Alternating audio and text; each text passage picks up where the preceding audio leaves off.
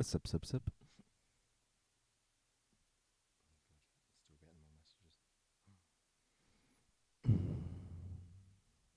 Wait, is this even working? I think this is working. Very quiet though. There we go. That should be better.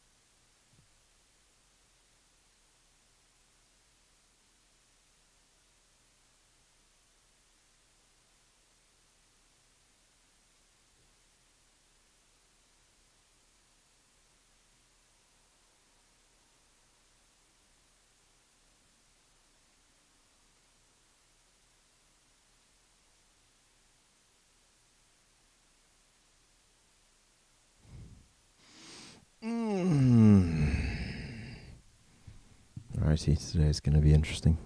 But we live for an interesting one, don't we? That is life. Hello, hello. Look at you being first. How insane. How impressive.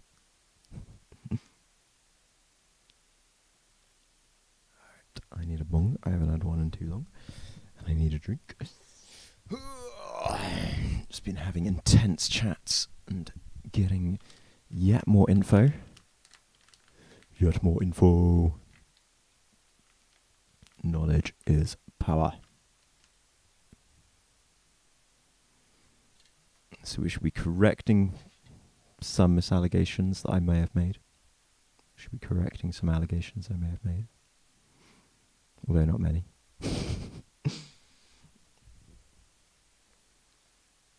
And we are going to be covering some very interesting shit.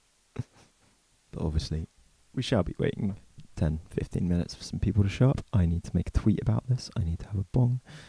You know, there are things that need to be done.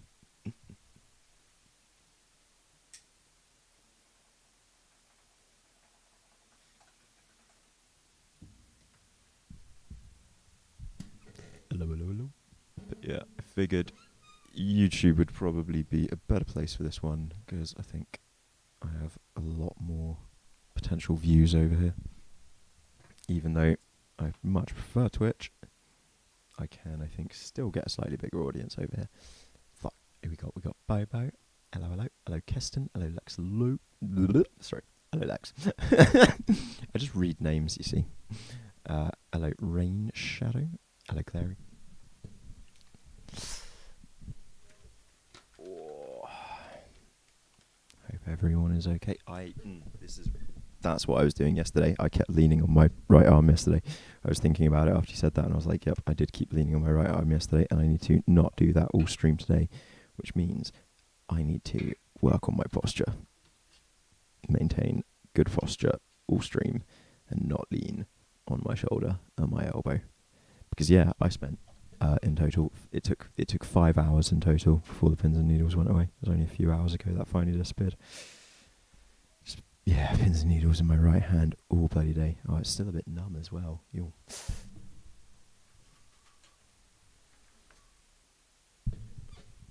How unforgivable. I'm here, and you've had 4 heavy dose brownies. Hello, Trip. You both all right? Oh no. Oh, I spoke too soon. Yeah, no, it still feels weird.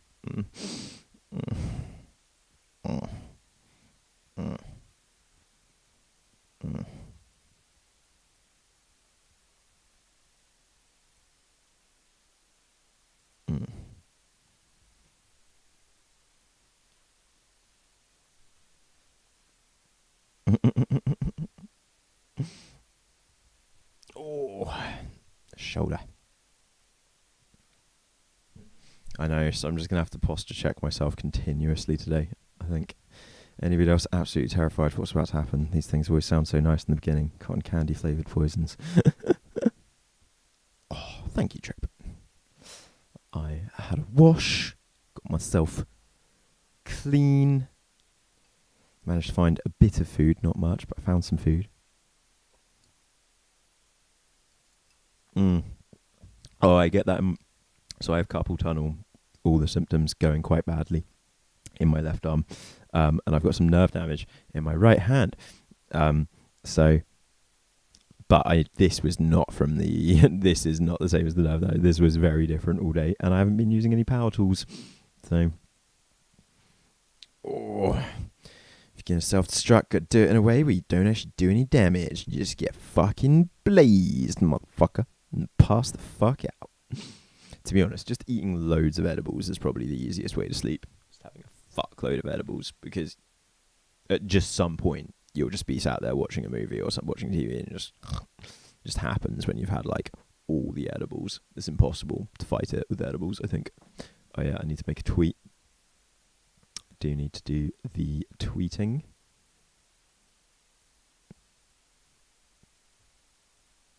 Copy that link. Tweet. Live now, exposing the... how do I hashtag? There we go. Hashtag EntitleDID 2021 convention. Boom. And tweet. Boom. Oh. Snow's driver's disease is how you people... the right arm out the car windows, rest side of the elbow. Yep. No Bosch for me. No, I need a Bosch instead of a Dremel. Thank you very much. You're watching Spider-Man, so only half watching me. Disgraceful. Depending on the Spider-Man. I'll forgive it, depending on the Spider-Man. Called police, left voicemail. Go. Sup, dubs. Just got into the most amazing bath ever. Why am I streaming here? Because can get slightly more views over here still. So what I will probs do is we're going to chill here for like 10, 15, maybe 20, and then I might see if we can just get everyone to go tarry then over to Twitch, because I do still prefer it there, obviously. But with stuff like this, it is also possible to just get way more views about it over on the YouTubes.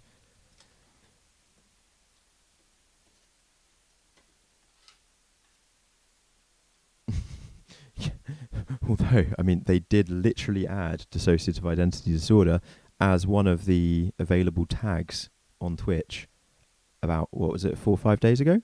Literally wasn't there a week ago, and then about 4 or 5 days ago, it suddenly appeared. And I was like, oh, damn.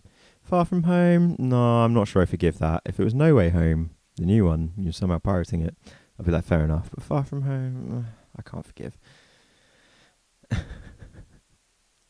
Literally just sat down for a flight layover. Perfect timing. Beautiful shit there, Alex McGregor. I will try to keep you entertained whilst you cotch in an airport lounge. Bobelicious. Deb's fooded first, just got in bath. Oh. Dude, just record your stream in OBS, pop it onto YouTube. Just make sure to wait like 2 days. Yeah, I know.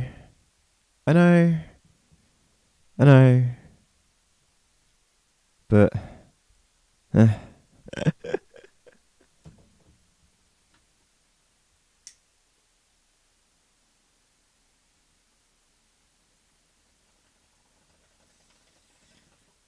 I've literally done that with most of the streams, or like downloaded them at least off of Twitch. I just haven't been fucking bothered remotely to actually do like any editing or uploads. Done it with like 3 so far.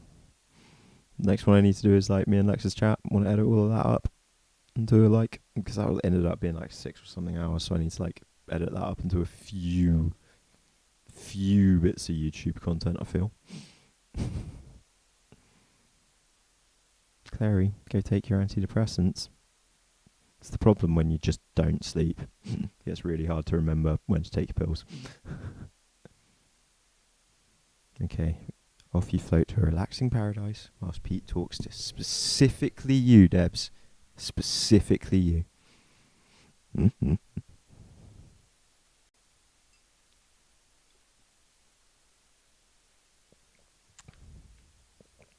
nobody else. Oh, we definitely will soon. Yeah. Yeah. No, we definitely will soon. Most importantly, I do still need to just probably just call you so we can chat business idea. I think just want to give you and Clary, have us three do a little group call and discuss proper business idea plan. Yeah, I know. I need to dude, I've tried calling AdSense like 4 fucking times. They're such a pain. They won't do it via email, but basically I'm not allowed a new AdSense account, and I can't link my old AdSense account because its linking got fucked. I don't know. It's fucked. My AdSense account is broken.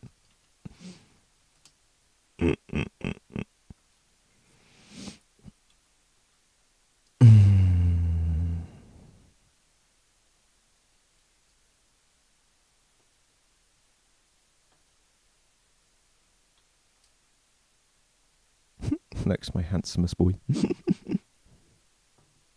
Just annoyed at being at your mum's. At your mam's. Yeah. Fun times. Fun times. At least you got Doge. At least there is Doge. You know. Doge can make life better in many and many a way.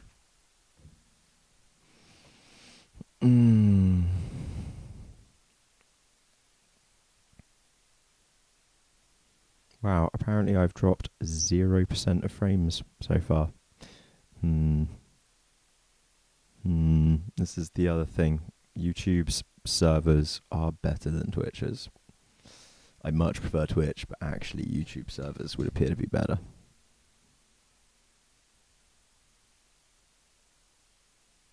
Senpai Pete needs to spend a day playing Karen and asking to speak to managers. Why? What managers? Which managers? I'll speak to managers. So cringy.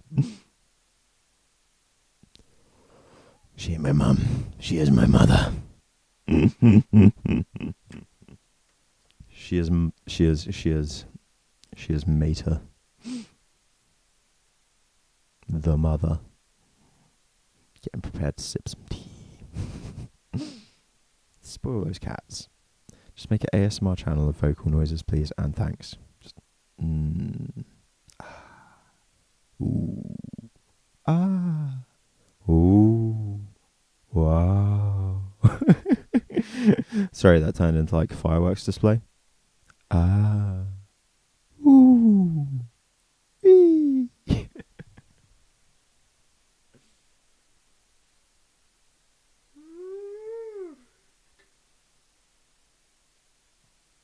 Oh yeah, right, yeah, no I do. Yeah. I need to go Karen mode on some AdSense managers. You're fully right. That could be fucking fun.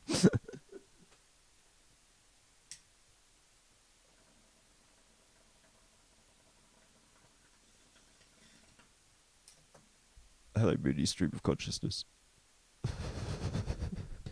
Right. Everyone here that hasn't yet followed me on Twitch, go do that quickly. The link is in the description. Everyone here that hasn't yet liked this video, like this video, you motherfuckers. 17 of you here right this second. Click, like, thumbs up. One of you has done it. The rest of you suck. And in the meantime, just admire the gloriousness of Hello Kitty Zaku and Zaku 2. Truly beautiful. Truly goddamn beautiful.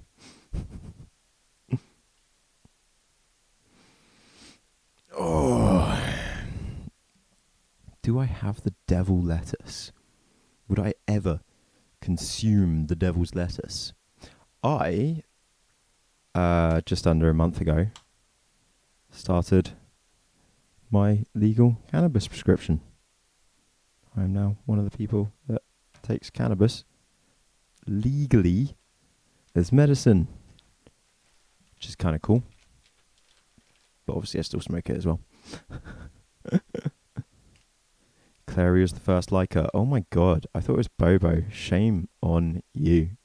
Shame Shame and shame.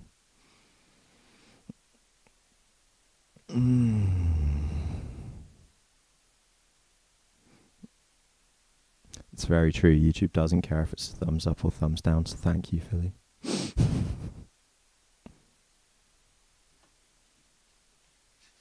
Devil's lettuce is literally what keeps us sane. Jazz cigarettes. My granddad once called them jazz cigarettes. My father calls it the dope. You smoking the dope. Never dope. It was literally, when he asked me about it, it was, are you smoking the dope? So good. Yeah, big up my legal patient gang.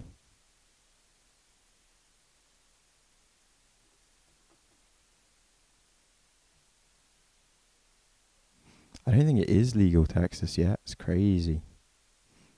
Like, southern states are having a big issue with it still. America is in an interesting sitch, as we saw on a recent stream.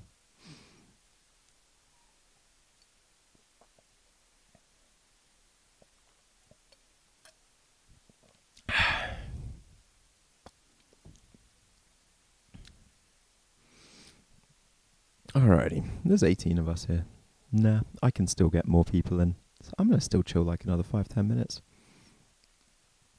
All the webcams, all singular webcam I have is 1080p as well. It can even do 4K. My internet is stuck. Just go fuck yourself.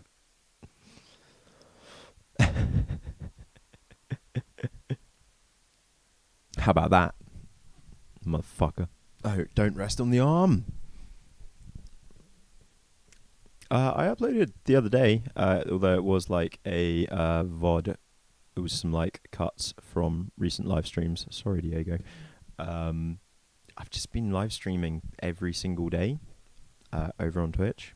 Go use the link in the description. Literally every single day without fail. Except the other day, which was also, interestingly, that was an accident, but it was also hashtag a day off Twitch. So it was the day where all the streamers were off of Twitch. But the reason they were all off of Twitch was so that small streamers could get attention. So I really fucked myself in the ass.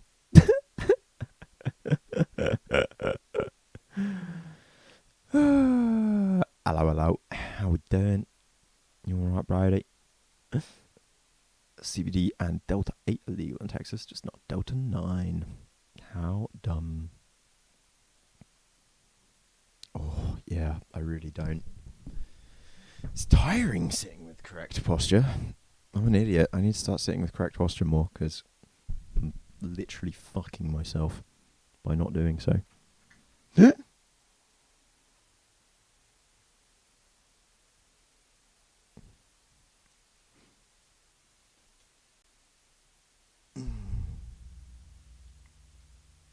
That is indeed a hand-knit Totoro, which I now realise is using that magic circle technique that we want to do to make harrows.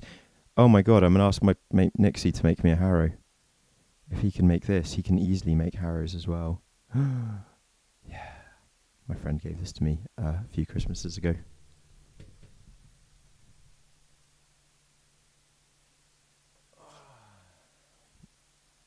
Everyone's fallen asleep in the VC. Yep, I heard snoring.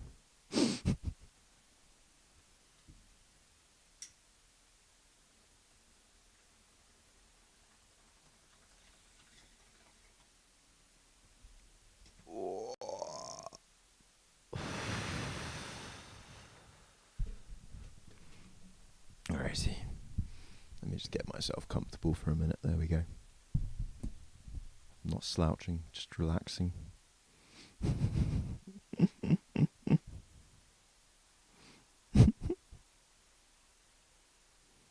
Lex, can you do the magic circle? Start making us all harrows then. Bobo, if you can knit a fucking magic circle, start making harrows. Fuck's sake, guys. I literally...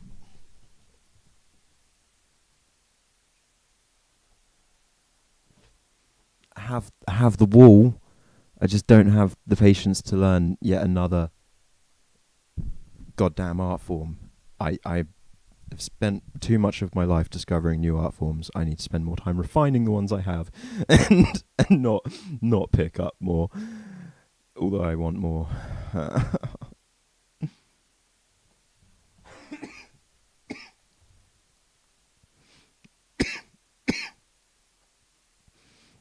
You'll buy someone something. Yeah, make your Mewtwo. Definitely make that Mewtwo. Those Playmo kits look so good. The giant Magikarp is just actual bay. Actually, just something I want and need in my life so badly. So badly. So fucking badly. Yeah, I think you'd probably appreciate this new addiction of mine as well, to be fair, cringy. I've gotten a bit way too into Gunpla and started collecting all the Gunpla, but in the process somehow inspired like everyone in Discord to also get way into Gunpla and Harrows and stuff. So now I don't even have the biggest collection anymore, which is upsetting. It's Evangelina asleep. Yeah, I did chat to her earlier, but she is a pain in the ass. Wonderful, wonderful human being. Absolute pain in the ass. Basically. Most people are a pain in my ass, though. That's what I've learned. ADHD mood is switching art forms on a week-to-week schedule. You see, that's where I've got the bipolar ADHD mood. Especially, when I was unmedicated, I would, like, when I got into knife making and stuff, and leather stitching, like, the hours I spent on that, obsessively hyper-focusing, too dumb. Yes, Lex, you've got a Vercar. It won't be the coolest until you've applied every single water slide decal and finished it off with panel lighting and top coat. So until that moment, my real grade wing and my real grade Torgeese are the coolest thing. Actually, I think until that moment comes, the coolest is real grade Freedom, because I have put 1 billion hours of work into this guy. So until you put 1 billion hours of work into it, ain't the coolest gunplay yet, in my opinion. And in fact, I think the coolest gunplay kit is goofy first grade Gazok. Look at that articulation. His arm can do this. And this. And his legs can do the splits. Oh yeah.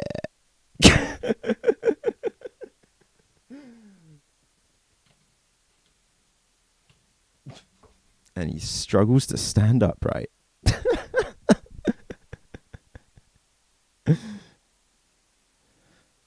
Oh yeah, no tea yet. No tea yet.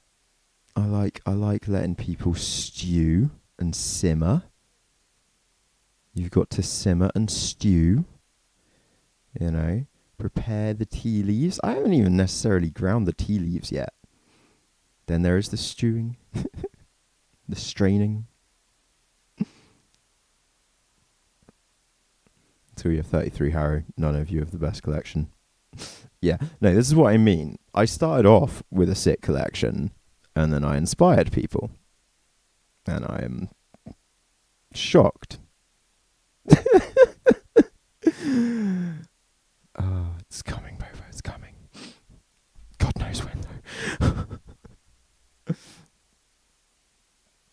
Lexus is in your colour palette. Oh.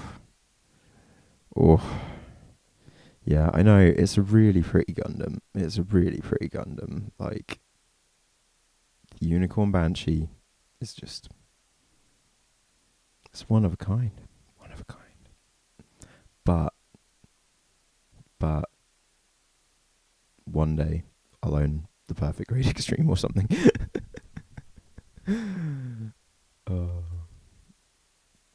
Fingers crossed on Mooney's sugar mama. It's gonna happen. It's gonna happen. I've got my fingers crossed. I've got my toes crossed. It's all crossed for you right now, okay? Even my legs are crossed with my toes and my fingers crossed. But in total, that is 5 things crossed, so it's not... Because if it was an even number, it would cancel out the luck. But this way, it's an odd number, so the luck is extreme. That's extreme luck. But don't let me cross my arms, because that'll undo everything.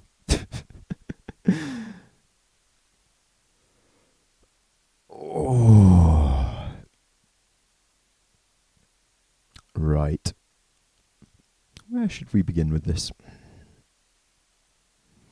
Well, paying off debt doesn't mean you have now have money. It means you now don't have debt. That doesn't mean you just then go and use your overdraft and like spunk into your overdraft again.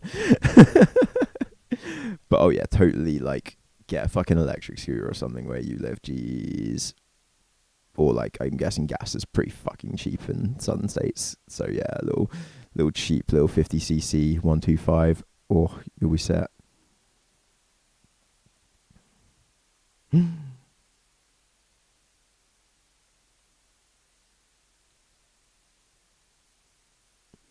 Right. Everybody have all limbs crossed on Mooney's sugar mama. Fucking coughing up the goods. Oh. Ow. Ooh. I'm gonna need to get a fucking splint for my right hand as well, aren't I?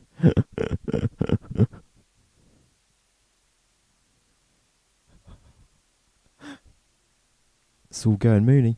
God, I just saying to people I'm just about to hit the tee and people leave. How dumb. Like, right, I was at 20, it's gone down to 14, 15 again. So when it gets back to 20, I'm going to hit the tee. So people better not be fucking off again. God damn it, I spent too long stewing. See, you got to play the game right, guys. You got to play the game right. You play it even slightly wrong. Whew.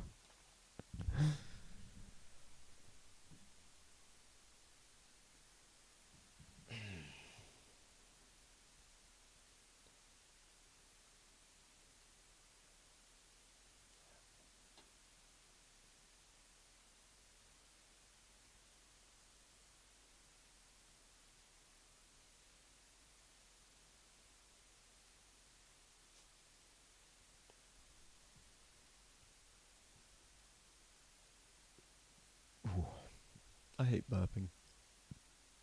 Does anyone else hate burping? I hate burping.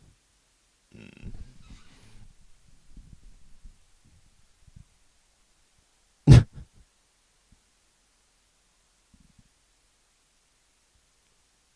of my favourite YouTubers just uploaded a 33-minute long video called Oops, I Have ADHD.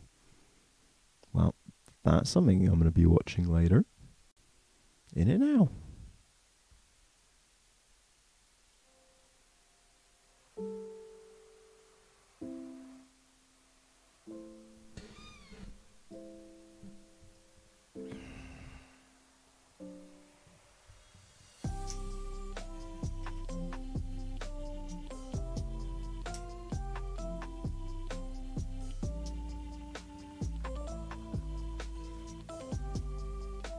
I honestly don't think I'd ever see the squishmallow until I saw those photos in Discord today. I'm still factually confused by you lot.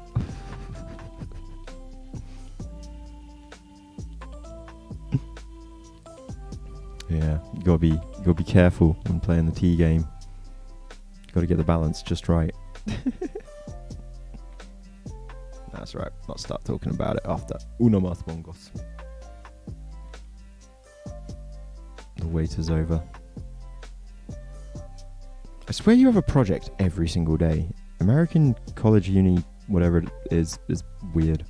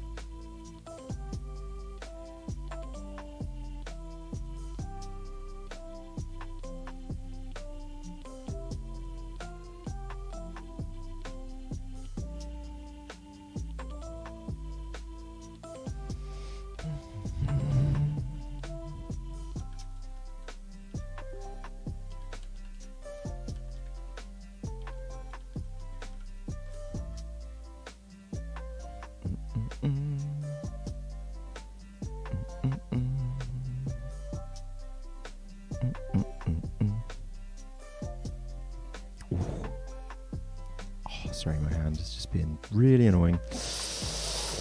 Oh. Pete, if you'd ever touched one. Squishmallows equals sensory bliss. Really now? Are they like not just a regular stuffed toy? Are they like what makes them so special? What makes them so unique? Unique.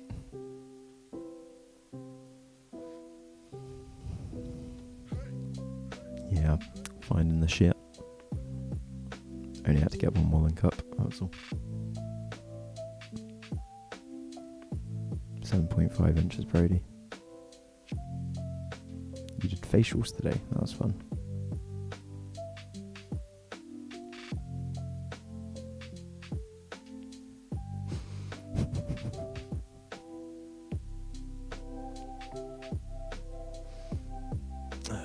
Good stuff. Good stuff.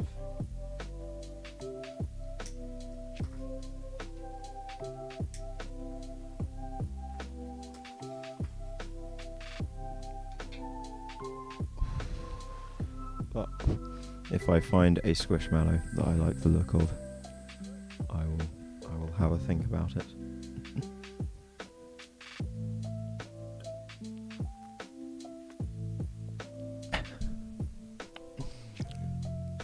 So,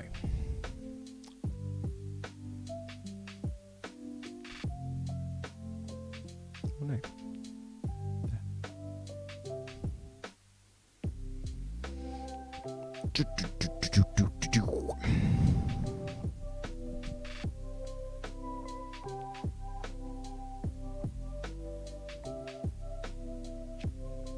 Righty, I'm going to stop reading comments now, most likely, just so I can focus on this for a minute, talk about this shit, but obviously I will be checking on the comments every now and then.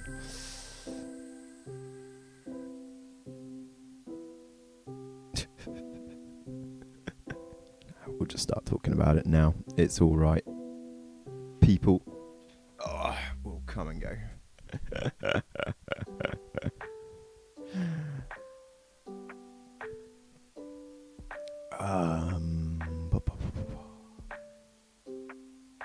Okay. So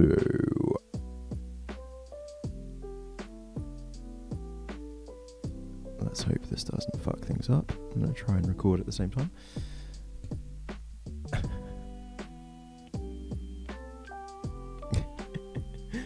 Squishmallows would be perfect as a beanbag chair. Oh, wow. Yeah, I mean, like, having a giant cuddly chair made out of cuddly toys is how I used to live. Right. Let's get on with the tea before there is any more suffering. So, quite a while ago, last year in fact, there was an event called EntitleDID to Life. It was advertised as a in-person event. They sold hundreds of tickets. They made a fuckload of money from the sales of the tickets, but COVID happened. The pandemic happened. The panorama. And because of this, they had to change everything to virtual only. Now, at the time, lots of people asked for refunds, but ultimately it wasn't too bad. It wasn't too much of an issue. Further issues cropped up down the line when some people found out that our dear friend Kaya had been the only one to receive payment from the event, an alleged $5,000. And this was at the same time as they were still engaged in their defense of Team Pinata. If you don't know who I mean by Kaya, you obviously haven't checked r/dissociated to learn about the latest fusion, the latest integration that has occurred. There is no more Nin. There is no more Kyle. They have integrated over the last 5 months. Sorry, not. It was Kyle. they've integrated over the last few months and formed Kaaya. That is, be as it may.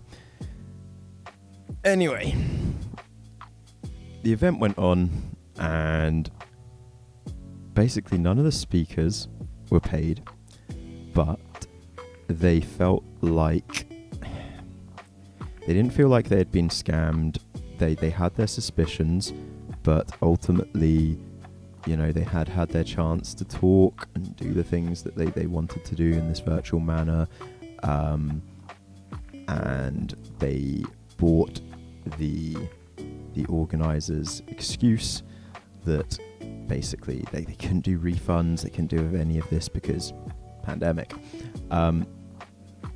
This was semi-believable back then, but anyone reorganizing, I mean, the point is, like, events organized in 2019 and early 2020 before everything kicked off, even if you had event insurance and coverage, it wouldn't have covered you for the pandemic. That's why there were so many issues, there had to be so many bailouts, etc., etc. But at the end of the day, the ticket sales certainly covered more than just the down payment on deposit for the hotel and food arrangements. The event organizer, Autumn Farr, claimed that she had paid upfront in full.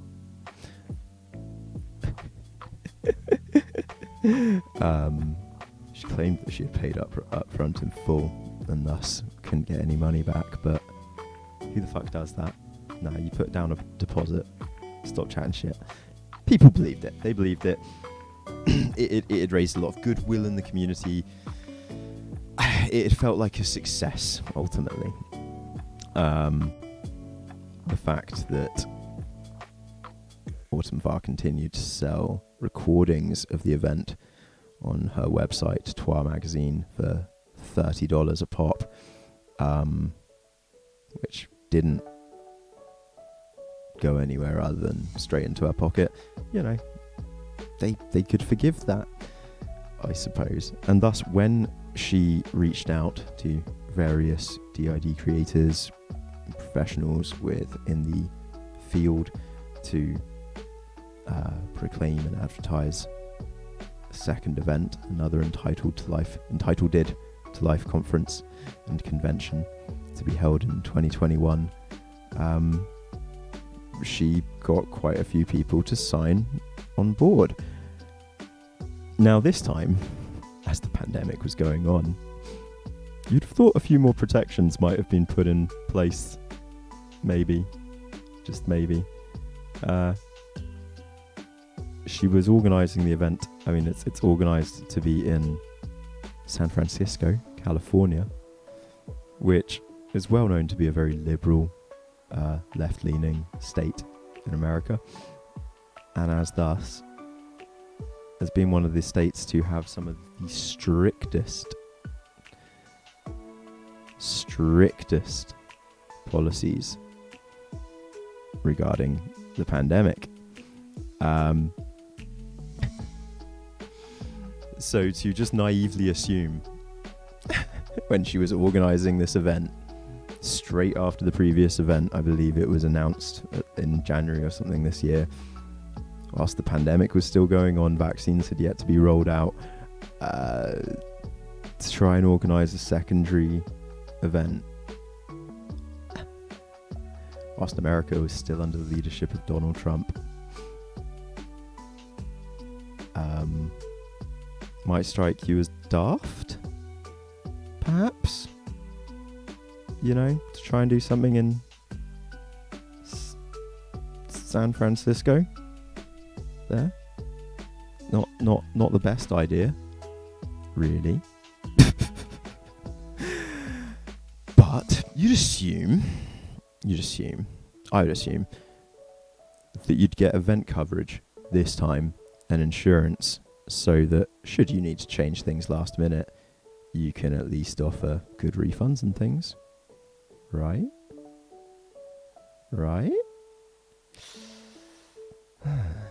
Obviously not. So, this new event was organised to be held on the 18th and 19th of September, 2 weeks from now.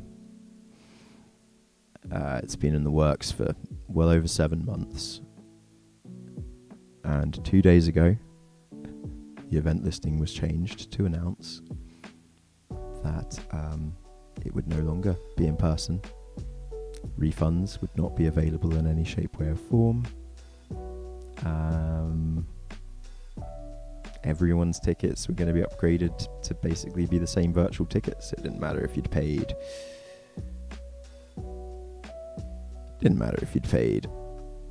$25 or $295. Who gives a shit? All tickets will be upgraded to the same. So that's pretty cool if you only pay $25.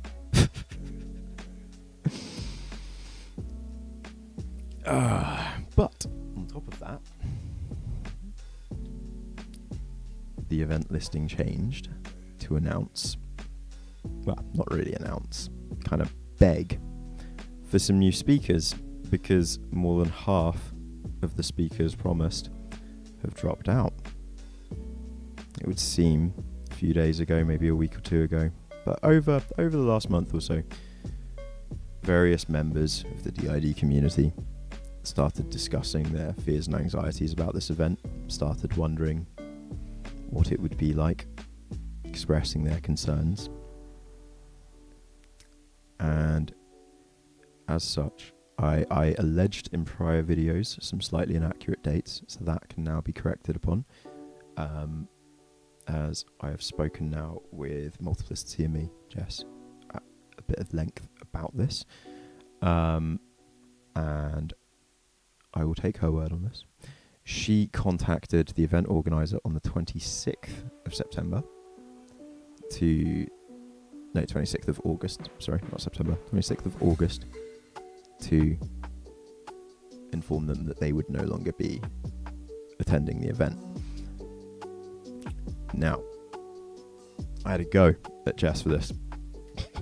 I was like, yeah, that's fair enough, but it's now like 3rd of September, the other day was 2nd of September, or 1st of September, whenever you finally told people online.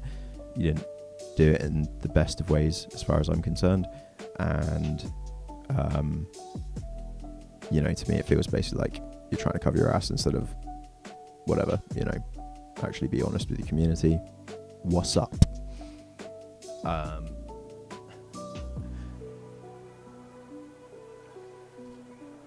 To her credit, we had a good conversation. So she was concerned because they had signed a legally binding contract, that she wouldn't be able to drop out. And I understand that. Contract law is scary shit. Especially when you don't understand contract law fully. It can be very intimidating. So she was really concerned that if she announced she dropped out, that could be seen in some way to be sabotaging the convention, the event, and thus if she dropped out before it was okayed by the event organisers, considering there had been a contract signed, that could lead her to significant legal trouble. And I am willing to accept that. Okay. I did have a lot of my own suspicions at first, as I say. I was like, honestly, I think you're just trying to protect your own ass here and avoid drama.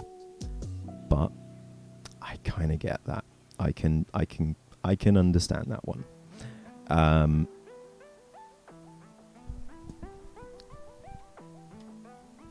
But so the point is, all the DID tubers involved in the event have dropped out. None of them did announce anything about it until over a week later, or about a week later. And that's all a little bit iffy as far as I am concerned. Could be legal stuff involved, but I don't know. Jess also told me that she has not yet heard back from the organiser, Autumn Far. So, yeah, it isn't great. That is the surface level of this tea. Okay, that is a slight sip upon the cup of tea. For now, it kind of goes a little bit deeper and further.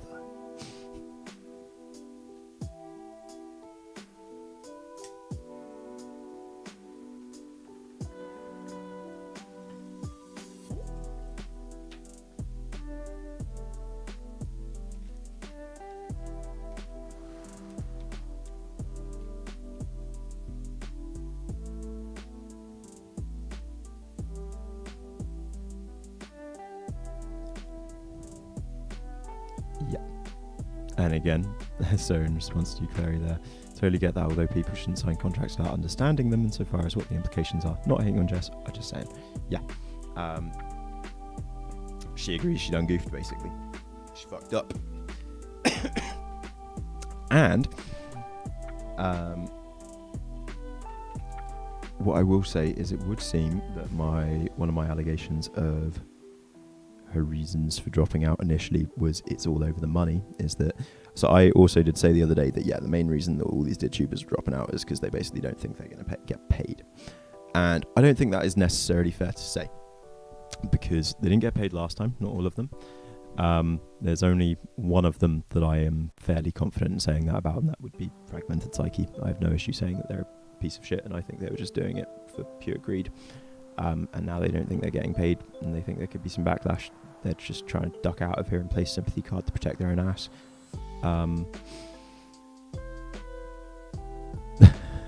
To be blunt. But when we were talking, before I actually mentioned a certain name, Jess also mentioned to me one of her reasons for dropping. It was basically simultaneously to as I mentioned a certain name, she also said a certain name. Had inspired her reasons for not wanting to attend this. And she did admit that, she should have maybe looked into everything about this event a lot more. She was just really dumb and naive about it. And I was like, yeah, but she did not want to speak in an event with an associate of Colin Ross. And I was like, good. I'm paying some attention. Fantastic. Because that's where this goes. Far worse is the truth of what EntitleDID to life is. The truth of who EntitleDID to life is raising money for. The truth of what EntitleDID to life stands for. Because they have been reaching out to people in the DidTuber community.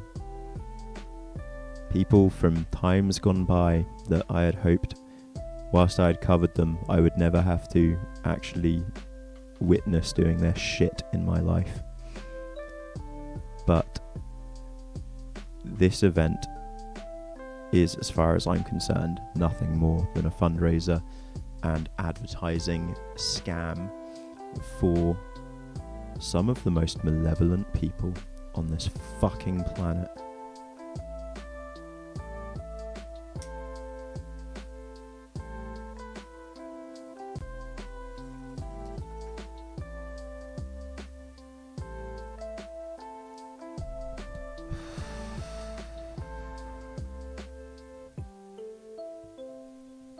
Oh shit, Mooney. Right, don't do any silly thing silly with money yet then, because sometimes this can happen and then they can...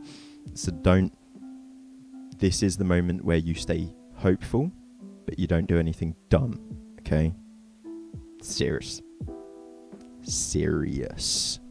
Old man can tell you, okay? He can tell you why. Ask him, he can tell you. Rain Shadow. Good work. Which particular bit about Colin Ross alarmed you the most? Was it the $20 million in out-of-court settlements? Was it the accusations of abuse, torture, isolation, drugging, exorcism? Is it the fact that this man who used to run the ISSTD, the International Society for the Study of Trauma and Dissociation, hired and worked with people and himself tortured and trapped teenage girls and performed exorcisms on them? Was it that?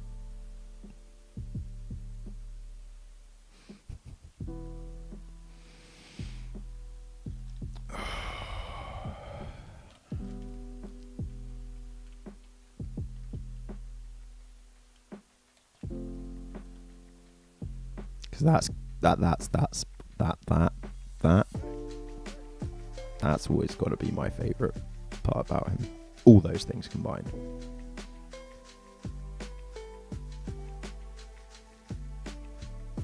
And also, definitely stay tuned. Do not go, even if you think, oh my god, I know all this and I've heard everything, because there is a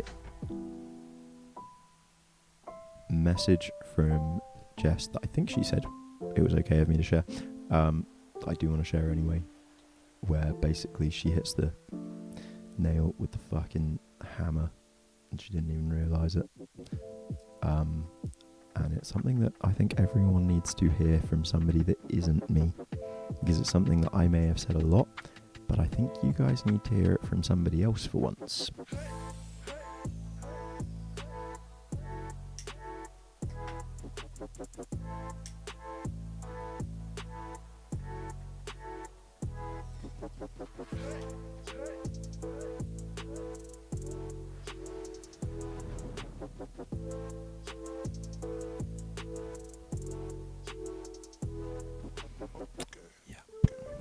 Rain Shadow found the last clinic he was at was shut down after multiple patient rapes, the murder of a staff member by a patient, and a host of other issues. Indeed. If you've ever watched Hannibal, you know, the psycho that runs a fucking inpatient ward of his own just to torture people. Pretty sure Colin Ross is the inspiration for that character. I'm not even joking in the slightest.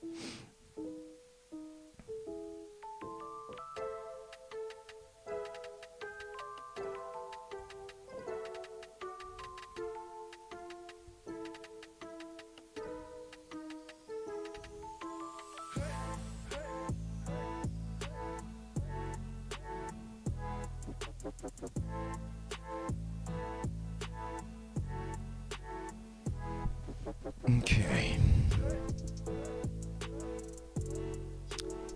So, this was the former listing. We're just going to have a look at this for a minute. This is the former listing. Good old archive.org. This was current as of May 2021. We've already looked at this a load of times in other streams, so I'm not going to read all this again. But it's the breakdown that cracks me up. So $285 would have bought you this. 3 hours of conference day 1. Then 1 hour, 45 minutes doing a VIP meet and greet. Then the next day, it's 4.5 hours, $145 down the drain. Then the next day, you get 3 hours of conference day 2. And then 4 hours of watching people eat dinner and talk. Wonder how good their audio setup and everything would have actually been for this, eh? Wonder why they may be actually cancelling this, realising that doing things like this isn't this easy. They were throwing this. The reason why Autumn Farr was doing this is she's a fucking egotistical nutjob who basically wanted to throw herself a fancy gala dinner. You know, like she's seen in the movies. You know, she wanted her moment where she's at the Harry Potter high table with all of these famous people and everyone's there staring at them, listening to them talk, watching them and applauding them. I mean, there's a reason why, as you'll see, she was one of the speakers and is still one of the speakers, because when you organise a convention to allow people with DID speak and tell their truth to their community and meet other people like community, what you do as a person without DID, is you also speak at said convention as one of the speakers. Right? Am I right? So, they did have Jess, Entropy, Fragmented Psyche, Labyrinth System, who I've never actually watched any of their stuff. Dr. Sean Horn. Was Dr. Sean Horn the workout bro? Was he the US Navy SEALs 10,000 confirmed kill count?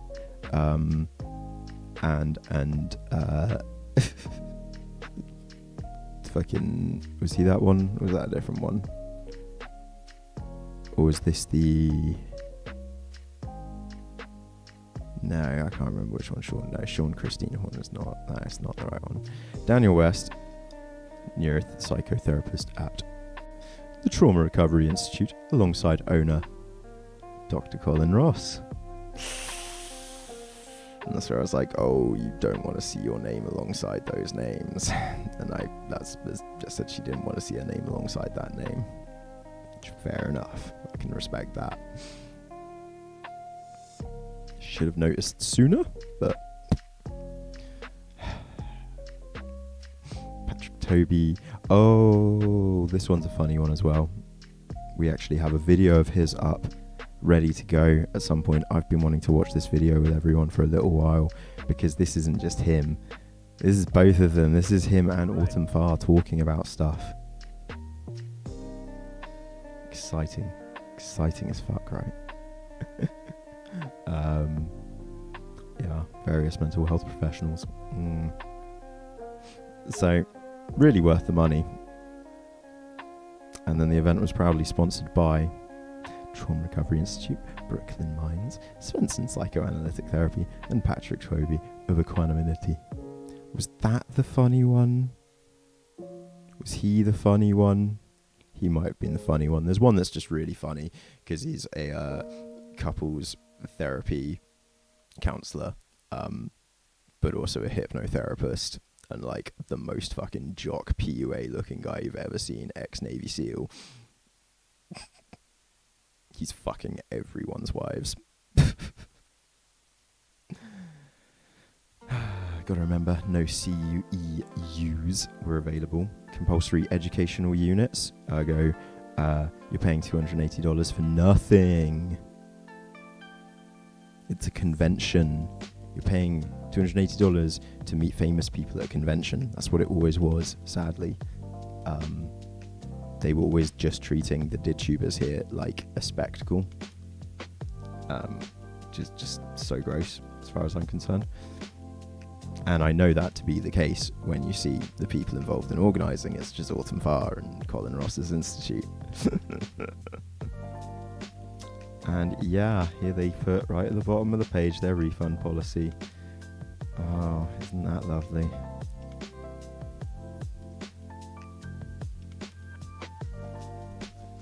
No refund or refund alternatives available after 15 days. I'm pretty sure in the UK that would not be legal. So I do not know how they're doing this. You need to at least offer a 30-day refund satisfaction offer. I'm pretty sure in the UK on like anything, but I don't know. I could be wrong. It's so shady. It's so fucking slim shady. It's mad. I've never quite seen a disclaimer like it. They had to update it to allow, like, there we go. They did. Oh, it must not have been legal because they had to update it June 15th. So it was 30 days after purchase, full refund. Yeah, they must have had to fucking update it. But then, yeah, and then after that, they have their links to good old Danielle of Trauma Detox and the Ross Institute, Colin Ross. Oh.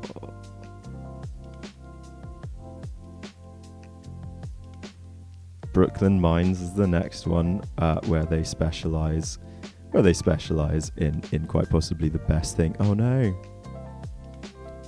Where they specialize in quite possibly the best thing I've ever heard of. Are you ready to see the best thing you've ever heard of?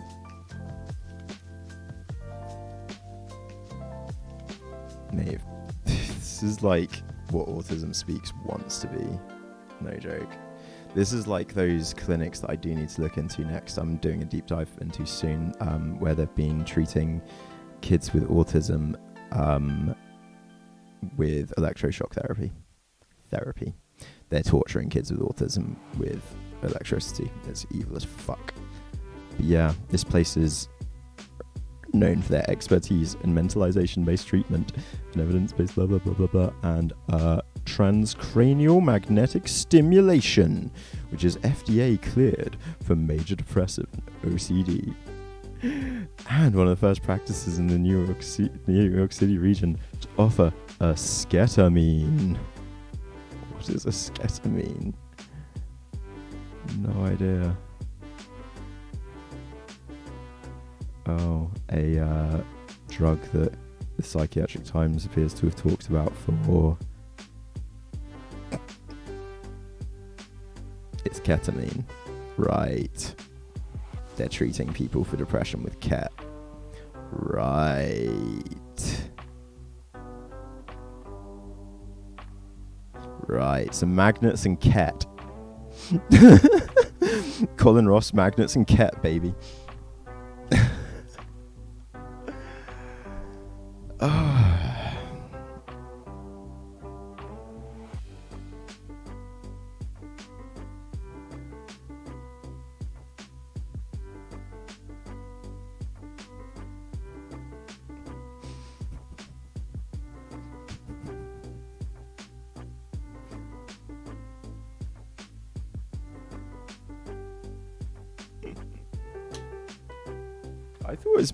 I literally thought his Dallas clinic must have been closed down. Fuck, man.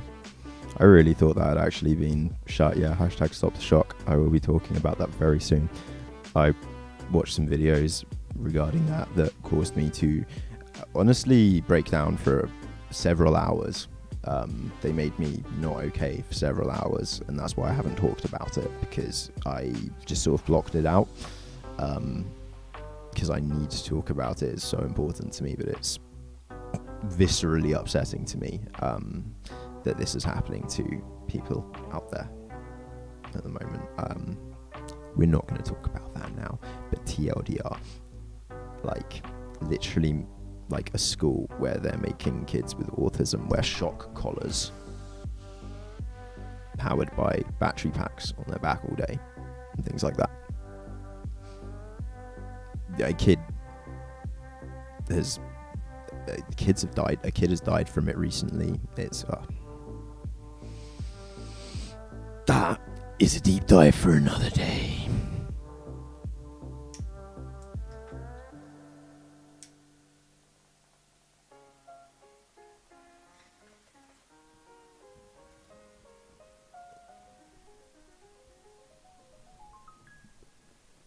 Thank you, Raid Shadow.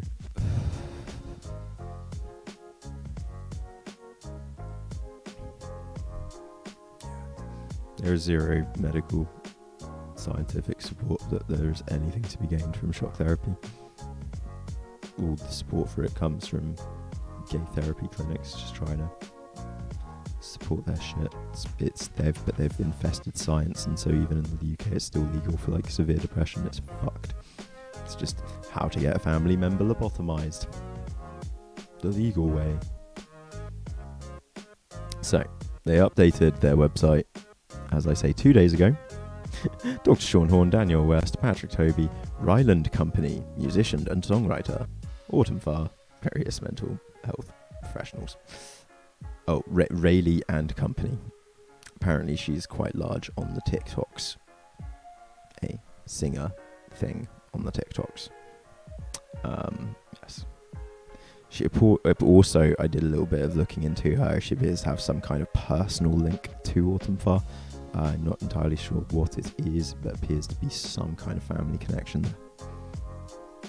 that again is something I'd have to do some real investigating into to properly confirm. That's just a suspicion. Okay, that's an open, not an allegation, just a suspicion of mine based on some things.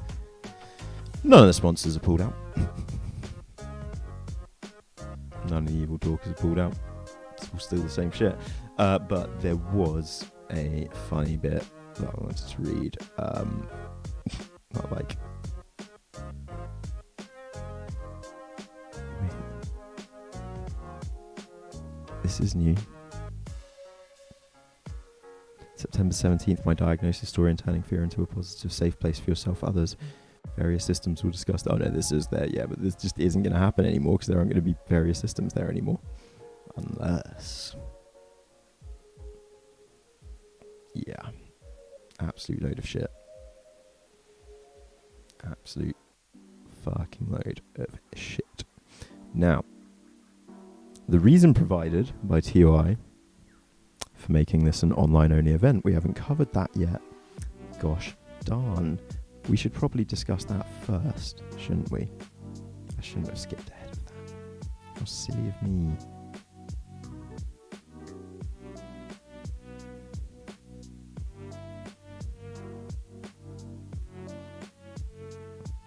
Well, then ketamine or sketamin or whatever the fuck it might be, that just scares me the fuck. Oh shit.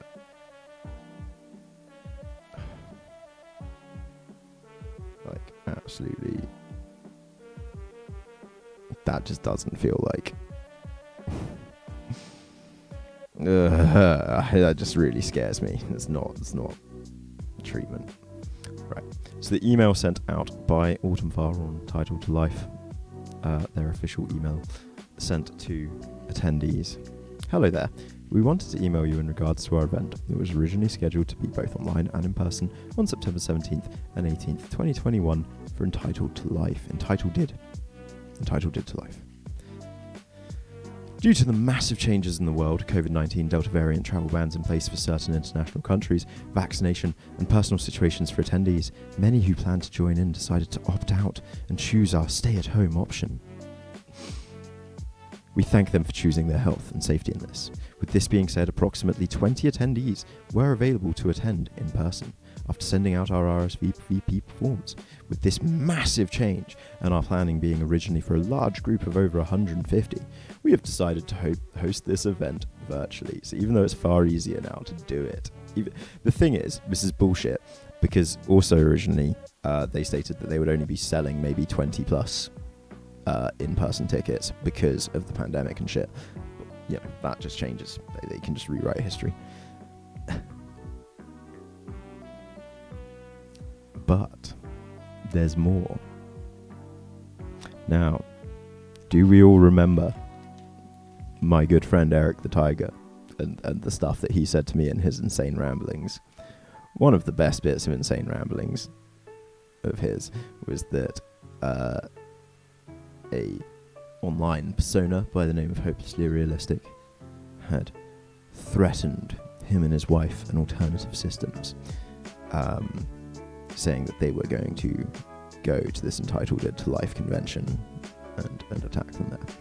This is complete bullshit. I know this to not be true whatsoever in the slightest. Eric could never provide me any evidence for this. It was just something he said had happened. I questioned Hopelessly themselves on this, and they laughed and were like, what? No. No. What? And as Eric could provide zero evidence for his claims, I choose to believe the, what? No? Answer. I can't, if people want to make allegations and then provide zero evidence for the shit they say, it doesn't make it very easy to believe you, So, Eric was claiming there was a threat against he, his partner, and Alternative Systems Lives who were meant to be attending this. They had bought tickets. Additionally, and quite recently, we received a message that was very in-depth in regards to a death threat towards an attendee for the in-person venue. This is a huge safety concern, and it better highlights that this event will be far better online. Absolutely hilarious. Poor Eric. All he wanted to do was see his favourite DID ladies in person, because he is obsessed with every single one of you. And now it's not going to happen. Poor fucking simp. Whatever will he do?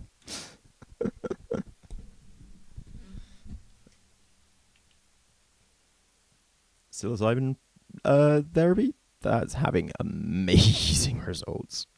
Amazing.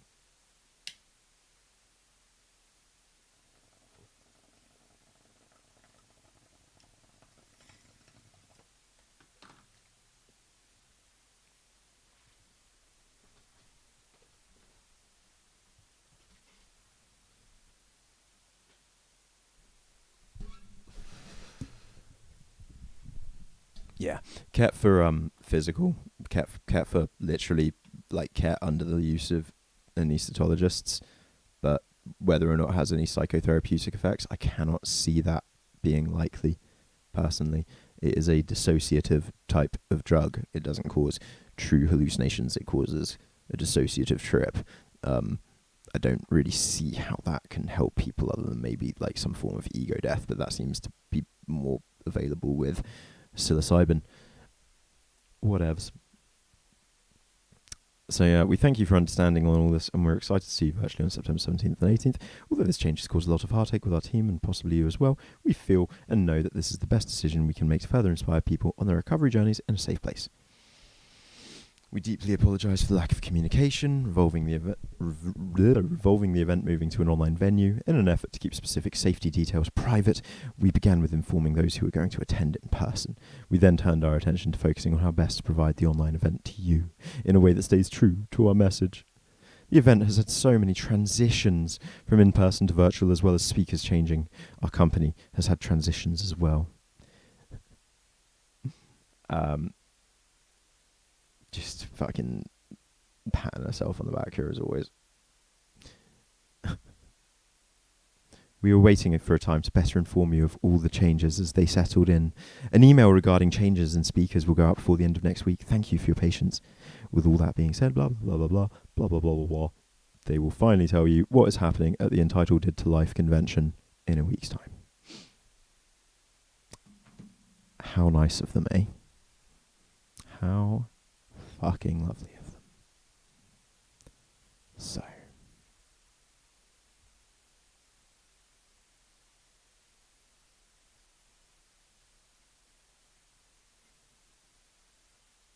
I don't know who the labyrinth system is. Never bothered looking into them. Never bothered looking into them. The Trauma Recovery Institute, Colin Ross's institute. There's the man himself.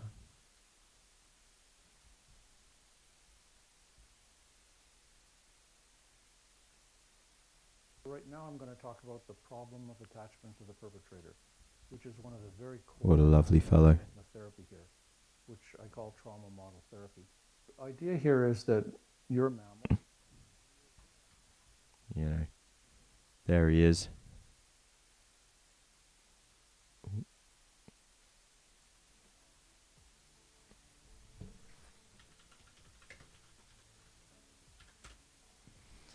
And again, I know many of you have already seen this stuff, but this is just for those who haven't seen. It is important to know these things.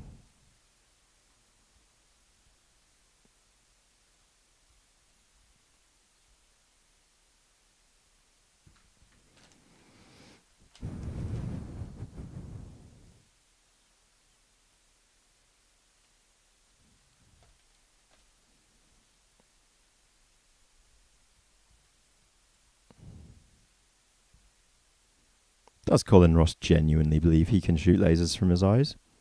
Is Colin Ross insane? How has Colin Ross written stuff that has convinced people he is smart? There are many questions I'm not sure I'll ever be able to answer, and that saddens me in this world. It really truly does. I wish I could know everything. I told you, old man is a fucking legend. He's a grumpy old cunt, but he knows his shit. Grumpy old cunt. My God. He's a good friend.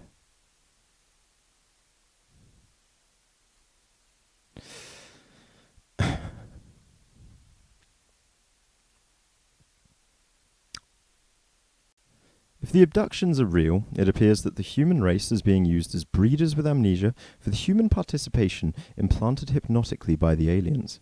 There is a connection of some kind between UFO abductions and the use of women as breeders for satanic cults.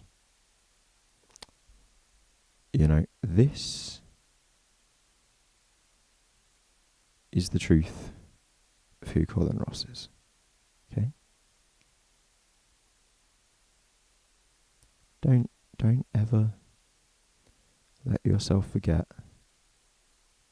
that these people, that this person headed the ISSTD, was friends with Valerie Sinerson. Valerie Sinerson has trained and spent a week at Ross's Institute during the time period after which various lawsuits were established. He was part of the ISSTD at the same time and head of the ISSTD, one of the heads at the same time as Remy, Onno van der Hart, Neil House. They are all horrifically connected.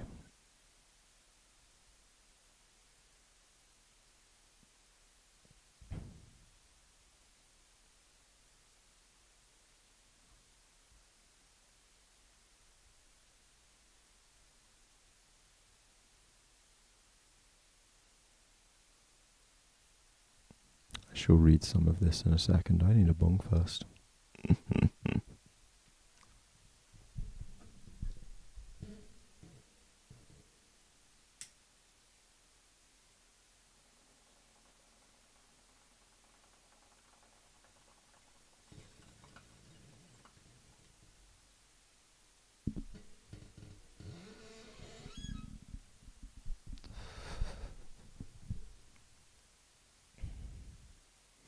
Seriously, Mooney.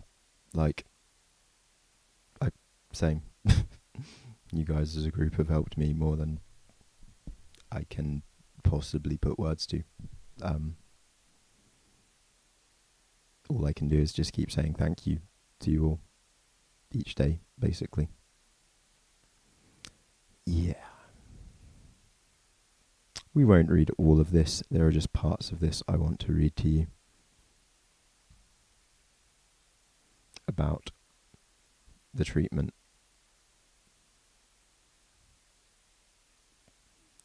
performed at Ross's Institutes. The people that will be speaking still, you know, this woman, whatever her name is, I keep forgetting, Daniel West or whatever, who works with Colin Ross and has her own whack job institute.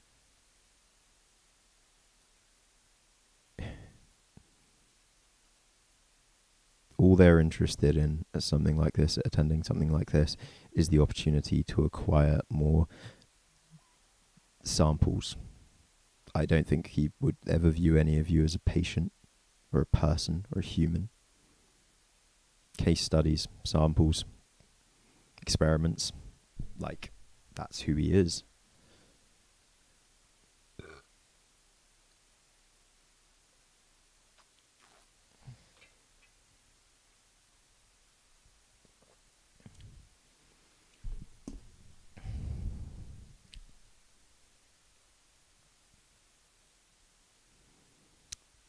This discusses at length one of Colin Ross's good friends, a psychiatrist, Dr. Ash.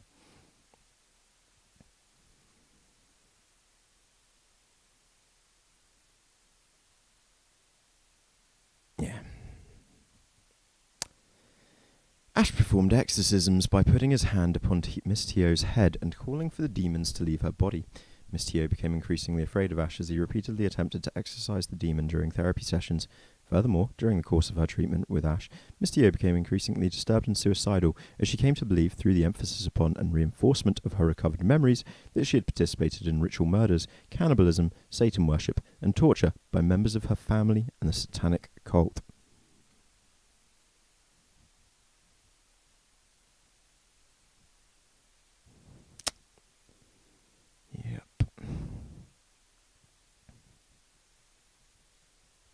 Whilst under these people's care, Miss Tio was allowed to carve Satan's body on herself and cut an inverted cross across her entire upper torso on the March 4th, 1992. Whenever Miss Tio acted out in this fashion or appeared out of control in any way, she was forcibly carried by charter employees into the quiet room, where she was physically restrained against her will. Whilst restrained, she was given injections in the hip to calm her down. Like Stephen described above, several of Miss Tio's alleged alters record memories of cult participation during her hospitalization at charter. For example, an alleged alter, Morza, recalled memories of satanic ritual where a man was nailed to an inverted cross, dismembered, and burnt.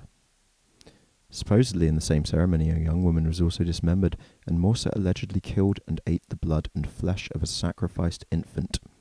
Subsequently, she was allegedly married to and raped by the devil. Again, Miss Tio constantly questioned the veracity of such memories or the existence of any alternate personalities. She was appalled and incredulous that she could even commit murder and participate in cannibalism, but she was repeatedly assured by Ash and her other treating counsellors, physicians, and charter personnel, most or all of whom were charter employees, that she did have multiple personalities, and the memories of these alters were in fact true. As a result of the improper hypnotic, suggestive, and coercive techniques used, Miss Tio came to believe these horrendous memories. For example, whilst in charter, Miss Tio remembered becoming pregnant and giving birth to multiple children fathered by Miss Tio's own father. She also remembered sacrificing these children to the cult and ingesting their blood and flesh. Yeah, seriously, this clinic is literally the inspiration for the fucking, maybe not the books, but the Hannibal series. Not even a motherfucking joke. Oh man, you fucking legend. Oh.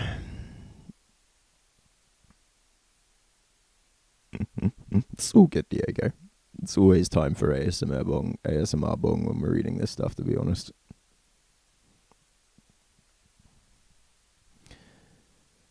Ash, Ross and Satman told Miss Tio that these memories were true and were common experiences for individuals involved in SRA. Yeah. And Ross is the same person that taught Sinuson, and then Sinuson then spread this shit all around the lounge.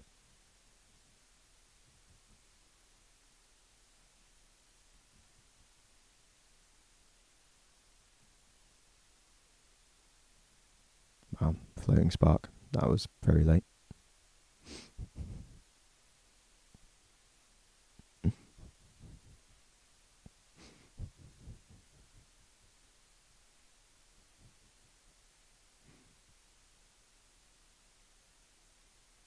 We were talking about ketamine like half an hour ago.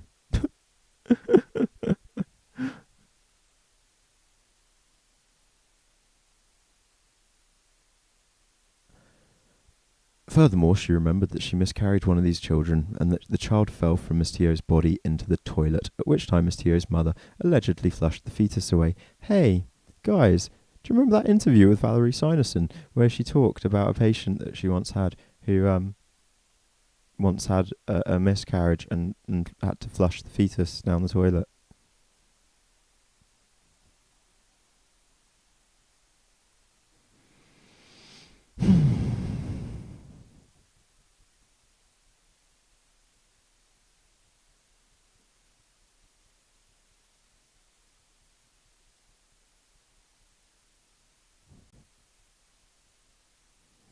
At one point during her hospitalization, Miss Tio asked Ross for his help in determining whether or not she was MPD, and she expressed her concern regarding Ash's exorcisms. By this time, Miss Tio was distraught and depressed as a result of the trauma inflicted by Ash's therapy. She was suicidal, and her physical condition had also deteriorated greatly. She had not eaten solid foods for about 2 weeks. Ross confirmed the MPD diagnosis without conducting any appropriate tests and without any legitimate basis for doing so, and he assured her that he would speak with Ash about stopping the exorcisms. When Ash's behaviour did not change, Miss Tio requested Ross become her treating therapist instead.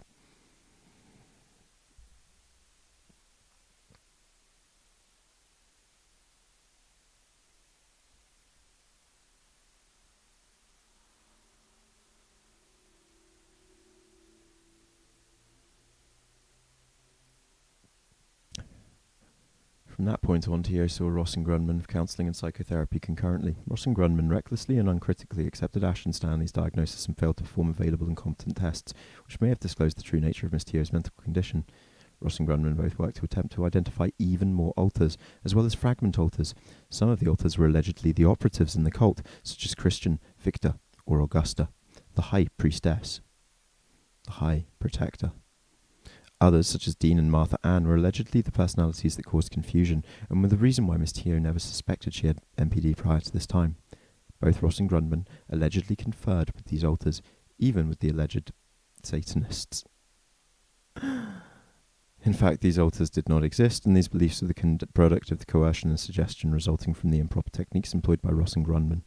These techniques were utilised without advising Miss Tio that the hypnotic and other supposed therapeutic techniques utilised in her treatment were capable of causing false beliefs and memories of events which never occurred.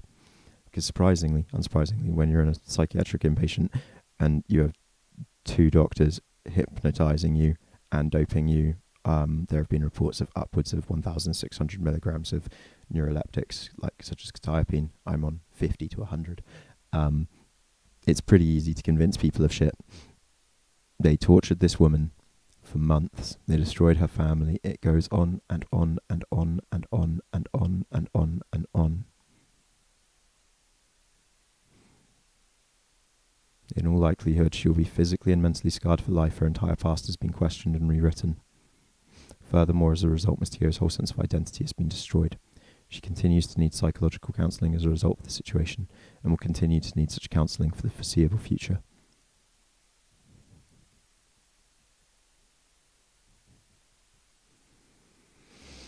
Fraudulent concealment. They basically broke every kind of medical malpractice procedure you possibly could, and they're still in business. And they're coming back in a big fucking way.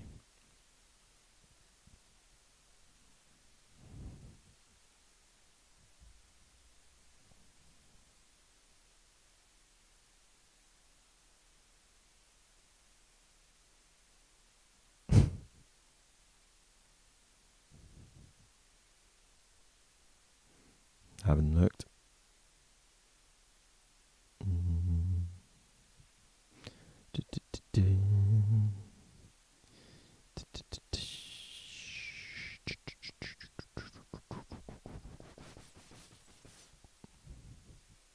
So, do I need to show anything else about this person? I don't think so, really. I don't think it's necessary.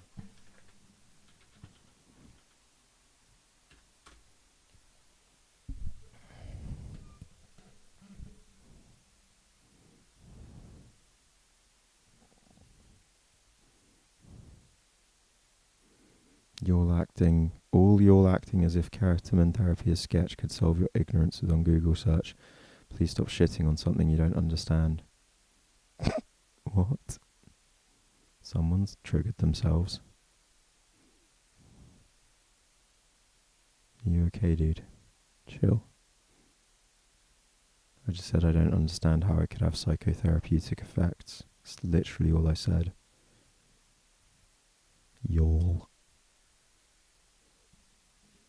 Me saying I don't understand how it could have psychotherapeutic effects is literally a nothing statement. There is nothing to get upset by there. I said I don't understand how it could have psychotherapeutic effects because it is a dissociative drug. At that point, you decided to get angry instead of try to explain to me why it could have psychotherapeutic effects. What?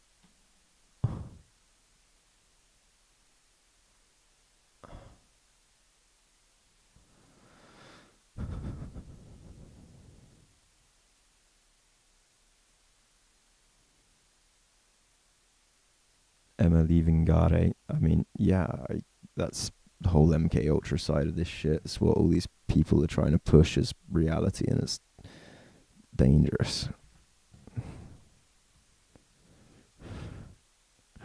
So now you're responding in time. have no idea. I have no idea.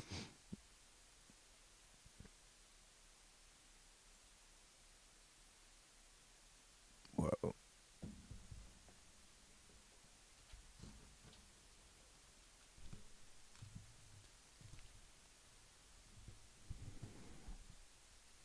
Whoa, whoa, whoa. Whoa, whoa, whoa. Whoa, whoa, whoa, whoa, whoa. Whoa.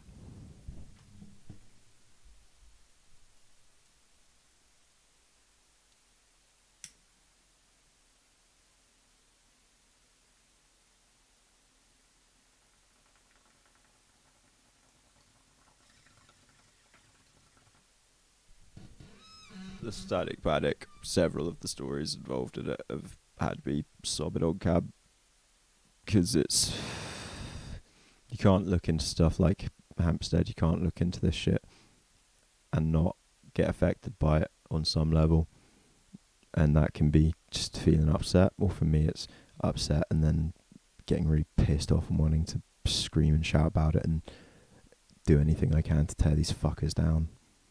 Literally, I will do anything in my, like, as I pointed out yesterday, there are much better ways that I could make money online, but I don't care about it. I just really hate people like Colin Ross and Valerie Sinus, and I'm happy to admit that. I loathe them and what they've done to this world and what they've done to people. Absolutely loathe them for it. They have hurt so many countless people. It's unimaginable, to be honest. It's actually crazy, because, you know, there's hurting people through your physical actions and stuff, and then there's hurting people through influence, through the power of influence and power itself. And for that I hate them.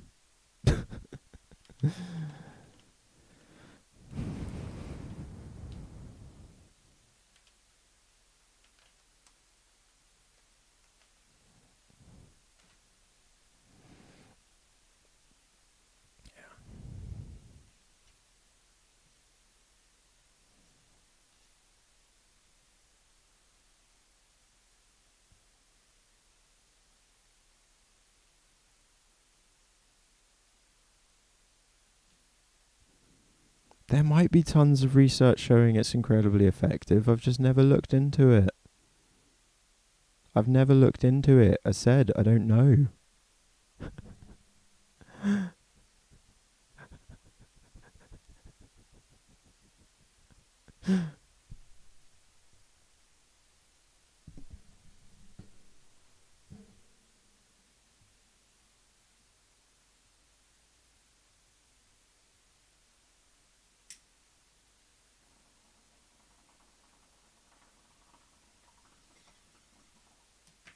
I think I once read about it in something that was also talking about the psilocybin trials of PTSD that they were looking into cat for PTSD once, but I don't know that as much came of it as the psilocybin stuff is all.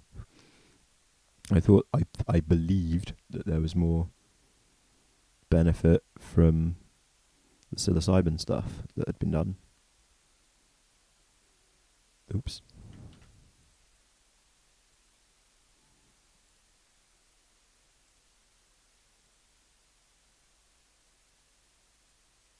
Whoa, that's huge. One sec, sorry. Transform. Screen.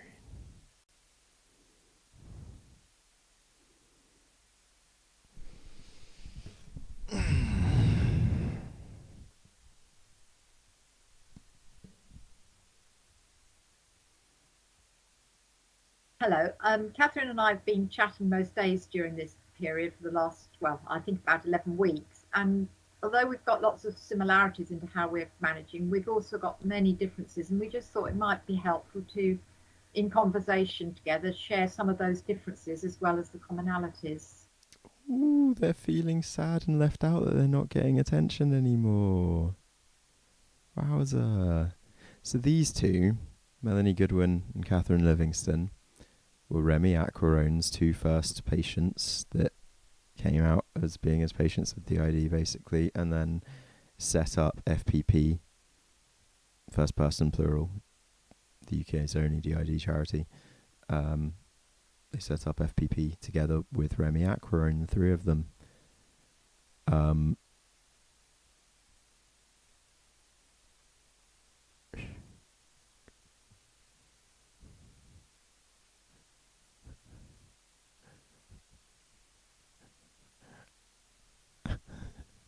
So yeah, but these days they never show their faces. They're kind of like, they're both kind of famous for how little they show their faces. Interesting. We've both got very different setups. I've got a husband, and I'm lucky I've got a garden, and one thing and another. And for you, Catherine, it's very different, isn't it? Yeah, I live on my own, apart from those people's in my head.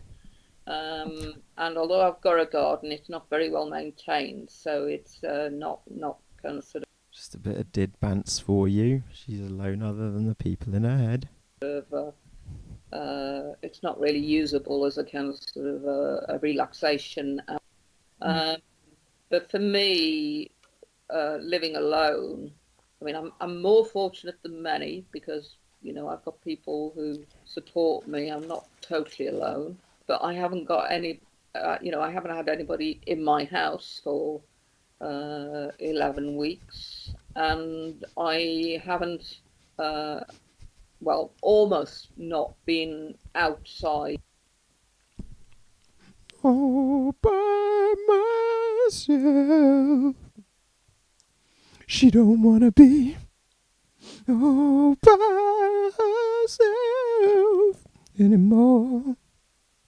Anymore. Anymore. Anymore. Anymore. At all, because I'm also shielding,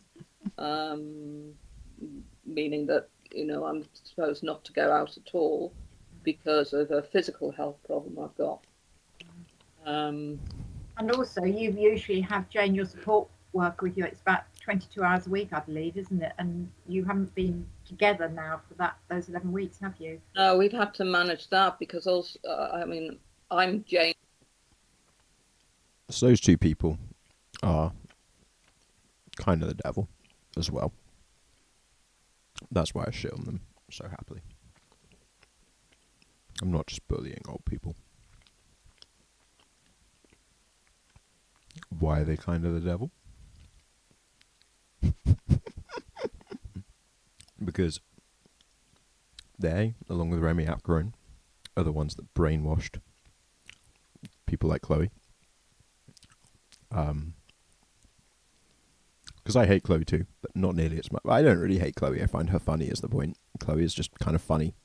She just got way too much attention that she should have never had. And she has done harm by bringing attention to these people. But the real harm is that these people run a charity that the government hasn't shut down yet. They can't, this can't be a charity.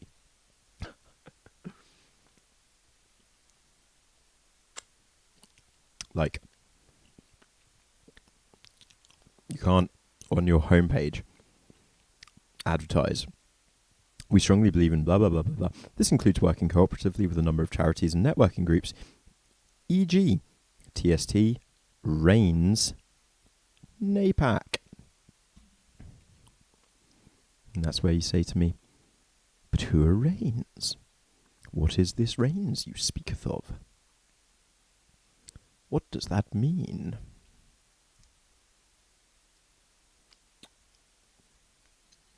So, on their website, they have a selection of links. One of the first ones being the Pottergate. After that, the clinic, the CTAD clinic. So, the only two clinics in the UK, but, you know, nice bit of advertising there. But they also advertise some great names, such as Neil House, and things like Ritual Abuse Information and Networking Support, RAINS. Okay. And you say to me, what are RAINS? If you click that link, it will try to open up your email so that you can email them, hoping that they'll email you the rains list.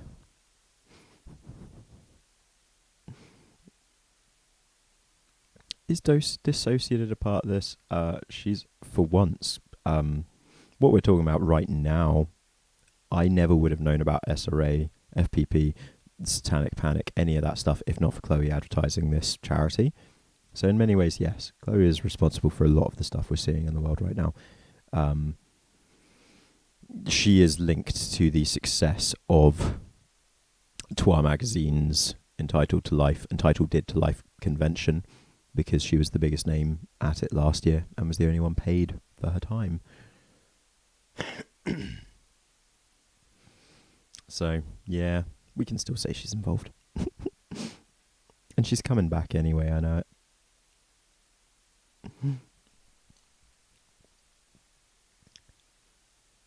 So if you search for the rains list, what you'll eventually find is this. Dr. Joan Coleman's rains list. And I've covered this before, but it's always worth looking at again. This is a list of people that she dislikes, that she has attempted to dox. Basically. It's a lot of insanity. A hell of a lot of insanity.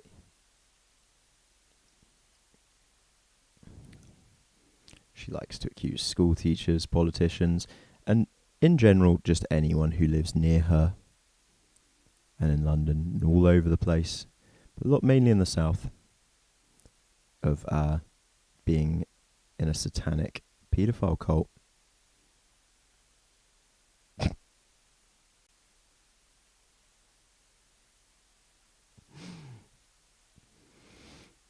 You know, counsellor in Rochdale, since died, I think, mentioned by more than one survivor. One claimed she had been raped by him, but because he weighed so much, was allowed to sit astride him.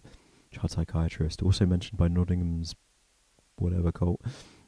Political journalist Winchester.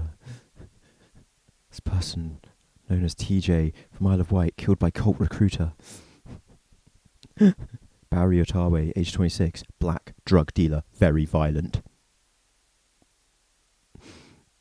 Mark Oaten, on Fringe, gets boys from cult. She is just there, listing anyone and everyone that she dislikes. Basically, it's amazing. Lord Montagu's place, many ceremonies held here or in grounds, many human sacrifices, often following torture or other punishment. Bodies buried in New Forest or cut up and dropped in sea, weighted. Northwest of Andover, beautiful Georgian house with a semicircular drive and 2 gates. Yeah, Witherspoon's pub, used mainly as a meeting place for the satanic cultists at the Wetherspoons. West Wickham Church with the Golden Ball and surrounding buildings, some of which ruined. This place has been mentioned also by a member of survivors and therapists, including US psychotherapist Pamela Klein. I have been there. It is situated high on the hill above the Hellfire Cave, where the so-called Hellfire Club held meetings. The church has alternating black and white tiles on the floor, and it looks more like a Masonic temple than a church. I am told that ceremonies are still held in the church and nearby ruins, possibly also in the caves. So, yeah.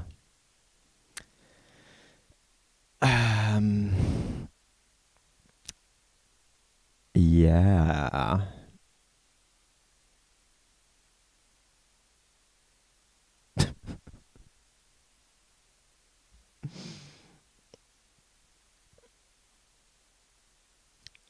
Hello, Oh, everybody. Jesus.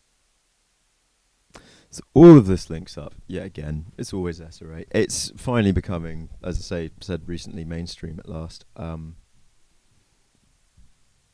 Yeah. Yeah. Yeah. So, my summary would be the EntitleDID to Life convention is a massive fucking scam set up by fundamentalist Christian nutjobs in order to grift money and like spread the beliefs of fundamentalist Christians who believe in SRA to the people that are most likely to believe them.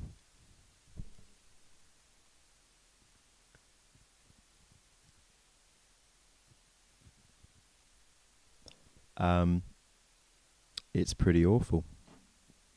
Now, as I said earlier, me and Jess spoke for a little while earlier. I had a bit of a go at her at one point. She had a bit of a go at me at one point. It was quite a good chat.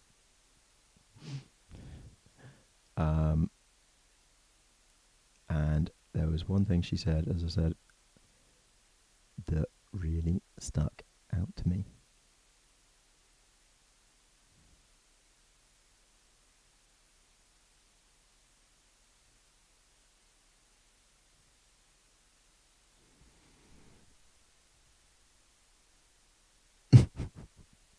Cries an exhausted Jew.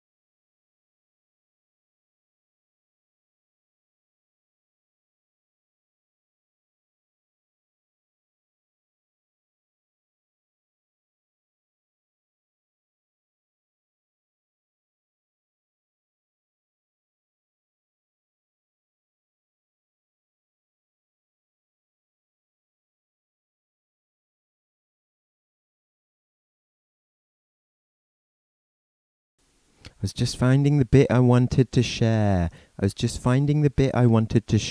Panic over. It's all good. I'm just very still. Okay.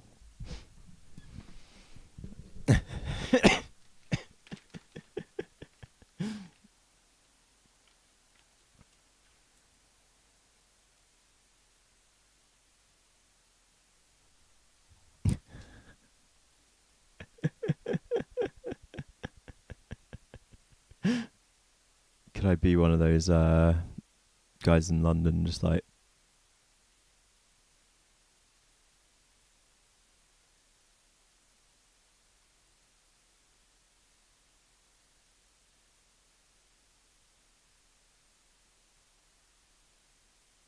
just pretend to be frozen? Hey guys, I'm Grandad's Lounge. How are you all doing today? Hey, I'm alright. Right.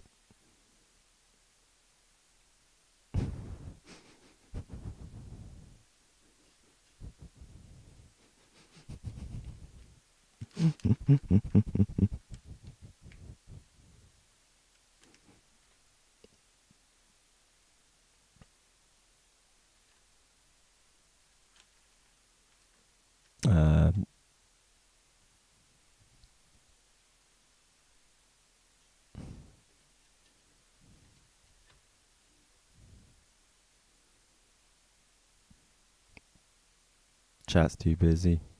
No favoritism today.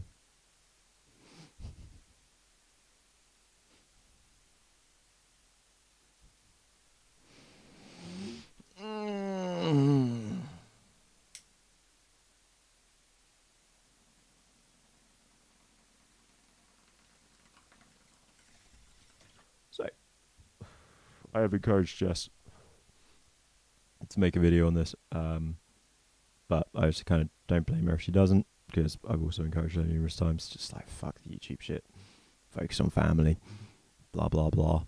But I also understand that she wants to try and make a bit of a difference in the world, and that's fair enough. But she's come to the same realization as me, which I'm happy about. And I did ask her if I could share this, as I say, I think she said I could. Hope she said I could. Can't remember. But just in case. Far more research than we have, honestly, Pete. I don't even know. I just read that stuff. I have no idea what that even means, quite frankly.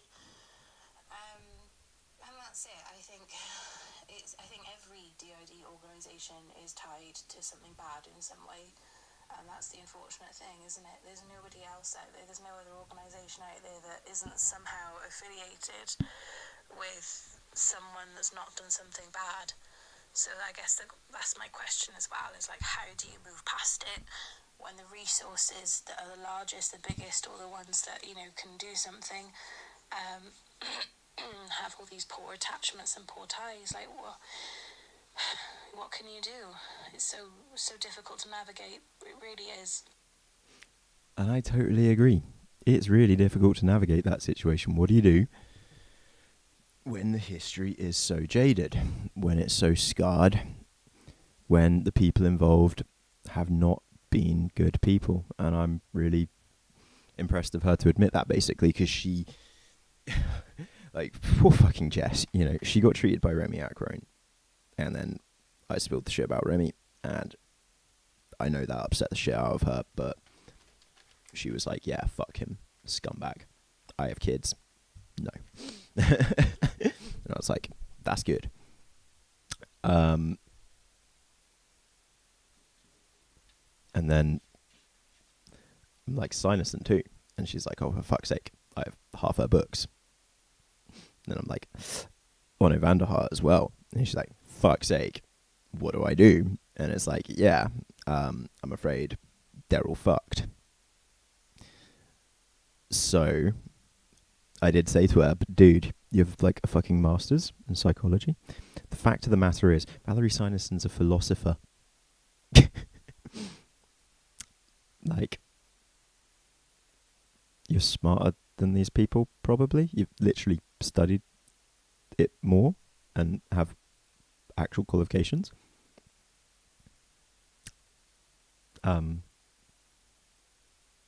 Rewrite it, basically. The facts of the matter are, Nazi doctors were the first doctors, part of the Nazi medical division, were the first scientists in the world to discover lung cancer was caused by smoking tobacco. And so they stopped their soldiers from smoking, because it made them less fit. They also mandated vaccines. They also discovered so many groundbreaking medical and technological marvels that we do not use reference or respect in the slightest. Scientists came along, good scientists with morals and ethics came along and had to redo all those studies. They had to rewrite all those papers using morals and ethics, because everything they had done had to be scrapped because of the complete lack of morals and ethics. And I feel that way too about all of these scumbags. All their work must be trashed, where it has been written by perverts. You don't let perverts determine the course of science, medicine, and psychology. You know, it's why I fucking hate Freud and Jung and Pierre Genet, because they were all sexist perverts who liked to drug women up on opium and get them to do weird rituals in their gardens involved in hugging trees and most likely gang rape. And they were racists too, who didn't think black people had developed brains, you know, and couldn't experience the same mental disorders as frail white women. Yet we still name universities after these scumbags, and we still research these cunts. Attachment theory is bullshit. All of its fucking research, yes, came from fucking torturing monkeys. Like, so we just need to throw out this moralless, ethicless science and have a look at their results and be like, right, now we need to try and recreate those results in an ethical manner. And if it can't be done, then that shows that their science was shit. If you can't recreate the science in an ethical manner, then it's not worth doing. It's not worth conducting unethical science for the sake of progress, actually, in my opinion. There do need to be moral and ethic boundaries in place, especially when it regards human life. Sanctity of that is important. So, it is now the duty, as far as I am concerned, of those who have DID, or those who want to change its future, to write the papers, to do the research and do the work, and never let narcissism, ego, or delusion overcome them, and it must be rewrit, you know? Until a few years ago, it was fun to make women strip and orgasm on stage for hypnotist shows. I did not know that one. Wow. And also, it is hard to be a mental health warrior when you suffer from extreme mental health issues, and that's why most of the psychiatrists I've ever met don't have mental health issues. They might be slightly psychopathic, possibly, but that's it. They don't have mental health issues. You know, like, psychiatrists are fucking hardcore people. And that's the other point. None of the DID literature that is out there has been written by a team of psychiatry, psychology, therapy, counselling. It's not been ever conducted, actually, by a cohesive team that embraces all the schools and all the disciplines that are acceptable and are medically backed. It's always been conducted by individual shit fucks like Colin Ross, Valerie Sinerson, Remy Ackroyd, Neil House, Onno van der Hart. Fucking shit wads who just want to be the next Sigmund Freud. Fucking shit wads who just have ego issues, you know? And it's, Take it easy, Bobo. Catch you in a bizzle.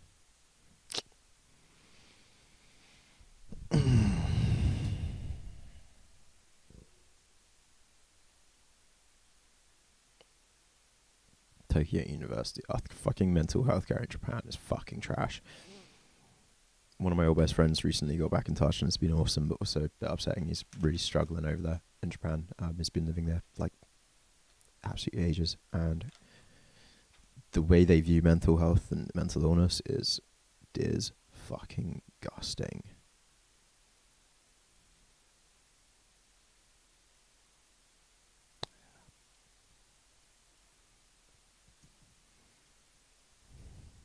It's like, you know,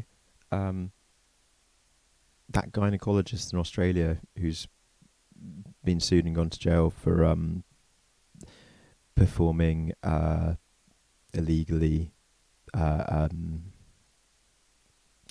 He was sewing women's clitorises up. He was performing one of the most disgusting surgeries on women when they couldn't tell after their C-sections. And he has gone to jail for that, fortunately. But say he wrote a paper on vaginal surgery. Nobody would use that. You don't use stuff from people where the medical community has outed them as psychopathic, egotistical, narcissistic fuckwads. You can't use their work. Kuroshi, yeah. It's a fun video game. Fun old Flash game called Kuroshi. Yep.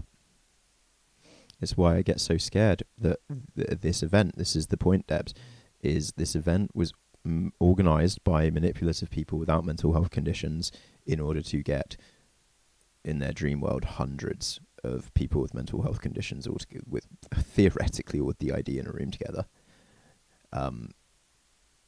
I mean, when I've chatted personally to Bobo about that, she was like, yeah, that sounds like literal hell on earth. the stress of that sort of environment. Holy fuck, that's not something organised by people who actually have people's mental health in concern.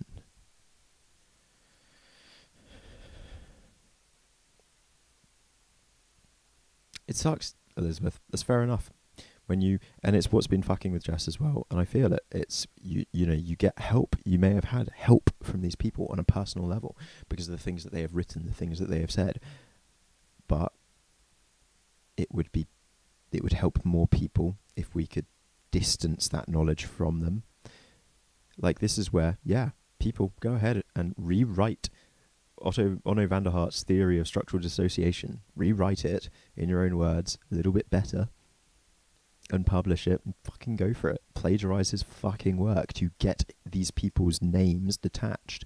If there are working things out there and principles out there, then get these disgusting monsters' names detached from it. But I think in the process, what will be found is that there are better processes to use. There are better systems to use. That their theories may not be the most accurate. That there may be more accurate medical definitions available and diagnostic processes and procedures available. That is the truth of what will occur, you know.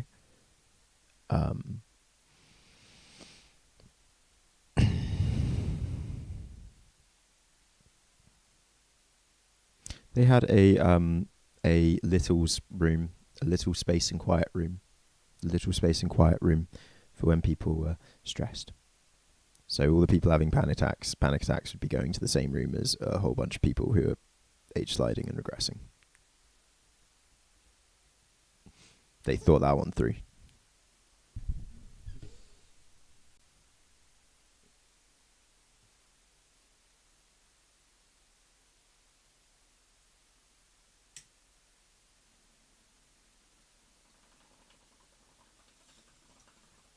And then there's the other thing. So often I see the very same people who say, medical gatekeeping, oh, these people telling me what my diagnosis is, they don't know, blah, blah, blah. But at the same time, they're then using the theories, arguments, and writings of people who don't have your diagnoses or any actual knowledge about you at all as a person, because they've performed exorcisms on you historically, because they've abused you historically. Those people don't know you. Of course they don't. How dare they assume they know you and can write about you and decide what you are? That idea, that principle, that thought does need to be challenged and combated. You know?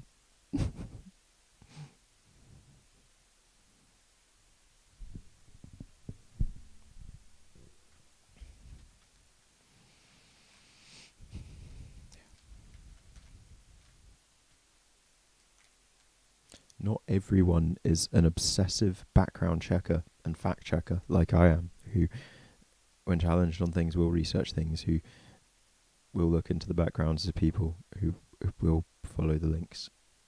You know, I'm that guy who clicks on a video, and in the first minute of that video, I'm reading the description. I'm that person, and I know most people aren't, but I am that 1 in 1,000 who reads the description on YouTube videos. Like, I know that's not for everyone else, but it is for the people like me, I suppose, to then try and talk about the shit that we notice when we do these deep dives. And all you can do once you know the truth is work hard to avoid the cognitive dissonance that can be so tempting in these moments. To be like, yeah, but does it affect me? Yeah, does it matter to me? And the truth is, of course it does. Of course it fucking does.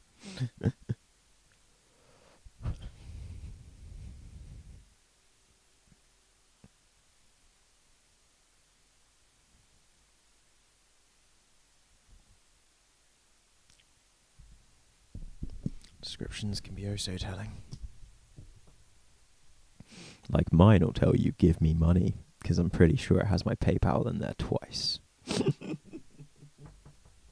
But it'll also tell you to subscribe to me on Twitch, because that's the first thing that should be mentioned.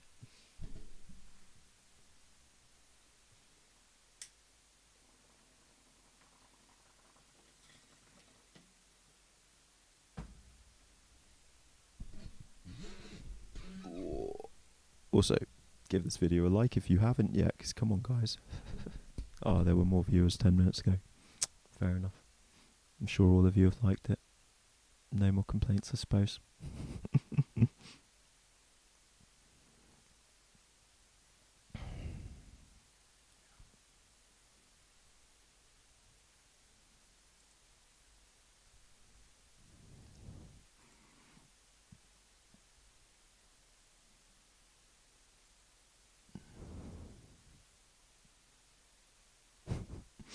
I mean, this is my last dig at these twats, but just all you really need to see is, you know, in the links at the top of the website, association, ritual abuse, support roles, training, resources, fundraising and donations.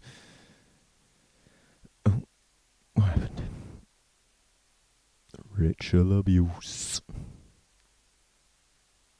Organised ritual abuse.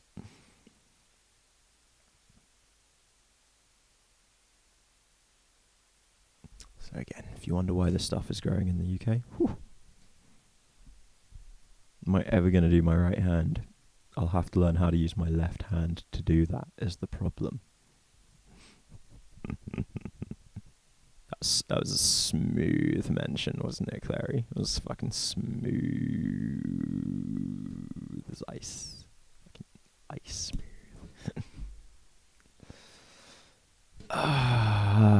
It's annoying, I know. I want to get some black varnish soon as well.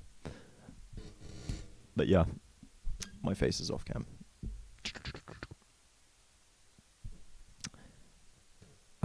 What a bunch of scumbags, quite simply. Complete bunch of scumbags.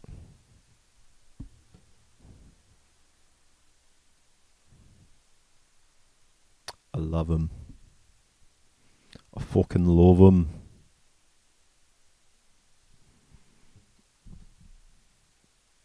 Alrighty. I'm going to stop recording now. I think that is it for this. That I can then upload separately to YouTube. Why did I don't know why I've done that. I'm an idiot. Look, I'm an idiot. Oh, my hand hurts. I wonder if it's like I've been using the mouse too much. I don't know.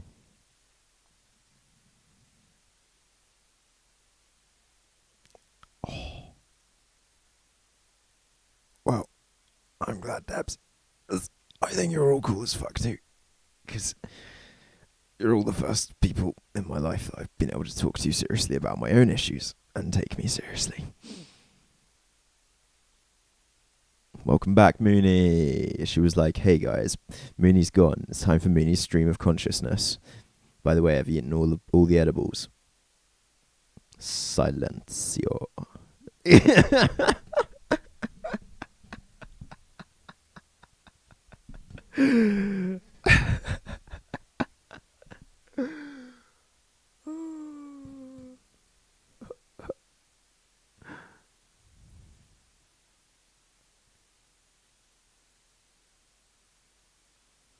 I tried the latex thing and it's just so much work.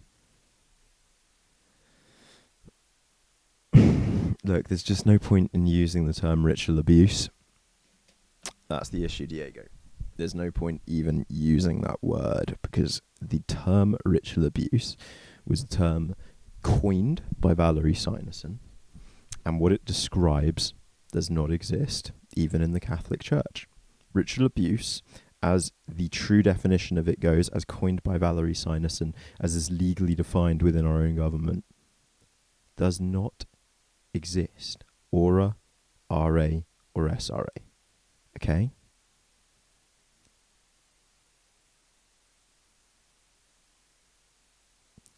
So, like,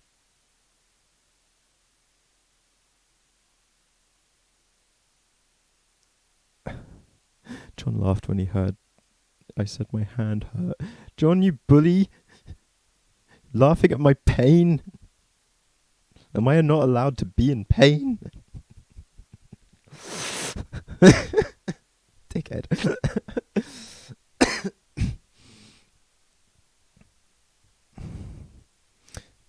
I'm proud of you there, Elizabeth. Now you want us to program out that hospital. Yeah, that's the point. You should be instilled with rage by this, and I can see you are. So that's the right reaction. It shows you're a moral human being who gives a shit. So well done for being on the right side of humanity. But yeah, as defined by Valerie Simonson, the legal definition, it just doesn't exist anywhere in the world. The legal definition of ritual abuse is it does not ritual abuse, organised ritual abuse, satanic ritual abuse does not involve paedophilic, or as they call it, pedosexual intent or desires. They think they are doing it in order to perform rituals, create MK Ultra DID mind slaves, and drink adrenochrome. That's what RA is. That is what the ritual abuse belief is, as legally, as defined and coined by Valerie Simonson. And it categorically does not exist. Factually, categorically. Ritual abuse involves the mass slaughter and ritual sacrifice of animals. That is an essential part of ritual abuse. You know, it involves the sadistic torture of children, but not for the sake of paedophilic pleasure. She can get fucked thinking that that's why pedos are doing this shit. We know the truth. It's called child sexual assault. It's called child grooming. It's called child sex trafficking. It's called child sexual exploitation. CSE, CSA, CST. Child abuse, CSAM, sexual adult material or something, for making children making pornography on websites like OnlyFans. We have really specifically legally defined terms that when lawyers and parents and people use these terms to protect children, it makes a difference. Whereas when wackadoodle fuck jobs go to court claiming SRA and maybe there is a kid getting abused, all it does is protect the paedophiles. It's really a bad, dangerous term. You know?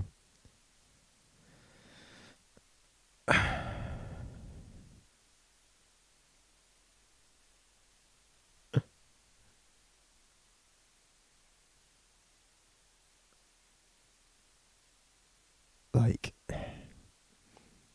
yeah, robes literally a part of ritual abuse. You know, these people are just malicious fantasists. That is also a legal definition for pervert, basically. We don't use the term pervert in English law, but the term we do use is malicious fantasist.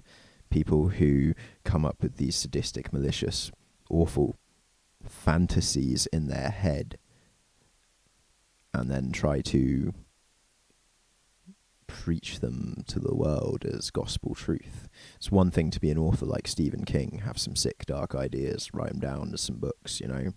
It's one thing to have some sick ideas every now and then in general. It's a very another thing to maliciously fantasize about this stuff, to describe it in such detail, and to vigorously try to prove to the world at the cost of real human life and suffering that your malicious fantasy exists.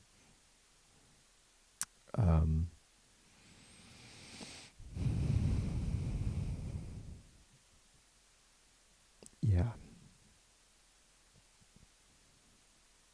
Like, child abuse and stuff is some of the worst shit on earth, basically. And it pretty much always comes down to one thing. When it's child sexual abuse, it comes down to one thing. Only one thing. And that is sexual, perverse, deeply perverse sexual desires. Okay? That's the only reason why people assault and hurt children in that manner. There is child abuse, yes, where parents beat their kids because they've got anger issues and they do awful things to their children. There is the form of child abuse, psychological abuse that I may have suffered as a kid, where it's just those basic dumbass forms of negligence that so many parents inflict upon their kids. So many mild forms of abuse that leave us with traumas that we spend our lives getting through. And that shit is so far from being sexual abuse. And that is a real horrific thing, and it is not. Freemasons and Jews gathering in the woods to sacrifice pigs, knock up little girls, force those little girls to have abortions, and then sacrifice their aborted fetuses, and then eat the fetuses, and then drink the pig's blood, and then they're not sewing other children up into dead horse bodies to then burn the horse carcasses on a pyre whilst everyone chants wearing purple and yellow robes. And they're not doing all of that so that the child is in a heightened state of fear, so they can inflict upon one child DID and upon the dead fetus from which they can extract the adrenochrome. That is the belief that these people hold, and it is not real. And when they spread this malicious belief, literally all it does is offer a guise, a protection, a defence for the Catholic Church when they protect paedophiles, for the legitimate grooming gangs that exist. And I'm not going to call them Muslim grooming gangs, because there's plenty of grooming gangs in the UK. You know, these things exist. Child sex trafficking is a thing, and it is horrific. And it has nothing to do with what these people think. Maybe it's happened once on Epstein's party islands that these freaks could get a kick, you know? Maybe Prince Andrew's done it once or twice in his life, worn a purple robe whilst he diddled a little kid. I'm sure he has, maybe. But it's very different. It's a different fucking world. It's not what these people think. And all they do is obfuscate the truth and protect the real criminals. They protect the real criminals. These people, Valerie Sinerson and et al., they say that the NSPCC and the real charities out there trying to protect and help children are actually part of the satanic groups, because else they would be out there trying to protect against the SRA. Which then inspires fuck jobs like Wilfred Wong to drive halfway across the country and kidnap an 8-year-old child from their mother's arms at knife point. Like, these people and their sick, twisted beliefs and the damage that they can do to this world cannot be underestimated.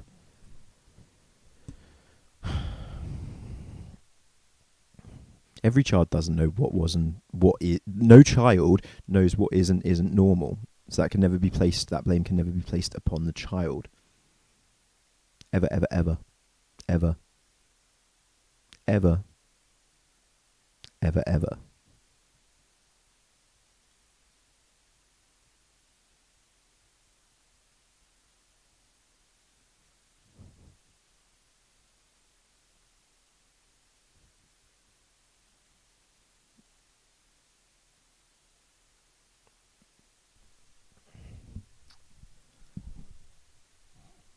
Yeah. Pizzagate, QAnon stem directly from this. Their beliefs are the beliefs of the satanic panic of the 90s. There is zero difference. Fucking pizza shops in the UK have been accused. Before and recently. But years before as well. It's all the same. Now, fortunately, the thing that quashed it in the past was mainstream media waking up to it and being like, this is obvious bullshit, and that is most likely the thing that will quash it again. And I have hope.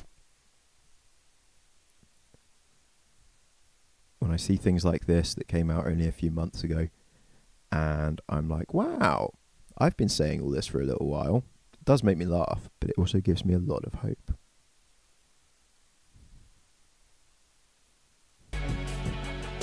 If you know anything about QAnon, you've probably heard that it's a conspiracy theory. But the truth is, it's more like a political cult built around a conspiracy theory and then crossed with a big book of word search puzzles.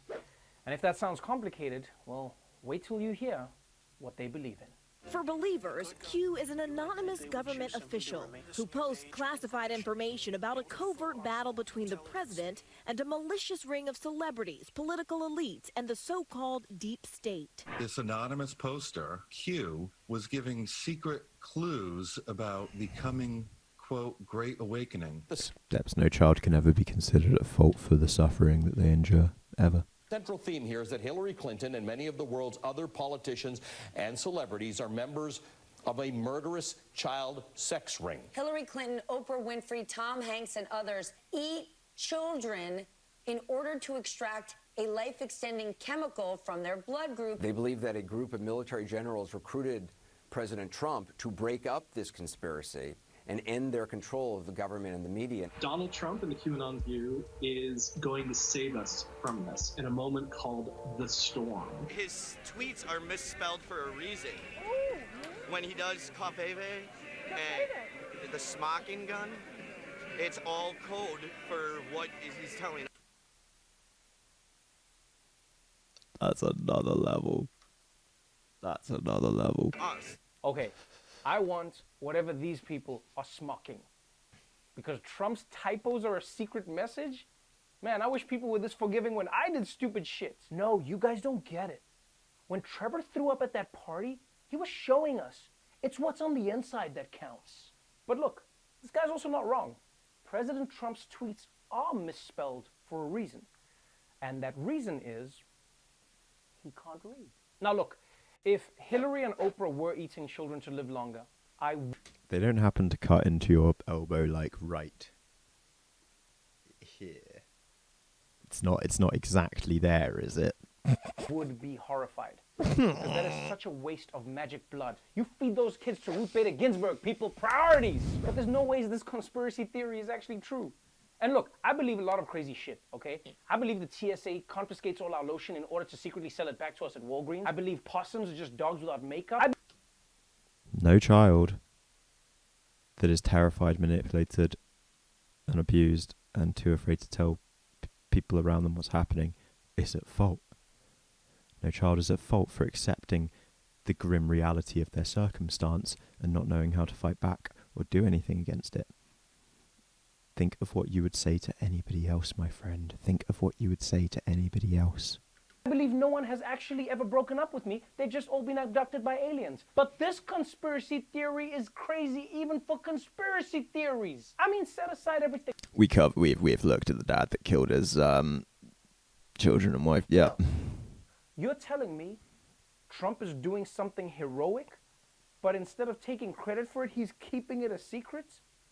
That is the most unbelievable thing I have ever heard. Plus, if you're wondering how it's possible that Trump can be leading the fight against the pedophile ring when he was friends with Jeffrey Epstein for years, well, according to Q, Trump has been undercover since the 90s, which I believe. I mean, if there's one thing Trump is known for, it's his famously long attention span. So how did this insane theory take off?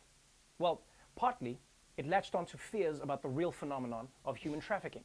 Partly, it fed off ancient anti-Semitic tropes about elitists who drink the blood of children. Bing, bing, bing, bing, bing, bing, bing. So yeah, cringy. Next time somebody is telling you that you're wrong for saying that SRA stuff is anti-Semitic, just be like, shut the fuck up. Even Trevor Noah knows it. But mostly, it was just the good old internet. QAnon first emerged in the months after President Trump took office, starting on fringe internet message boards before spreading to social media. The pandemic has only made things worse. And so these people are just there all day. Facebook groups have grown exponentially with QAnon. In just 4 months, membership of the biggest public QAnon groups rose by 700%. We saw a lot of groups who were wellness communities. Debs, I'm gonna slap you silly in a second, not in a way you'd like. You know that shit. People who were interested in alternative health. No. People would, the algorithm would sort these people together with the QAnon people. They would say, oh, alternative health, maybe they're into anti-vax. If they're anti-vax, maybe they're into Donald Trump. And within 1 or 2 clicks, people would go down these very bad paths. Yep. That's how this shit always goes on the internet. It feels like at this point, the entire purpose of Facebook is to funnel everyone towards the craziest conspiracy theories possible. Because welcome back. People will join a group about cycling, And then 5 hours later, they're like, Hillary Clinton is a mountain goat, people. She's an actual goat. And it's not surprising that the pandemic turned out to create the perfect conditions for people to get radicalized. Some people joined QAnon, some people ordered Pelotons, and neither of them will shut up about it. This also shows you how much the internet is ruining our brains. When Shakespeare was quarantined during the plague, he was like, maybe I should write King Lear. Now people are sitting around during coronavirus going, I wonder if I could prove that Tom Hanks has sex with the devil. Either way, starting from the swampiest parts of the internet, QAnon gradually picked up followers and eventually grew into a major online movement. And it hasn't seemed to matter that many of the things it predicted over the years just... You were literally telling off Brody for saying the exact same shit the other day though, Debs. So no. You may just feel that way, but you know that that feeling is basically symptomatic of abuse. Blaming yourself for not ending it. Why didn't I do more? Why didn't I just have the power? Why didn't I just take control of my situation? The negative voices of idiots who don't understand anything at all. Don't reiterate that shit to yourself. Accept the truth. As upsetting as it may be, the truth is that no, you were powerless for as long as it took you. You know? And then family is what we make our families to be. Blood is thicker than the water. Well, blood is thicker than water, people like to say when they talk about family. And they, as I've said before, misquote, because the whole quote is, the blood of the battlefield is thicker than the water of the womb. Those you live with in your life, those you share bonds with, those you share trust and love and victory and joy and defeat with, those are your family. That's all it is to me. It's something I truly believe.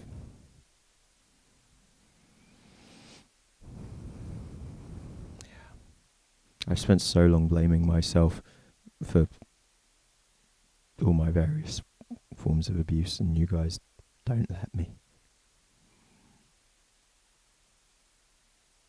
So, why would I let you?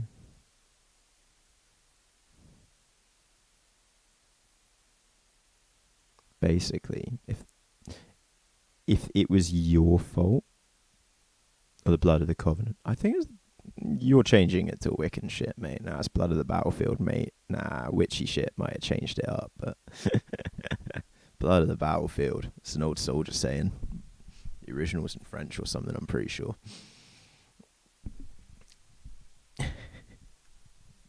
But nah, if that was your fault, then we all have to accept our abuse was our fault for going on as long as it did. You're not going to tell us that now, are you? So don't you dare tell yourself it either. This is what I talk about when I talk about DBT and actually changing our own inner voices and inner monologues into more healthy, constructive ones rather than destructive ones that put the blame on ourselves. There is taking responsibility for our actions. There is taking responsibility for our mistakes. And then there is self-blame, self-doubt, self-hatred, self-destruction. That's very different. Very, very different. By accepting responsibility, part of that is accepting where the responsibility lies, and sometimes it does not lie with us. We cannot let society, the government, teachers, school, parents continuously tell us that everything is always our fault all the time. At some point, we have to actually look externally. That's what mindfulness does. That's why all big companies now push mindfulness on their staff, because it says to you, the reason you're stressed is because you're thinking too much. It's not because your boss yelled at you this morning. The reason you're stressed is because you're thinking too much. So just calm down, quiet your thoughts, and get on with work. Maybe the reason you're stressed is because your boss was yelling at you all morning, and then your sub-boss was yelling at you all afternoon, and then blah, blah, blah, and you're not getting paid a fair wage, and now you've got to leave work at rush hour having done an hour's worth of overtime unpaid, and maybe you don't just need to think better. Maybe it is right sometimes for us to attribute blame where it lies. And sometimes that isn't always in our... It's so right to look inwardsly sometimes and take responsibility. And it's so wrong to blame ourselves for everything. It's just so destructive.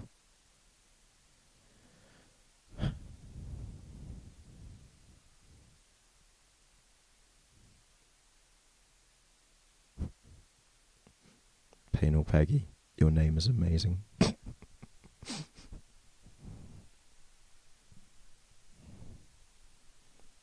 Mindfulness is utter bollocks. Mindfulness is literally nothing other than Buddhism. It is Buddhism. It is a part of Buddhism, and the reason why mindfulness does not work and will never work for anyone that is not anything other than neurotypical having a slightly stressful day is because it doesn't address any root cause of any problem.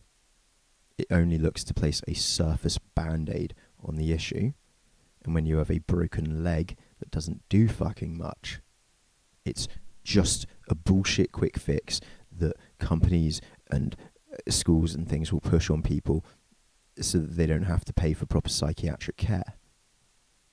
And if you're not religious or spiritual, mindfulness is never going to work for you because it requires faith.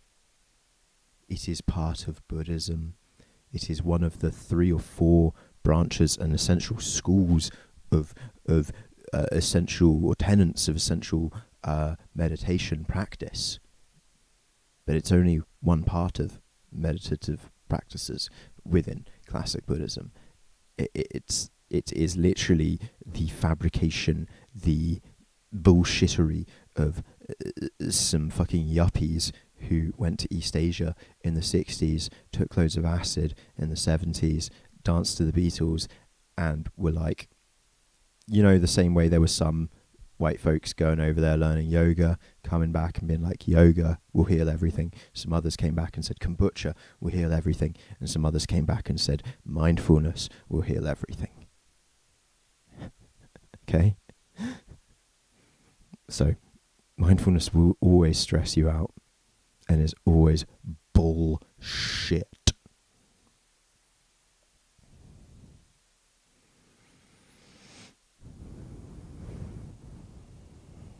Mindfulness is not the opposite of meditation. Mindfulness is one of the essential practices and preceding steps to enter a true meditative state.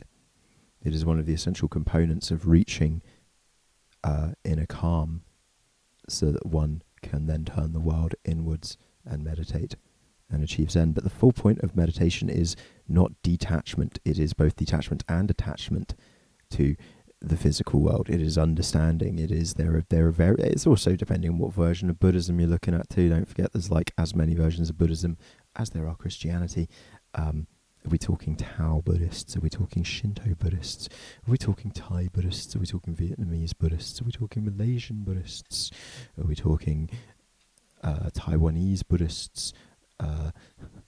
Which, you know, we should more often specify what version of Buddhism we are preaching about. I am discussing Taoist Buddhism right now, which is the oldest and main form of Buddhism practiced around central China. And it's like imperial Buddhism.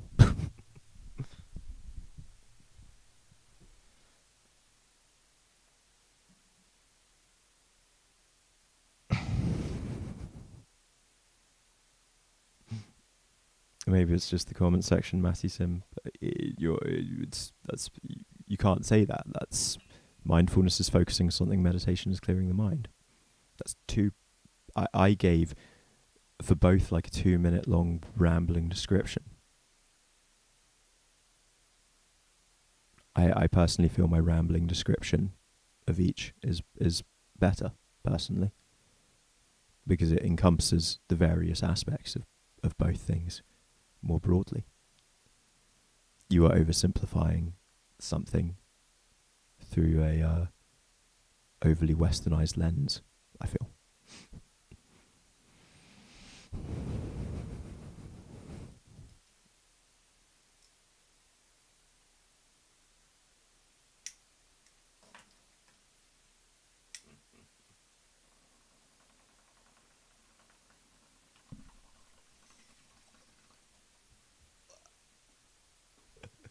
I'm just bullied. Oh.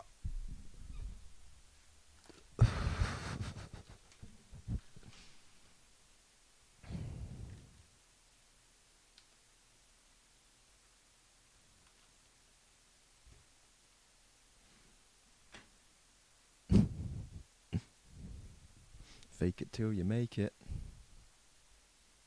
Never came true. Early on, they were claiming that Robert Mueller was secretly investigating and going to indict the cabal of Democratic leaders, and that President Trump was secretly working with Mueller's team. President Trump has secretly created a police force, by the way, to arrest them and force them to wear ankle bracelets. The belief is that somehow the late JFK Jr. is alive and helping Trump clean up the deep state. Nearly all of these clues, including that Hillary Clinton was arrested, turn out to be wrong. But the batting average doesn't seem to matter. You can present them with evidence, you can demonstrate how the predictions have gone wrong, and they don't seem to care. It's just again and again that Q is bigger than anything that they can be presented with to the contrary. That's right. It doesn't matter how many of Q's outlandish predictions fail to pan out, it never seems to have an impact on the movement. And that, my friends, is the classic sign of cult behavior. Once you're invested enough in something, you will make any excuse for its failures. So please, don't be looking for logic here. That's not how cults work, okay? And also, just paying attention to that little description of cult behavior, what does that remind you of? Something where people don't really look for logic, don't look for any rational reason, and instead embrace just what feels good to them in the time. Cults don't follow logic. They follow whatever the cult tells them. That's why... Clary, what you just said there, spoiler, just about every single person in authority is winging it. Yes, all of them knows fuck all and are just bluffing. Never has that been more apparent than right now with Afghanistan and our current cabinet, our current political cabinet of just buffoons who are so clearly out of their depth, so clearly never anticipated themselves ever being involved in any kind of military action, and are just continuously shitting themselves and looking confused and dumbfounded and chatting absolute shit to the public.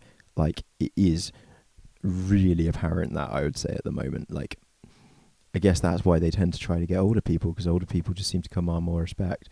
But, like, even though, or maybe it's just where I'm getting close to the main age, I don't know what it is, but there is something about this cabinet where it is so patently obvious that they are shitting themselves.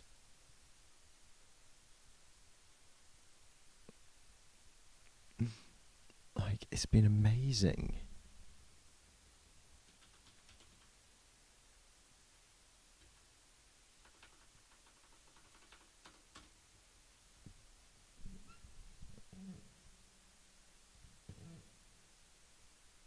Like, Dominic Raab just continuously looks like he is about to shit bricks at the moment. The approach that we're taking is we don't recognise the Taliban as a government. Actually, the UK doesn't engage in the practice of recognising governments as opposed to states. But we do see the importance of being able to engage and have a direct line of communication.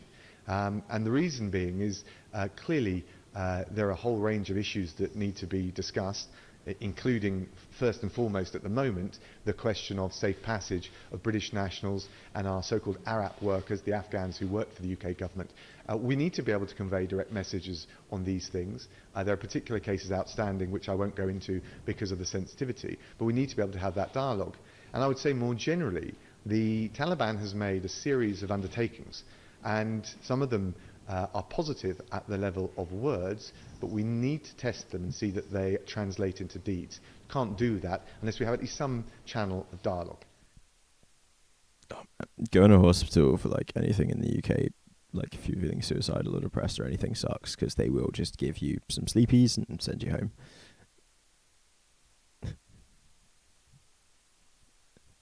Right. Enjoyable for everyone, we have a few rules. 1. Everyone will get 2 alcoholic drink tokens and no more. Frankly, the last thing I want is to be cleaning up your dreadful sick, or even worse, you putting your arms around me and telling me that I'm all right for a teacher and that you love me. 2. This is a school dance and not the last days of... The approach that we're taking is we don't recognise the Taliban as a government. How are they not just the same person, but in an alternate timeline? Time, so I assumed. Well, you assumed wrong, Will. Very wrong. Sorry. But I would so much rather have Mr. Gilbert, or even just his actor, in charge right now.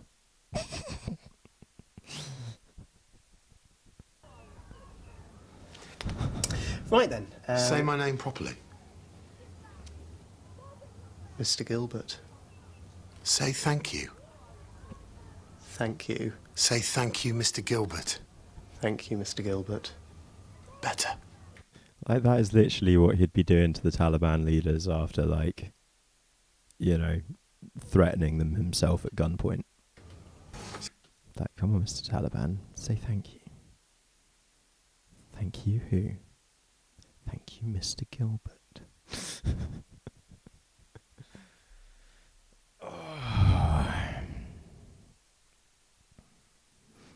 Which also increases the odds that nothing will come of it, Mooney. Good times. The NHS is a zombie. I totally agree. It's just bleeding along, dying. Not really doing much. It's a corpse. It's barely sustained. The Tories have bled it dry. It's animated still just about, but we don't really know how. All the staff, whenever you go into any facility, look exhausted perpetually on breaking point because they're all working insane hours.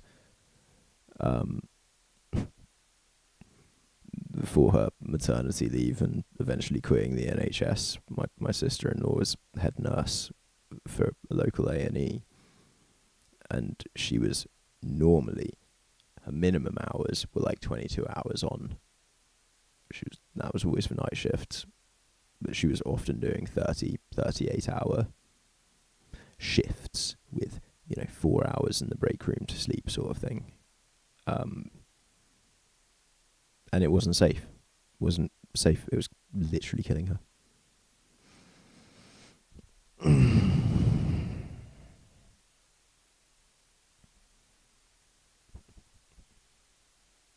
Taliban who? Taliban what? Taliban who and the what now? Who what?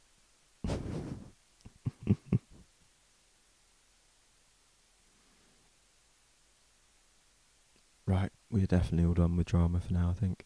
I need to get myself some food.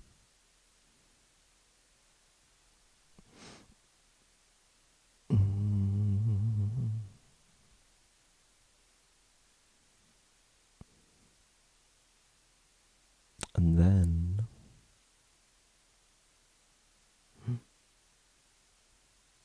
The World Ends With You is coming back? No.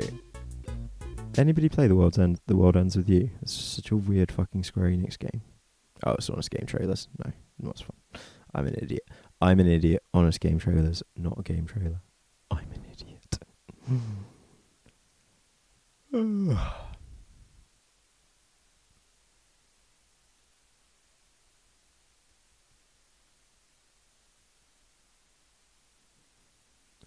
Right. Questions. Any other shit that people want my opinion or spitballs on? Any of the shit we've covered tonight that we have some questions or ideas or theories on, or anything that we'd like to look into a bit deeper?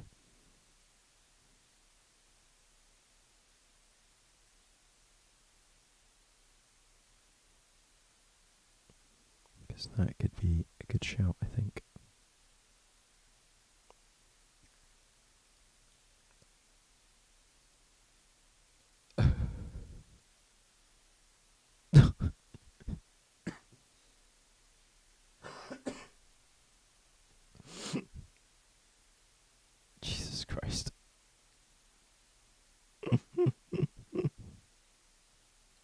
How do you look? I don't know. We're not turning this into an Onision stream, thank you very much.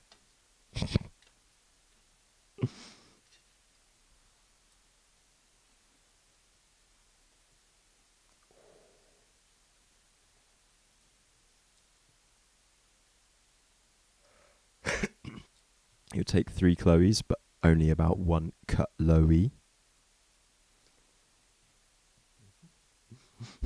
Night Debs. No, I'm not going to have a super late one tonight.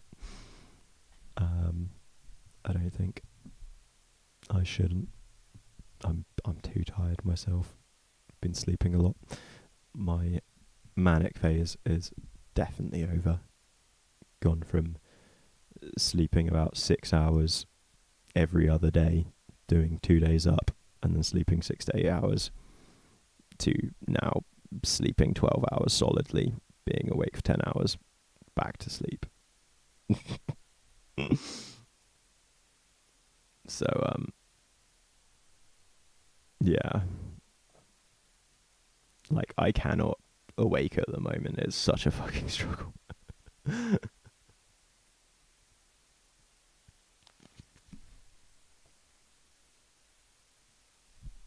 I knew it had to end eventually.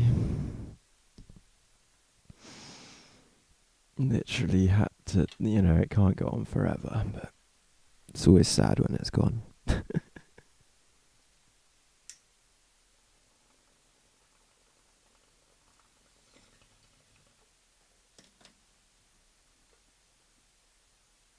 Why can't I just be manic forever?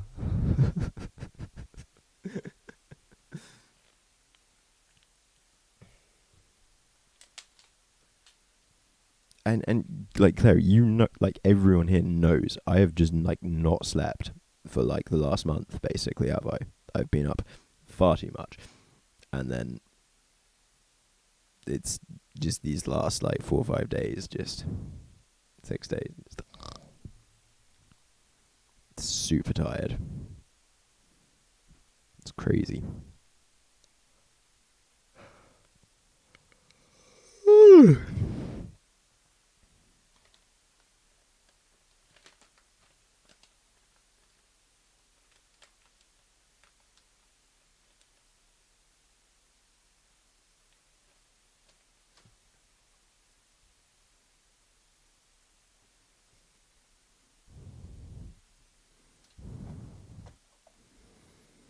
Yeah, that's how I used to sleep, and then meds helps with that, and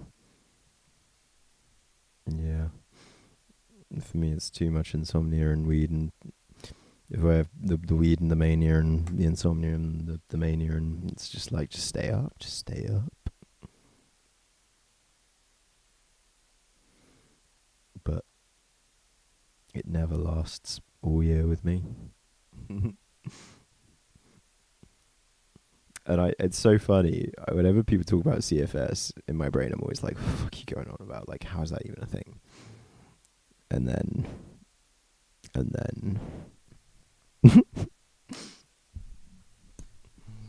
I don't leave my room for 3 days. And don't wash for a week.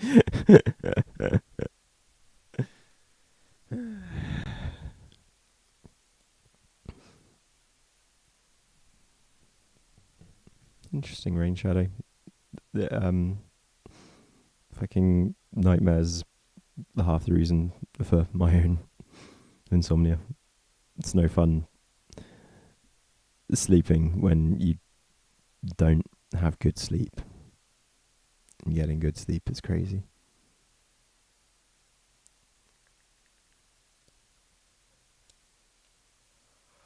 Oh, chill, Mooney.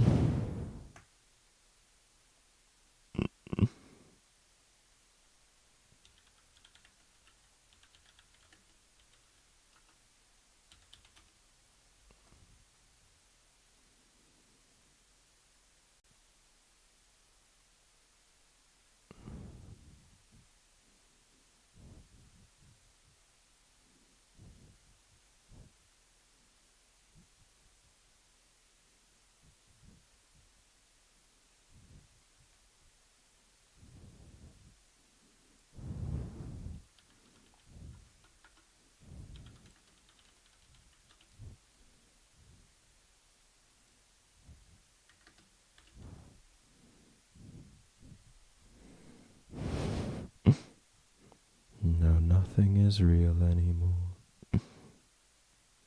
Sleep, Brody. Sleep.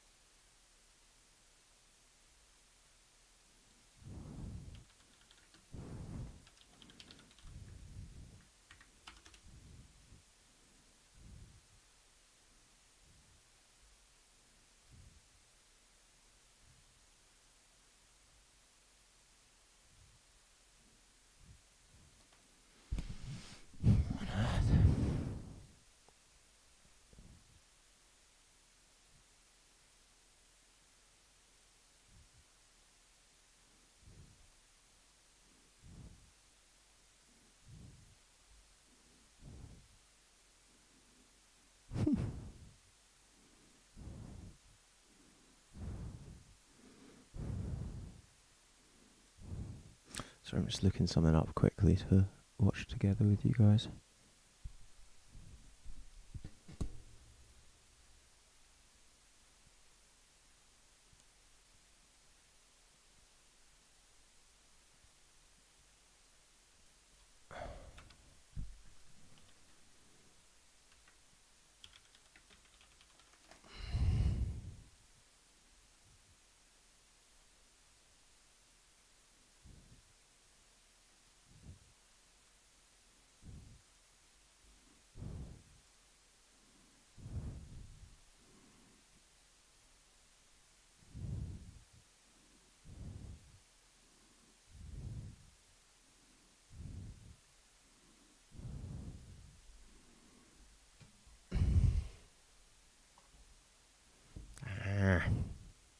Hand.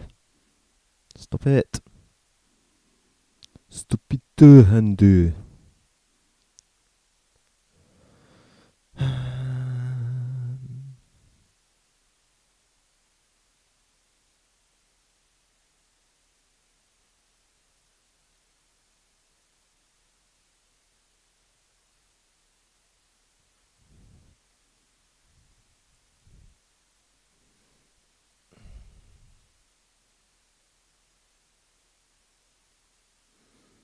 Weed does help with PTSD nightmares, I agree.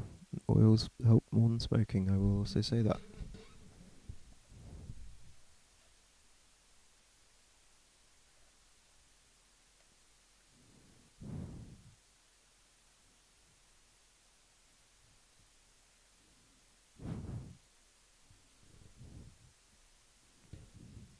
Yeah, Brody, you should try sleeping. You don't sleep enough, and you should try actually just doing what Philly said to you the other day. Actually try some grounding and try some sleeping. I know it sounds dumb, I know you say you've done it all before, but it doesn't mean you shouldn't keep trying. It really doesn't. But you need sleep. Simple.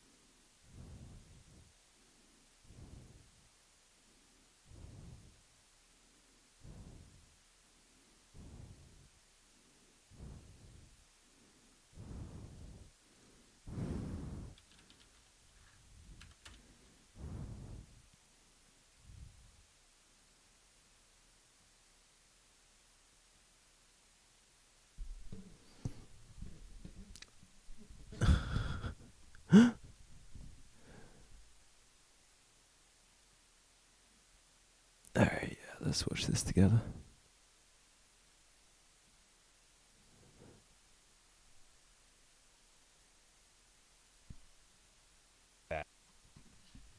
Good morning. This is Dr. John Bergman for your Life Minute. Fear and ignorance, and that's what our society is pervasive with. You don't say. Fear and ignorance. I mean, if you figured the average person over 60 has taken 12 different prescriptions, we're going like Take it easy, Diego. hell in a handbasket to where our planet is not even being healthy. Uh-huh. So it's time that we change that fear and ignorant lifestyle and planet with the opposite of fear is actually love, but also enlightenment. But let's enlighten with force. Enlighten with force. Go on. Okay, let's actually express to those who are ignorant, who think that high blood pressure is a disease or that type 2 diabetes is actually a disease and not a lifestyle. Okay, time out. Let's go back to the beginning. What's going on, everybody? Jeff Holiday here, and, sometimes when I'm making videos, I will warn my audience, like, hey, this video, it might make you a little mad. And I think fair is fair that I do that, especially when we're talking about things that... This video might make you really fucking pissed off, and rightfully so. Might compel you to a certain emotional rage. And this video is going to make you mad. Really mad. Really, really, really mad. You also might have noticed that recently I've been trying to curse a little bit less, or even sometimes censor a little bit. Mostly to just make this more easily digestible to the general populace. It's more important that the message gets out there than necessarily whether I get to curse like a sailor. But I gotta tell you right now, fuck that. Fuck that. This is a foul-mouthed, pissed-off, angry-ass Jeff, and we are making a video, and you're gonna get mad. I love Jeff. He is one of my biggest inspirations on YouTube. So let's get into it. Now, for those who don't watch the incomparable Leon Lush, he recently got embroiled in a little bit of controversy, not really, with a channel called Extreme Games, and Extreme Games has a huge following. Now, these kids decided that they were going to try and clickbait on how they were dying, and Leon rather expertly took them to task. But it gets a little bit even deeper than that. You see, not only did these kids claim that they were dying... Well, I'll tell you what, guys, right now, in this video, we're not just going to be proving to you that we are sick, and that we are literally dying. Okay, and what exactly is wrong with these guys? I don't know if you guys remember this drama. It was so funny. These two, Australian kids, just been, we are literally dying. We are dying of depression. Guys, you know what? I've got arthritis in my neck, my lower back. 3 discs aren't functioning in my lower back. I have a gut that is leaking. So you know what leaky gut is? It's like Crohn's disease, if you've ever heard of that. It's literal holes in your leaky gut ain't real. Gut that when you eat something, toxins just spew into your bloodstream. Okay, leaky gut is not real. It is not a real illness. That is actually something that was made up by the alternative health practitioner cult. And also, what the fuck was that sound? Toxins just spew into your bloodstream. What the hell is that? Toxins just spew into your bloodstream. But they also were claiming that there was a very specific What's that sound? Toxins just spew into your bloodstream. What the hell is that? Toxins just spew into your bloodstream. But they also were claiming that there was a very specific person who was curing them, that was healing them. And in fact, that he can cure anything. Now, who is it they're talking about? So like we said earlier, I was fooled by the medical system. I was taking 15 tablets a day about 2 years ago. They were poisoning my body, you guys all know that. But now that we found Dr. Bergman, we're actually fixing the root cause. Because he knows every single... Really, Mooney? Get me more info. This is going to be a very interesting story for tomorrow, I feel. That's insane. Wow, he's going to get fucked. Single answer to the sickness. He knows a cure to cancer. He knows a cure to liver disease. He knows a cure to kidney disease. He knows the cure to cancer. He knows the cure to liver disease. He knows the cure to all the diseases, mate. He knows how to put the shrimp on the barbie and cure the diseases, mate. Cure to everything. Really? He's cured everything, mate. He put every single shrimp on every single barbie, and he's gone and cured all the diseases, mate. I think we need to see him for our mental health, mate. Well, let's take a look at Dr. John Bergman. Well, let's see. What's the story behind Dr. Bergman? Well, his about page on drjohnbergman.com, he was propelled into chiropractic by a severe auto accident he experienced as a young man that resulted in 2 broken legs, fractured skull, and sternum, along with several organ injuries. With great personal need and a passion for healing and regenerating, Dr. Bergman began studying the body's recovery process. He obtained his degree as a doctor of chiropractic at Cleveland Chiropractic College in Los Angeles, eventually becoming a teacher. So, he's a chiropractor. He's not a doctor. He's a chiropractor. He's a doctor of chiropractic medicine, just not a doctor. So before I get into explaining to you exactly how much of a giant piece of shit Dr. John Bergman actually is, let's have a refresher course on what chiropractic medicine actually is. Okay? You see, Mate. Alright, mate. I've been to Australia, mate. They all speak like that in Australia, mate. They're basically just cockneys, mate. Chiropractic was actually founded in 1895 by Daniel David Palmer over in Iowa. This guy was a magnetic healer. He hypothesized that the manual manipulation of the spine could cure disease. Now, this is very specifically done in a pseudo-spiritual way. You see, they believed that all disease was caused by interruptions in the flow of innate intelligence, a vitalistic nervous energy or life force that represented God's presence in man. And this is why Charlie Sheen in 2.5 Men continuously takes the piss out of his brother Alan for being just a chiropractor. Because chiropractors are masseuses plus Christianity. And the belief that they can heal disease and cure cancer by cracking bones into place because of vitalistic God juice flowing through us. That's right. Chiropractic medicine is religion. It is religion. It has never been evidence-based whatsoever. It had its very roots in religion. But it gets even deeper than that. For instance, they recently uncovered a letter that he wrote to somebody, and let's just take. Watching this back, I've realised I've integrated a lot of Jeff's shitlord, arrogant joy in exposing this stuff into myself. I fucking love Jeff Holiday, though. Take one quick little look into the mind of this guy. I occupy in chiropractic a similar position, as did Miss Eddie in Christian Science. Miss Eddie claimed to receive her ideas from the other world, and so do I. She founded their own religion. So may I. I am the only one in chiropractic who can do so. So right from the beginning, chiropractic was rooted in faith. Faith. Not empiricism. Faith. But you see, to people like Dr. John Bergman, this is...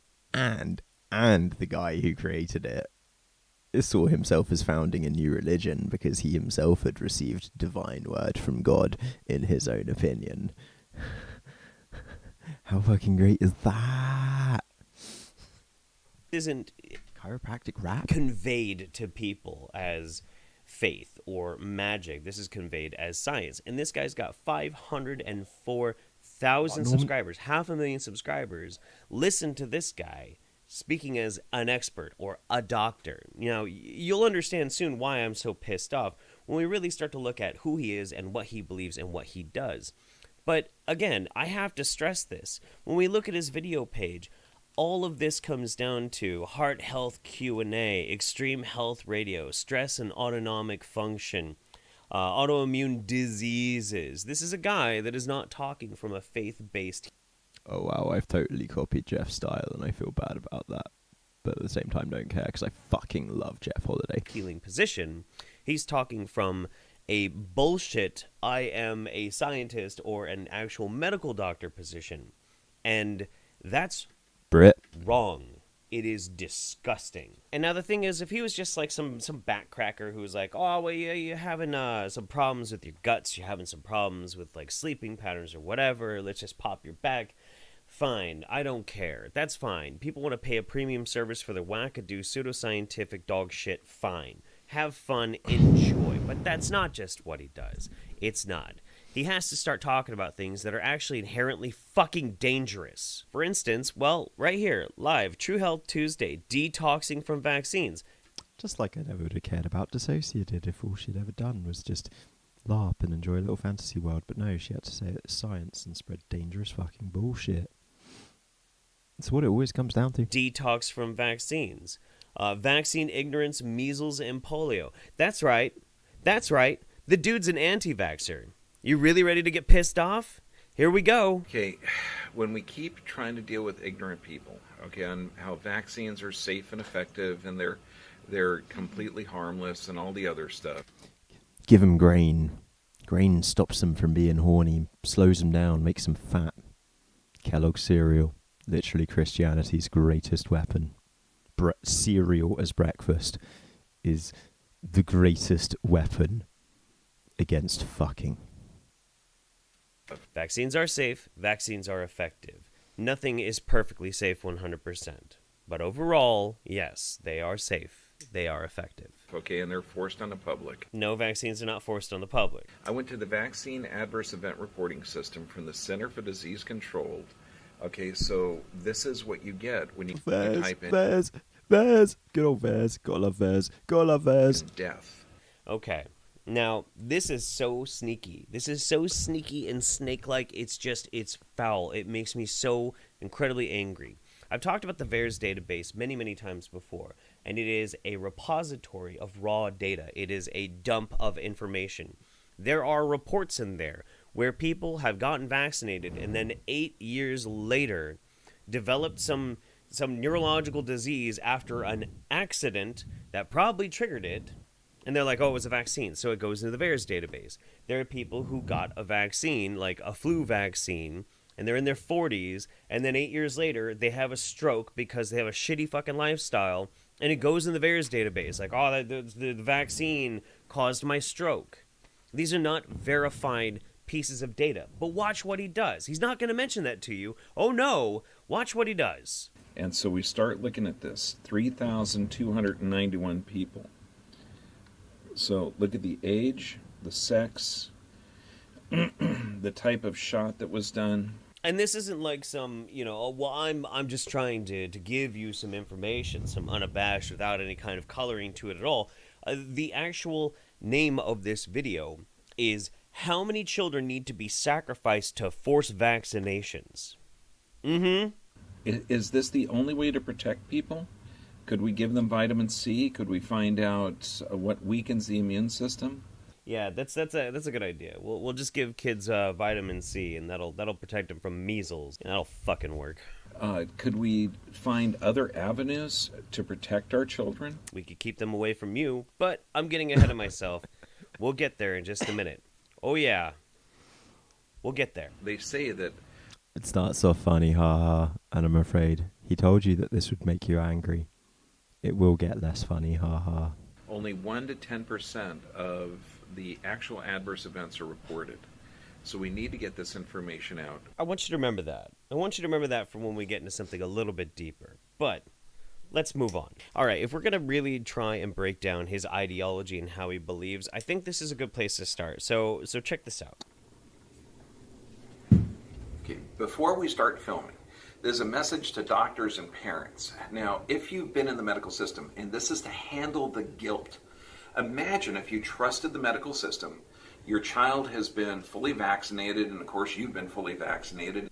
Like it's the responsible thing to do that any responsible parent should do, yes. And you've given the antibiotics for the ear infections, and you've fed them the standard foods, which are toxic to the nervous system as well.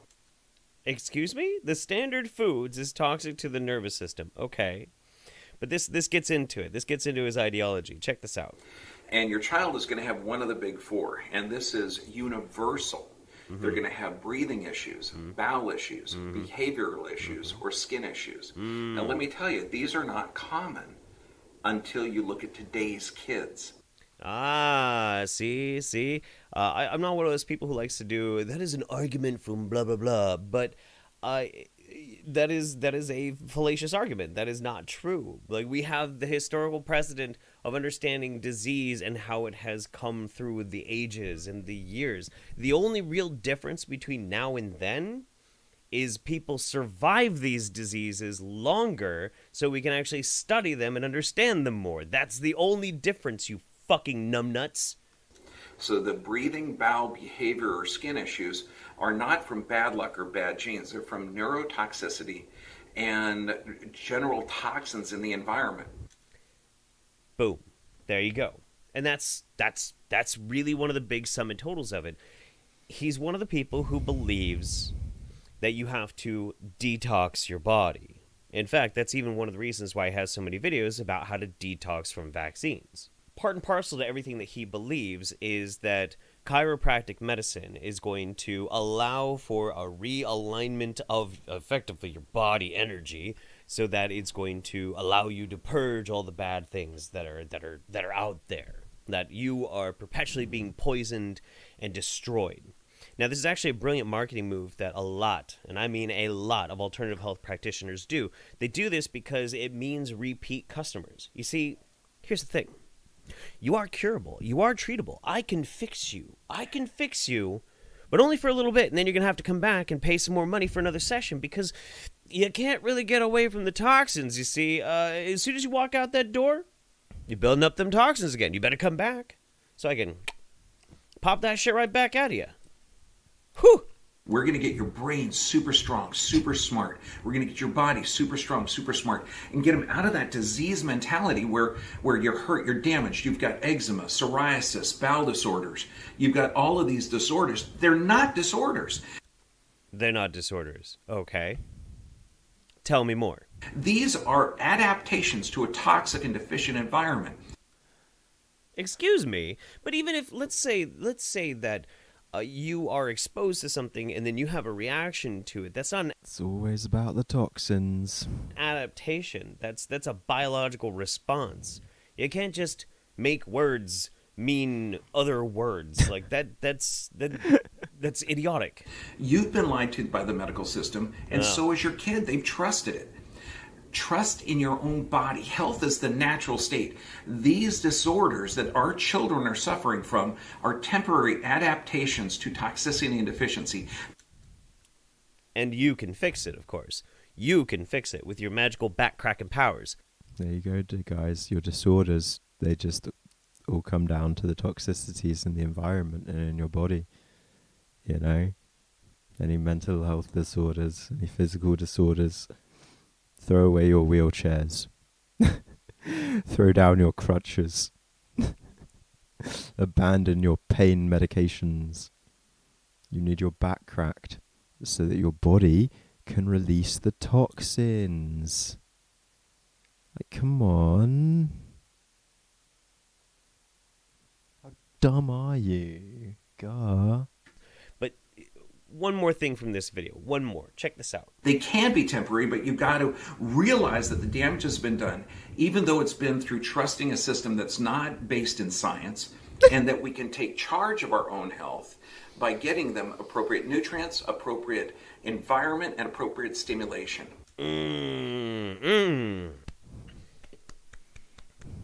Bravo. Bravo.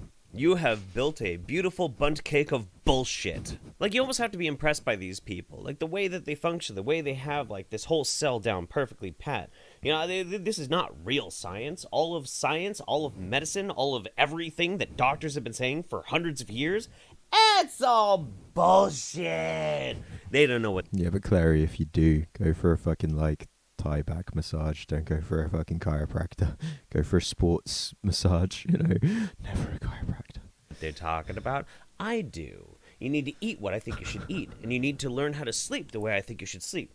Just because you might have a trouble sleeping, that's just because you're full of toxicity, and you need the right stimulation. You need to realign your spinal columns and your energy flows and shit like that. I am getting heated. I'm getting heated because I love him. What we're about to see. I love him.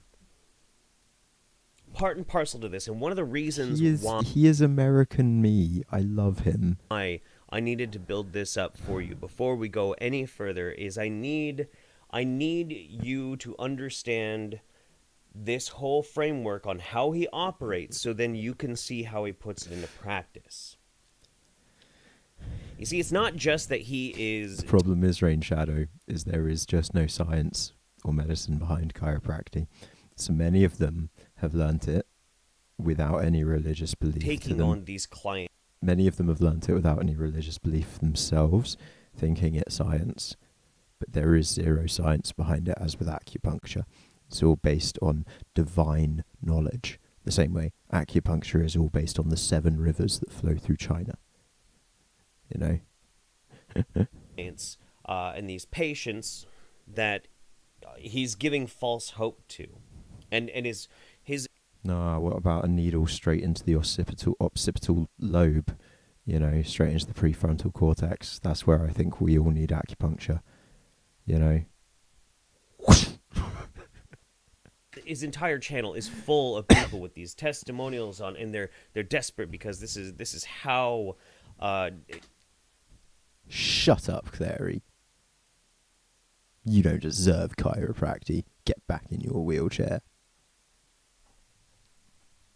You know, desperate I was, this is how upset I was, and I had no hope, and doctors couldn't help me. But then along comes Dr. Bergman, and he gives these people this hope. Now that's one thing, and it's a scummy piece of shit thing to do. And honestly, he's a monster for what he does.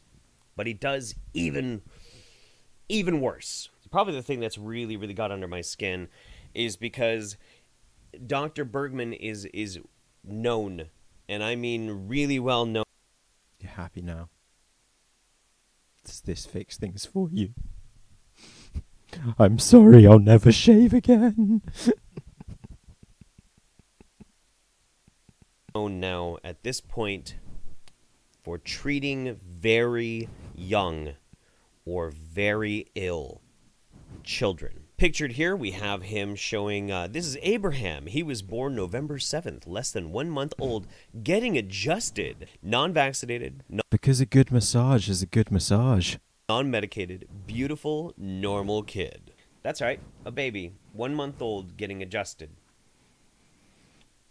You want to see how he adjusts kids? How about disabled kids? Yeah, let's check it out. We can also see a completely abnormal bowel gas, and that means that the digestion is also negatively affected. I don't understand how he has this thing where he says bowel gas. Like, the way he seems to want to describe how an x-ray works and how he sees these cloudy things. Very good idea. It's slightly out of season, being a Christmas mask, but very good idea. Is that our abdomen is this big hollow shell and it's full of gas. Like, I don't know. This means that there's either been vaccines or other neurotoxins. Since we need serotonin and we need neurotransmitters produced from the gut, we need to have a healthy gut in order to restore brain function. Now, with this first case, this little girl, unfortunately, she drowned. She was saved, but she had a lot of brain damage. So you will be able to tell that there's something going on, but for the sake of the privacy of the family, I've blurred out her face. The parents, however, they're culpable in this shit, so... Hi, this is Emily. She's 11, and she suffered post-near drown 5 years ago, and she... Okay, and trigger warning. This is what he's been warning about, and I was warning about too. Dr. Bergman uploads these videos to his YouTube page of him performing chiropractic procedures on children who are severely neurodivergent, to put it the politest way possible without having any understanding of what may be wrong with them. Not well. She's not able to talk, not verbal, and she's not.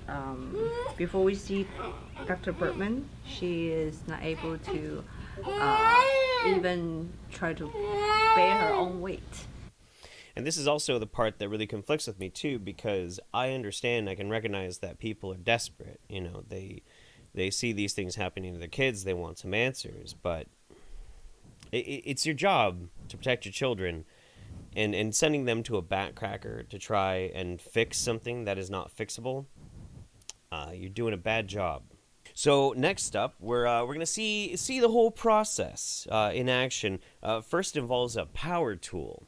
Yeah. One of the things you're going to see is a vibratory influence, okay, on the feed. And that's right. You know, precision medical instruments made by Black & Decker. But just enjoy this little bit of like mixture of chiropractic and reflexology there for a minute. Let's just soak this in. I do this until the tone of the Achilles tendon changes. Now movement is going to change proprioception, but it also is going to trigger dopamine production. So the movement's going to help her brain become more aware of her body. So his makeshift jigsaw vibrator is going to create more dopamine and make her more aware of her body. Okay. All right, full disclosure, I have to say this at this point. What you're about to see is going to be very deeply upsetting. For the rest of this video, it is going to be very deeply upsetting.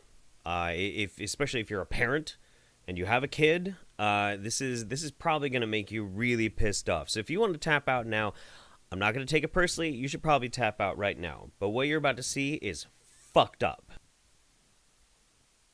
And bonus 5 seconds for me to say it's fucked up.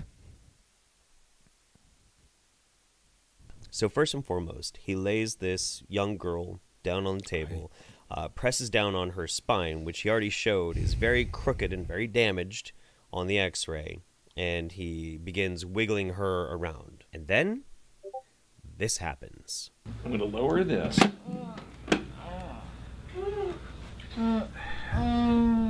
Now, since she's been in a spastic state for a while, I know, we're going to adjust the sacrum just a little. No, Clary, that's the entire point. These are non-vocal children. He is doing this to non-verbal. Yeah, no, yeah, nope. That's come back in 10 minutes, 13 minutes, because the rest of this is really dark. 13 minutes, well, give it 20 minutes because of me and my pauses, okay? 20 minutes. Because, yeah. A little bit and stimulate the parasympathetic. You think that was bad? Keep watching. Okay, now, since she has that reverse curve in the neck, okay, now, I'm going to apply a tiny bit of pressure. And very, very little. Whoop. You think that's bad? And it is. That's bad. It gets worse. It gets way worse. Next up, we have him treating a very sick little girl with microcephaly. Someone who's never going to get any better. But that sound burned into my head. That man is a sadist. Let's check that one out. The thing is, when it's physical compared to mental, it's so much more visible. And this man's filming this and putting this on his own website, so it's so much easier to see and point out. After doing this, oh yeah, I forgot. He apparently can do his magical Black & Decker foot manipulation through shoes. Who knew? Yet again, I have to remind you. I once covered in a Poop News special, I covered a chiropractor who, in the UK, killed somebody. This is a very damaged, very disabled because they little do. Girl. we're going to do a sacral adjustment. They do. Which is very, very simple. And you'll see there's almost no rotation. Okay, now, with the loss of curve in her neck, I'm applying a little. This could so easily kill somebody. You have hyperspasticity in your neck. Your neck is tense, and he just... little bit of pressure on her occiput. Just a little bit of pressure there, dear. And all I'm doing is lifting up on the occiput just with about 2 to 3 pounds of pressure. Waiting for the seizure to pass just a little bit. And then we're going to get in. He's aware this, and adjust aware this kid's muscles are seizing. that C5, C6 area. So very easy. So you think that's bad? You think that's real bad? How about a very, very young... And it's literally this content. This is one of the videos that inspired me to start, as I say, covering pseudoscience bullshit. And it was a Poop News where I covered a chiropractor in the UK after this. And then I got more and more into the pseudoscience shit because it lit a fucking rage in me like I've never had in me before. And this is one of the videos that really inspired a lot of my rage on YouTube. Little girl with one of the worst cases of scoliosis I've ever seen. Will you come here, my dear? Give me a hug. Whoosh. I left my phone on the floor. You got your phone? Okay. For recording? You know, we're a little bit. You know, this is on the convex right aspect, the C5, and I'm hooking it just with my... Notice how he always says the exact same thing in every video. It's always on the C5. He's just doing shit, and it's amazing that this one in particular hasn't killed anyone yet. But as I say, these people have killed people. distal digit. How about a very, very young girl with microcephaly? How about that one? On microcephaly, you have to move the skull plates around to get more room for that brain. So very, very gentle pressure. Not much. We're talking just a few ounces. A few ounces of pressure because those plates move really, really well.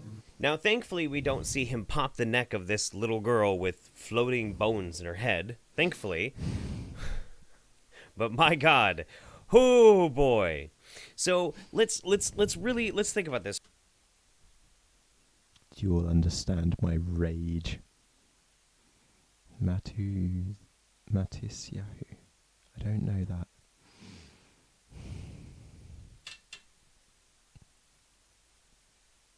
Is he listening to some of your favourite music? God, mate. We all seem to like music by psychopaths. Just for a minute. You've got a guy who has built a bit of an empire, not only in his own family chiropractic clinic, but also on YouTube with over 500,000 subscribers. He utilizes people's fear of vaccines, of toxins, has a perfect cyclic method by which he can prove that you need to keep coming in. But then he's also adjusting children. Did you hear that bit? That man has over 500,000 subs on YouTube. 500,000 free adverts he can put out whenever the fuck he wants. Now, the last thing that I want to show you before we move on from this is... Well, just grab your husband and then show him that. Then he'll go and he'll start yelling with you and it'll be fine. I'm just going to show a little bit of footage. I'm going to talk over it. So in this instance here, we have a young girl and she has some very severe problems. And I'm not going to get too into it. Thankfully, she doesn't really get neck popped or anything like that. But the reason I'm showing this to you is I want you to see what I mean by I don't make content to get views. I literally make content and say, go away because it's going to upset you. And then I'm fine with everyone going as long as some people stay and see. Because that's what it's... At the end of the day, we can't turn our eyes from this shit. Right? We're aware it's happening to us.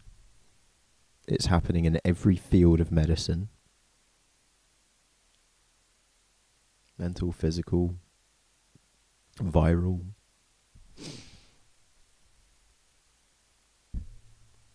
There are bullshit artist fearmongers hurting people. Take a look at the mom.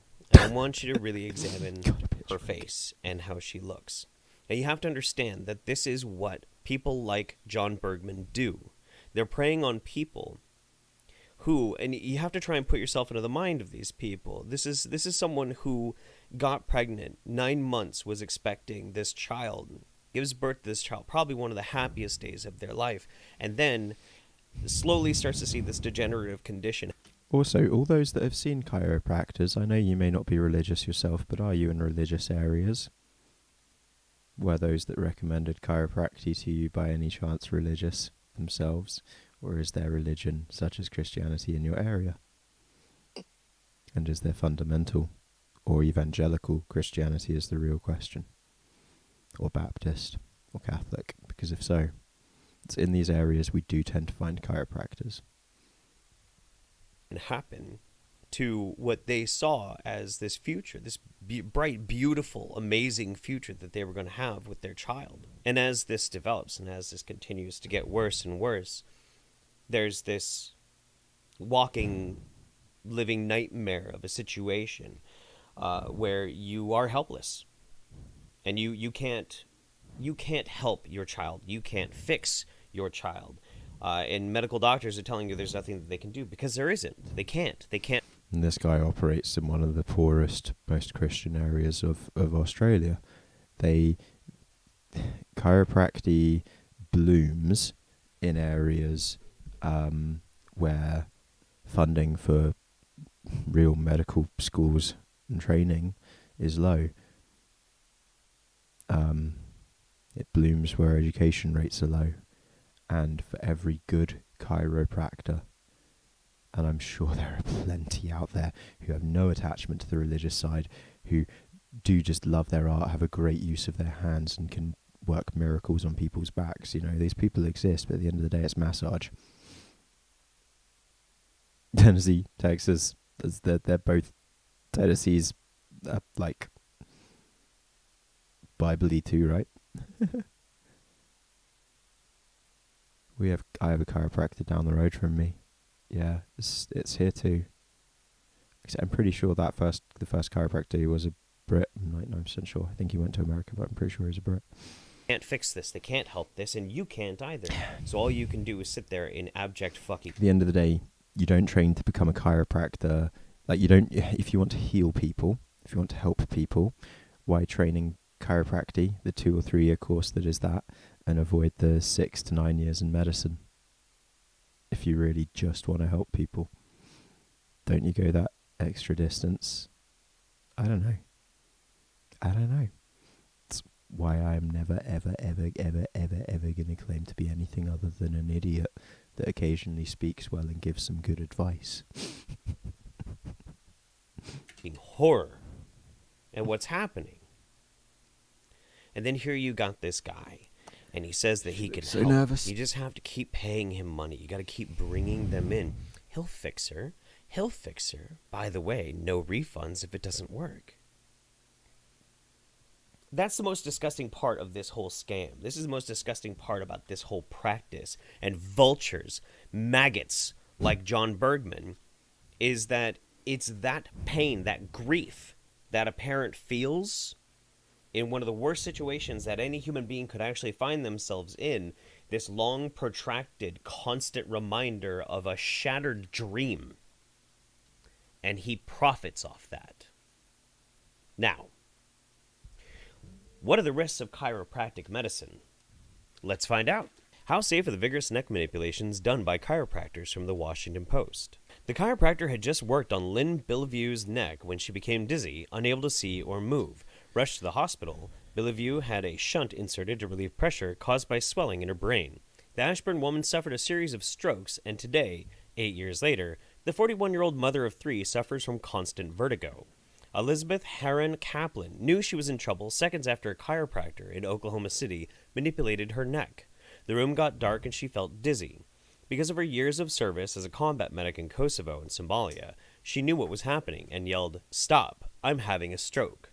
More than a decade later, she is blind in her left eye and has problems swallowing without choking due to paralysis of one side of her throat. Approximately 20 million Americans visit chiropractors each year, according to the American Chiropractic Association, seeking relief from back pain, neck pain, headaches, sinus problems, ringing in the ears, and more. For many, the manipulations provide relief, but one of the techniques chiropractors use, called the cervical neck manipulation, or cracking the neck, has raised concerns that it can cause serious harm. A 2010 study of deaths after spinal manipulation found 26 published cases and 7 unpublished ones, mostly due to a tear or dissection of a vertebral artery, and suggested that many more cases had not been reported. What was it that Bergman said back then? They say that only 1 to 10% of the actual adverse events are reported.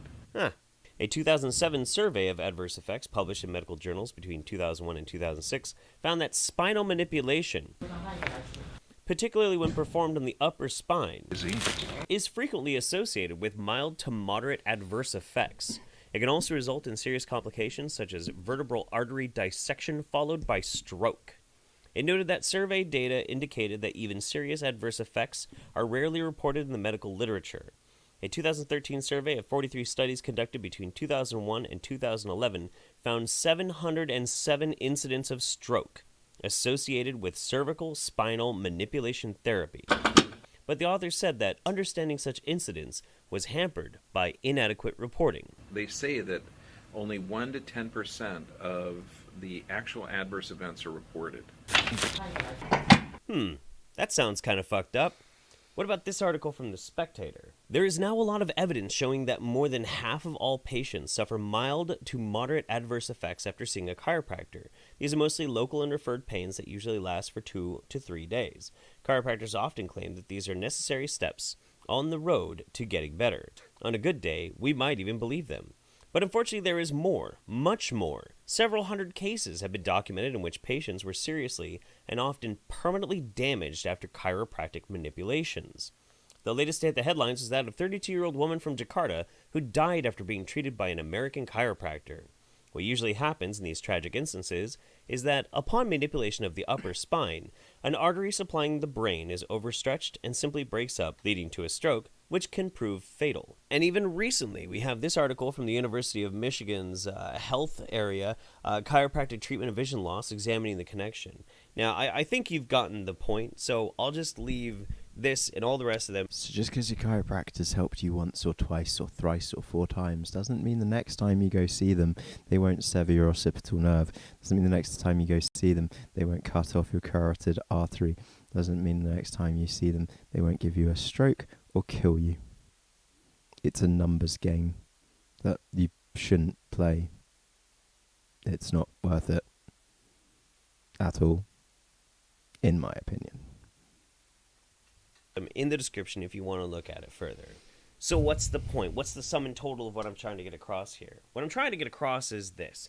People like John Bergman are predatory, vile, lying, deceitful pieces of shit. He's a scumbag. And even more so, people like Extreme Games, who utilize something like their possible impending death and exacerbating their own medical problems to basically try and push giveaways that are probably fake to begin with. Oh yeah, by the way, so you heard what the kid on the left was saying he was dying of. He was dying of neck arthritis and leaky gut. The other one is dying, he's the one that's dying of suicidal depression. He might commit the suicide at any moment, was I think one of the lines his friend said. The suicide. Just so that they can maximize their views on YouTube? This is disgusting. Well, Bergman, as you said, Alex, you've seen this video before, as you know, he is Australian. They make stupid claims like, he knows a cure to cancer. He knows a cure to liver disease. He knows a cure to kidney disease. He knows a cure to everything. Which has no basis in reality. But even worse than that is there is actually a person out there who has a successful practice and a very successful YouTube career who is doing this. And he's actually fucking around with the necks of disabled children. This is fucked up. But what's even more fucked up than that, what's really fucked up about it is there's nothing that can be done. This is legal. Legal. There's no precedent for being able to try and press charges against this guy because he's some weirdo wacko guy trying to sell a pseudo-spiritual belief system that actually has no basis in healing anybody.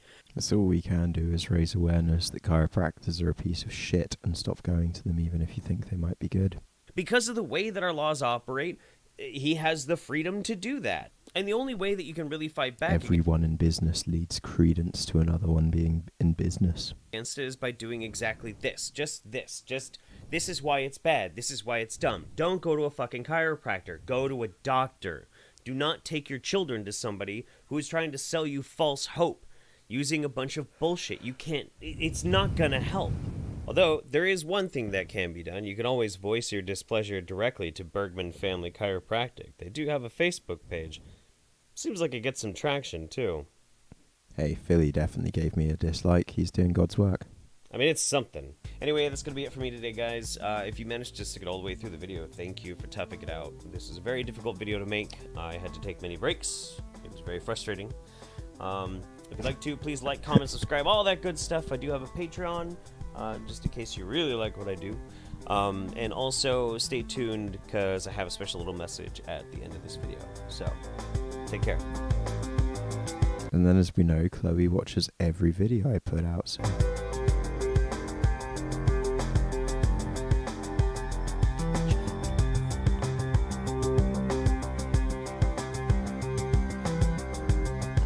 subscribed to my other channel. I'm now subscribed to Jeff Holiday on 4 different accounts.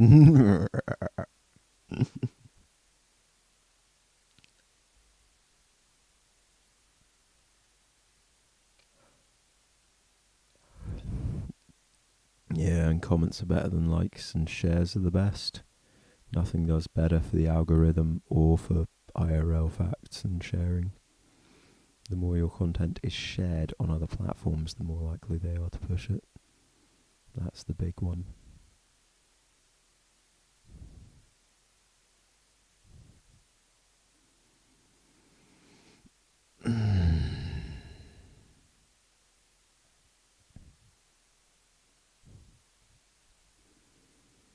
It is weird, isn't it? It's only for tonight. Back to Twitch tomorrow. Do not worry. Do not fear. Oh, definitely back on Twitch tomorrow. Ow, my fucking... I'm trying compression on the wrist now, just to get it to stop hurting.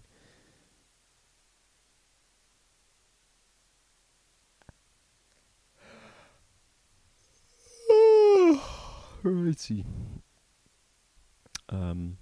Even though you've all been in the live chat, maybe give it a comment as well.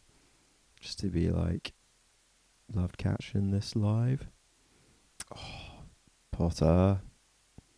I'm just about to go to bed, Potter. Been streaming for almost 4 hours. I know. I did it on YouTube tonight to get a little bit of extra attention, because get slightly more. Painted Springs is Potter. How would I not work that one out yet?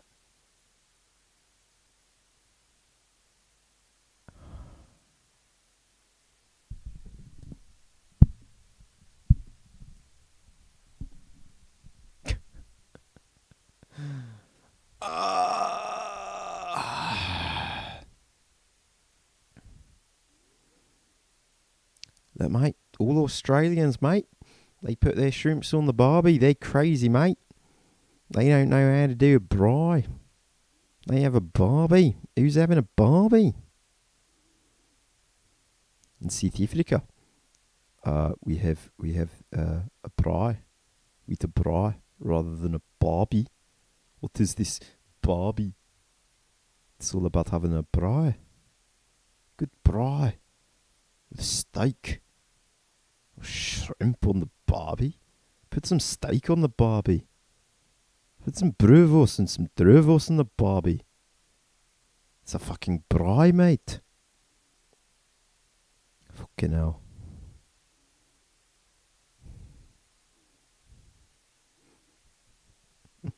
Uh-oh.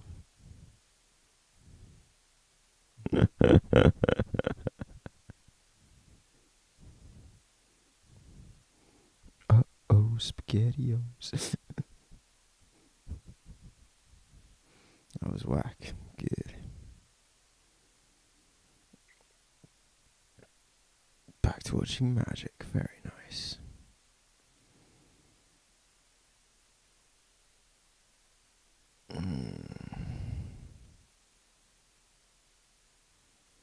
Yeah, all the drama is done. We were just looking at knowledge there, but now it's time for drama. Yeah, I know, I don't check my email. I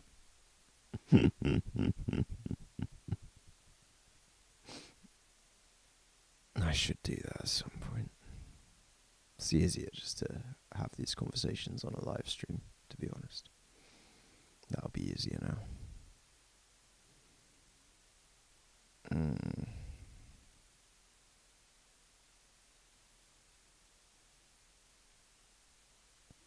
Yeah, you've gone and bought loads of real grades, and I'm so jealous of you. Shut up. Someone buy me a real grade. Link. Discord for everyone that's not yet in Discord.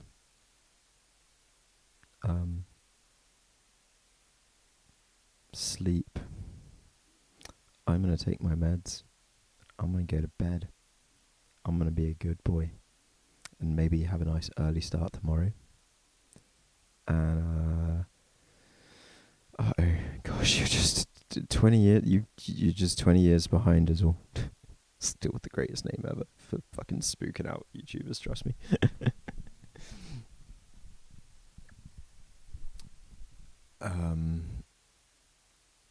I mean, as you've just woken up, you're gonna have a load of content to watch once YouTube finishes processing this and puts this up. I can't wait to see what happens with this.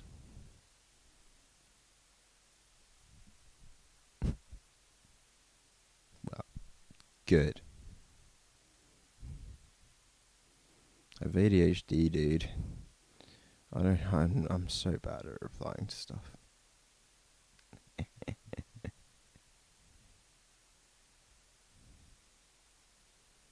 Oh, Mooney. I take you up on that offer. I will accept that offer, don't you worry. I literally not for myself, and just you really fucking hope one of these turns out to be real. You've had some fucking emotional roller coaster with this shit today, I feel. You've gone through the grind now. You've literally in like the space of a few days gone through all the grind. You've earned yourself the decent sugar mama or sugar papa now, I feel.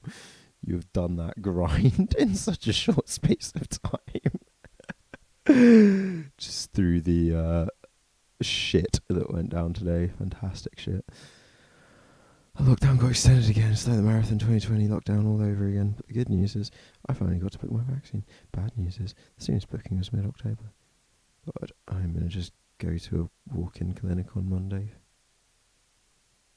Because I am being so lazy. It's half laziness, half distance to travel. But my friend has got the week off work, so he's going to drive me. He's like, Pete, I'm just going to take you there. It's like, cool, thank you. Yeah, you put together a skull and crossbones.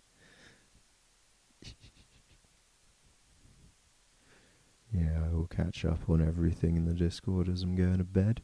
Do not fear, I'm going to go make myself some noodles. Because I need to eat some food. I'm going to have some noodles. Take my meds. And get in beds. Yeah. I know. Was putting it off for my family because they were being dumb. And they're still being dumb. But whilst my sister-in-law was pregnant, I was not adding to her stress. Pregnant people have crazy demands. When they're 9 months pregnant, you just listen to their demands and say whatever. It'll be done soon. I think that's fair, right? Giving in to a pregnant lady's demands for that last month of pregnancy. Because I didn't want her having anxiety. It's 2:20, it's like early for me. My bedtime's 3. I'm doing well. I'm doing good for once.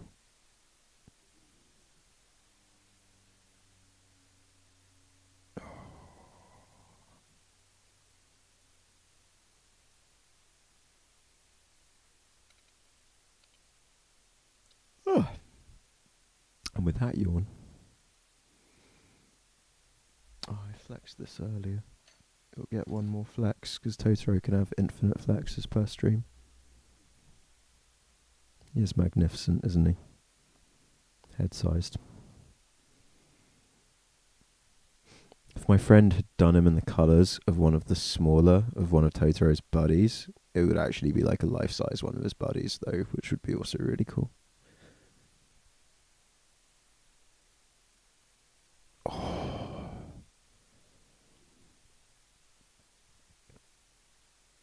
Yeah.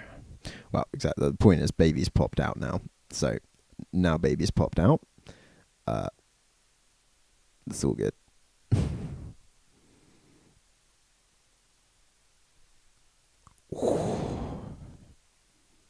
Yeah, it's good, Totoro. And again, now that I've realised it's just the magic circle stitch technique, the whole thing is just endless magic circle.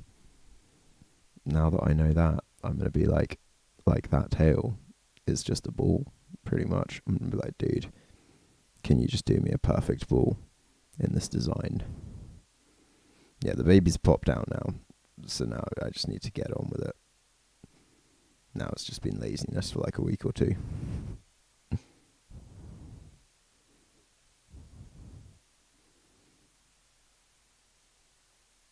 Yeah, like last couple of weeks it's just been pure laziness. I know.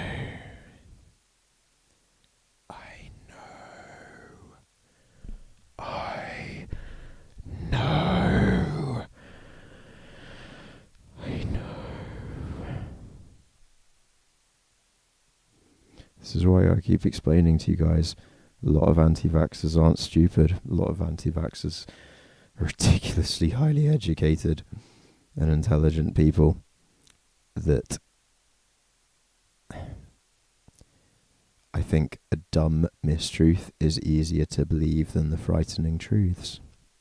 I think they're afraid of something that's out of their control.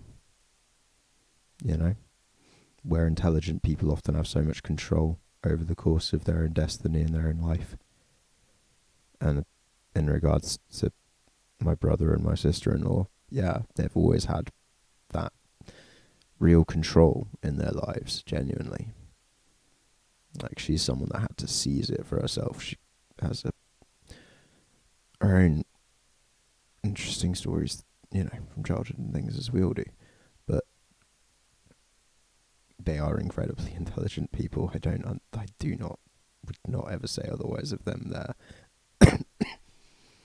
And so that has made me realise, yep, it is this inability to accept that there are things that are really fucking scary in this world, completely out of their control, with zero ability to control.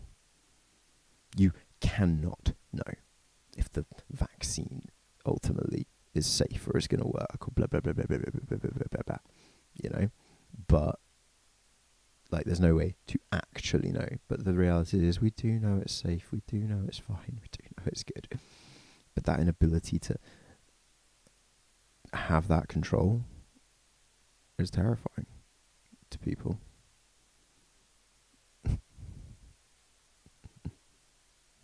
It's fear. Again, I've known ridiculously overly qualified doctors who have saved more lives than any of us in our entire lifespans ever will. I mean, good doctors, surgeons and anaesthetists who literally save lives on a daily basis. They are intelligent, incredible people who believed that in 2010, because of the Mayan prophecy in Dan Brown's books, the world was going to end, and they wouldn't let their family go on holiday for that entire year because they needed their family close to home, because they thought the world was going to end. Okay? It's the inability to control the terrifying realities of this world. It's the inability to accept that at any moment. The last year, a meteor larger than our own moon had a near miss with our planet. It was as close to our planet when it flew by as Mars. That is a near miss in the infinitesimal scale, or infinite, rather. Sorry, not infinitesimal, that means small. Infinitely small. No, in the infinitely large scale of the universe that we cannot possibly understand. A meteor that size zooming past our planet that NASA didn't see until it had gone past. Now, you as a human try to wrap your head around that idea, what an asteroid like that would do to planet Earth. The reality is it would instantly split this planet in two. We would never see it coming, we'd never hear it. One moment we'd be here, and then as if a blink had occurred, every life on the planet would be over. And accepting universal existential dreads such as that is really hard for the human mind, and so it falls back on believing instead that there are satanic paedophiles drinking baby blood, and the vaccine is a hoax in order to sterilize 10% of the population.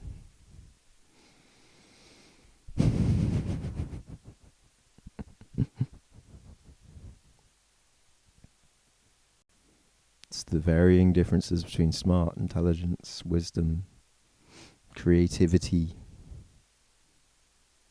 You know?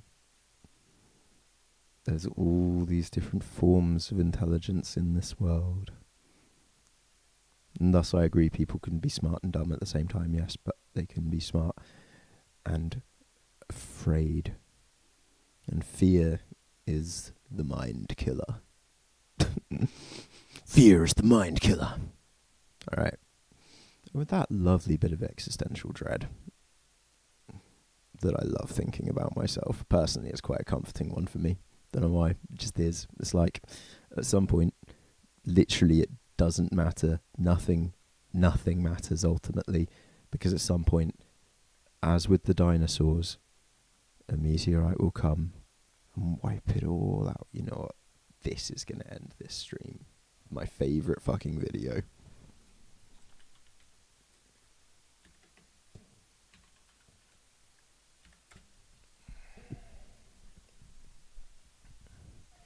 One of the greatest illusions in life is continuity. 66 million years ago, the continuity of the dinosaurs had been going on for around 165 million years already, and it didn't seem this would change anytime soon. The world was warm and pleasant, and most of the land was covered with lush forests and an incredible diversity of trees, flowers, ferns, and trillions of critters. Dinosaurs were ubiquitous and had diversified into hundreds of species of all shapes and sizes. Titanosaurs, large, gentle giants, shared the world with famous beasts like Tyrannosaurus rex or Edmontosaurus. Pectinodon hunted in the undergrowth, while Edmontosaurus wandered coastlines and swamps. An ancient paradise, a world of plenty, full of life. 66 million years ago, maybe on a Tuesday afternoon, life was the same as it had been the day before, or 1,000 years before, or pretty much 1,000,000 years before. Things were good for our feathered dinosaur buddies, until a tiny, tiny detail in the sky changed.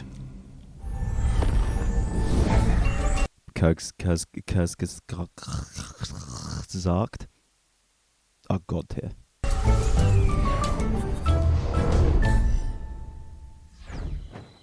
I used to get really nervous by that, whereas now I'm like, it's very liberating, it's very freeing. Scarily freeing at times, but very freeing. And also it's inspiring because it's like, what if I can make it matter? Right? What if I can? What if I can be one of those cunts that matters 100, 200, 300, 400, 500, 500,000 years from now? If there were dinosaurs watching the stars, one night they may have noticed the appearance of a new star, a tiny dot that for many weeks slowly became bigger and brighter. until one fateful day it looked like another small moon in the night sky. And then it faded from sight as it dipped into Earth's shadow. For a few more hours, the illusion of continuity was upheld, until it was not anymore. In the morning, the object suddenly appears again, now almost as large as the sun in the sky and growing every moment, heading for the coast near the Yucatan Peninsula. It takes the asteroid only seconds to pass through the thin layer between space and the ground to make contact, as it enters the atmosphere at almost 60 times the speed of sound. And our fastest fighter jets and missiles travel at Mach 8, ergo 8 times the speed of sound. This bad boy is traveling at 60 times the speed of sound after going through our atmosphere, which would basically been a brick wall of air. Let's stop time. Here, we see the unnamed asteroid about to commit speciescide. Larger than Mount Everest, it reaches from the ocean high into the atmosphere. And an asteroid flew past larger than the moon. Higher than passenger planes would fly millions of years later. At this moment, the world was one way. In a fraction of a second, it would be fundamentally different. Let's make the transition. As the asteroid hits the shallow ocean and the bedrock below, the energy of billions of nuclear weapons is released all at once as the asteroid vaporizes. A flash of light illuminates the sky as an eerie bright white sphere grows. And let that comfort you. Billions of nukes. We ain't close to billions of nukes. We have a few thousand. We ain't got billions. Over the Gulf of Mexico. Bedrock melts into seething hot plasma at tens of thousands of degrees Celsius. The thermal radiation from the explosion travels at the speed of light and immediately burns everything within a radius of about 1,500 kilometers, while the energy from the impact pushes so hard. And you'd like Framestore or Weta Studios or something to do like HD super CGI recreations of these. Against Earth's crust that it loses all strength and flows away from the impact site like a liquid, creating a hole 25 kilometers deep and 100 kilometers wide. Things only have meaning and value because they are finite. I agree, Mattison. The ocean is pushed back for hundreds of kilometers, like when a kid jumps into a puddle. As the crust bounces back, melted and flowing crust forms a temporary mountain stretching 10 kilometers into the sky. An incredible amount of material is blasted into the higher atmosphere or even out. And yeah, this is how we know all this, because we found like the impact site this is what forms the high ranges of Peru and South America. That it is this impact that created, the Bolivian peaks and stuff, thousands and thousands of meters above sea level. Out into space as much as 60 times the original mass of the asteroid. The violence of the strike is felt everywhere on Earth within minutes. A magnitude 11 earthquake may be the most powerful quake any living thing has ever witnessed in billions of years. It is so insanely strong that in India it might have shaken gigantic lava fields and causes volcanic eruptions that would last for 30,000 years and cover half of the Indian subcontinent with lava.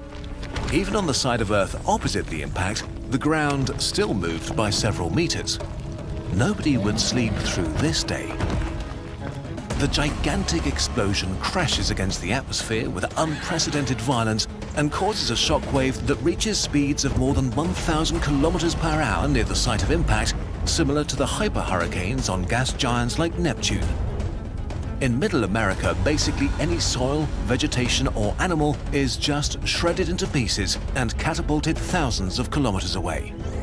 Now the previously displaced oceans return. As the temporary mountain at the site of impact collapses, a ring of tsunamis as high as 1 kilometer, enough to cover all Bolivia. skyscrapers humans would ever build, heads in all directions. As they crash into the coasts of the continents surrounding the impact, they will drown thousands of kilometers of coastline. 15 hours later, some of the waves that get refracted around South America will still tower as much as 100 meters into the sky. But we still haven't talked about the worst thing yet. A lot of the debris yeeted into space will orbit Earth for thousands of years. Some may hit the Moon or even Mars. But most of it comes right back. When things fall through the atmosphere at such speeds, they get very hot, as in hundreds of degrees hot. And this happens to millions of tons of material everywhere. This rapidly heats up the atmosphere to insane temperatures. We don't know exactly how hot it got or how long this heat shock lasted, but there are two ideas here. Either the air was heated to hundreds of degrees for a few minutes, or to thousands of degrees for around 1 minute. In any case, the air became as hot as the inside of an industrial oven. How bad the global effects of this were is contested, but if enough heat reached the surface, a lot of plants and animals would have died very quickly if they couldn't bury themselves or escape into caves. And this is why we all ended up coming basically back out of the sea and stuff. The heat, together with raining debris, also may have ignited material on forest floors and sparked wildfires as the Earth rotated under the searing hot plume. In a few hours, massive wildfires were probably burning around the globe. Some of them may have lasted for months and turned crispy, but never moist. Earth into a horrifying, hot, hellish version of itself. As the day of the impact draws to an end, many of the dinosaurs are already dead, but the worst is still to come. The gigantic plume of vaporized material reaches the upper atmosphere and spreads around the whole globe. Together with the soot from the burning planet and the aerosols I imagine some dinosaurs would have tasted fucking delicious. Generated at impact, the planet sinks into a deep darkness, with only the remaining raging fires illuminating the scenery. Whatever plants survive the firestorms will now be starved for sunlight as global photosynthesis is temporarily shut down. Yeah, but wait, there's more. You're double fucked. Within days, temperatures crash as much as 25 degrees Celsius. The oceans were especially hard hit. The lack of sunlight killed over 90% of plankton, which form the basis of the food web of marine life. Ultimately, this would kill off the large marine reptiles and ammonites that used to dominate the sea. And form all of the oil that is in that region of the world. The biosphere the survivors now find themselves in is like an alien landscape. Ash, debris, and the burned remains of the formerly lush and blooming life cover the ground. The sky is dark and it's cold, and fresh food is scarce, while fungi thrive. For months and years, the planet will be a hostile and deadly place. The sudden global winter will last for decades. At least 75% of all species on Earth will just vanish from existence. And so, as the day ends, the world is suddenly different. The continuity that went on for millions of years is no more. The era of the dinosaurs is over. Just like that. Eventually, from the ashes of the old world, survivors emerged. Birds that are the direct descendants of the dinosaurs and mammals that would eventually become the dominant animals on the planet. Without the asteroid, who knows what life on Earth would look like today? Without the sudden disruption. Actual final one. Many of our viewers have asked us a very serious question. What if we made a big pile of bombs and exploded every nuclear weapon in the world all at once? Strangely enough, we couldn't find a good source to answer this question to our satisfaction. So, we gathered together a few scientists to calculate what would happen and find an answer to this extremely important scientific problem once and for all. Currently, there are 15,000 nuclear weapons on Earth. I really need to download all their soundtracks. The US and Russia both have around 7,000, while France, China, the UK, Pakistan, India, Israel and North Korea own around 1,000 between them. But how much destructive power is this really? Let's try to put these numbers into perspective.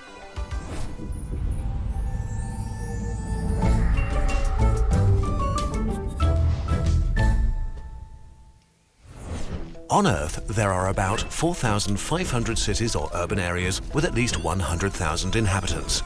Some are bigger than others, so we'll assume that on average we need 3 nuclear bombs to completely wipe out one city.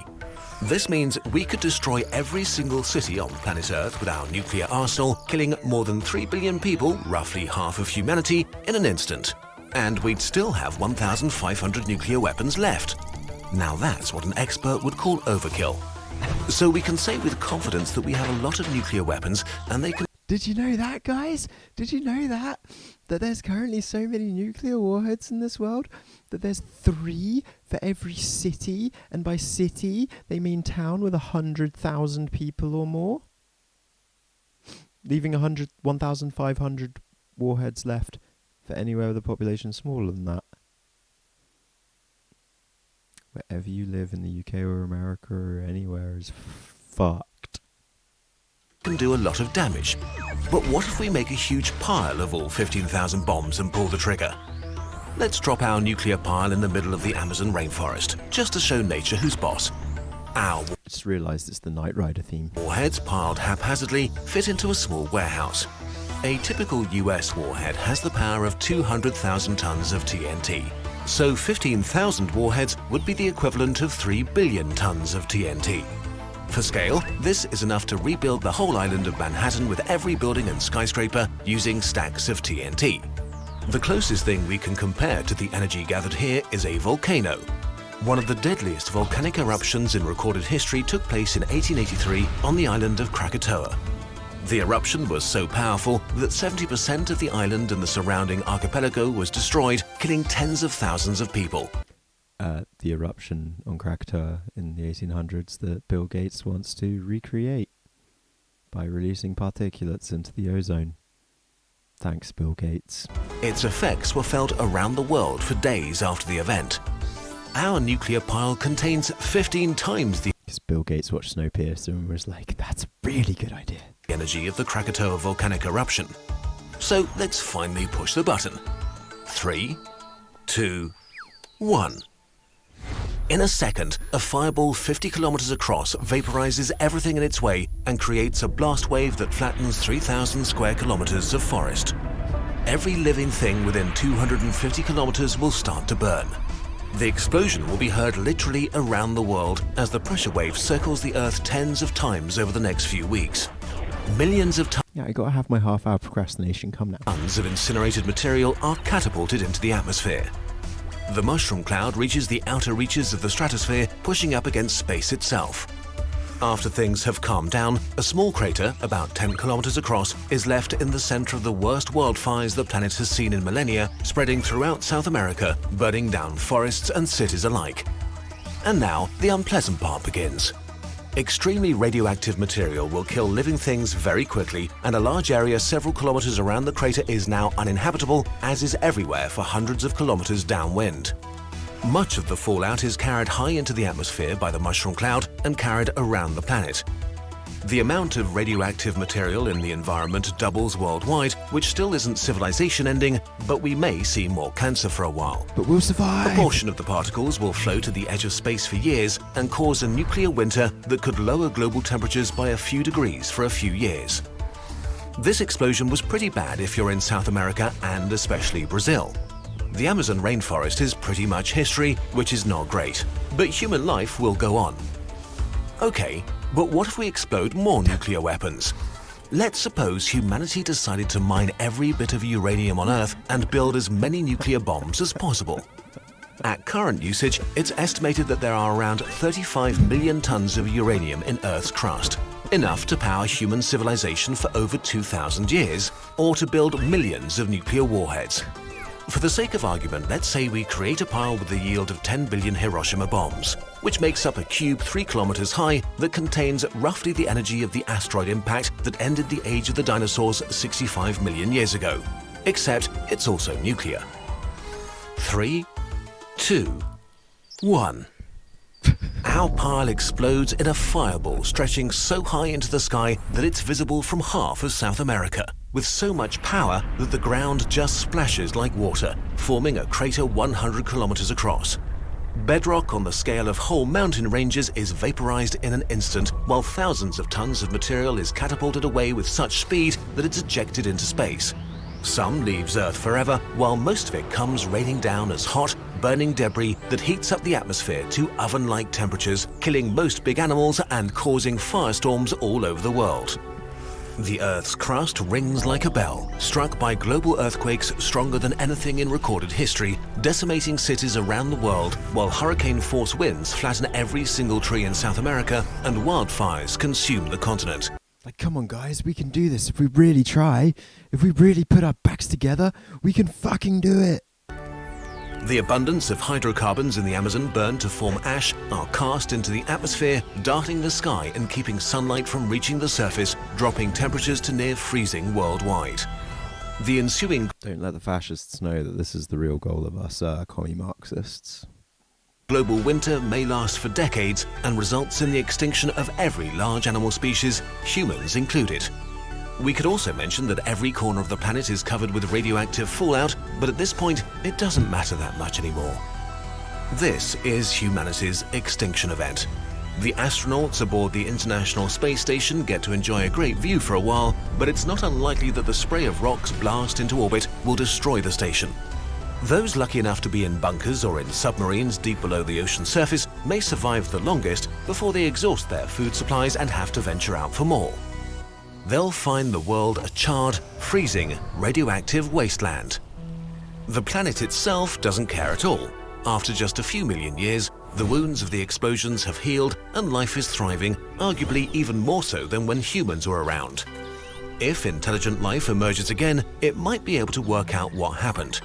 When they study geology, they'll find a bizarre and very thin layer of rock covering the entire world, enriched in radioactive elements like uranium and the other nasty things it decays to, mixed with rare earth metals and plastics that humans used. They would probably be very, very confused. Videos like this one take well over 1,200 hours to finish. Over the years, we put more and more effort into research, conversations with experts, illustration and animation, sound design and fact-checking. For this video,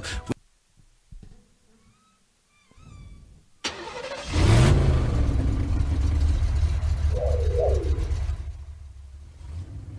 just need to make sure I'm not crazy. Yeah, I'm not crazy.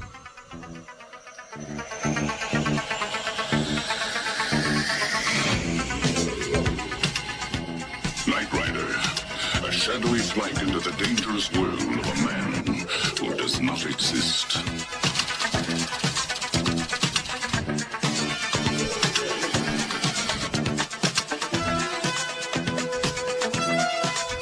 Michael Knight, a young loner on a crusade to champion the cause of the innocent, the helpless, the powerless, in a world of criminals who operate above the law.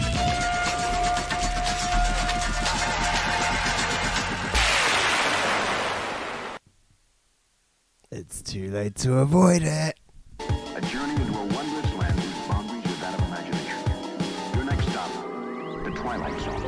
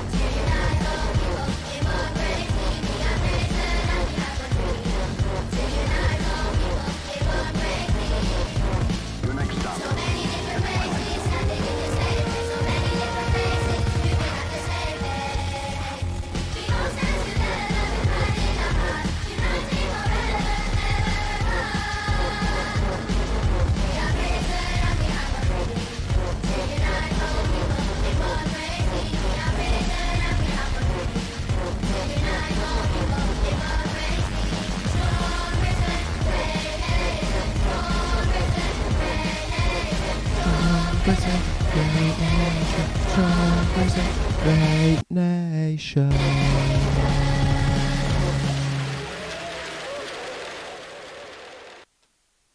And with that, my beautiful people.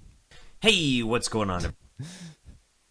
So I noticed this from 4 years ago. He was already calling out Candace Owens. Jeff Holiday, what a legend, motherfucker.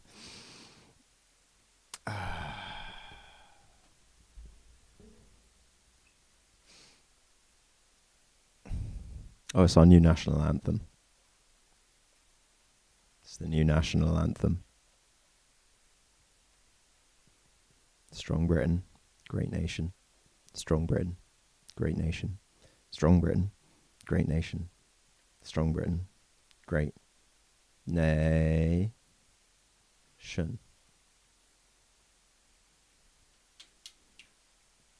Just making sure that, you know, the Patriots know I'm one of them. God, God, keep the undercover disguise strong.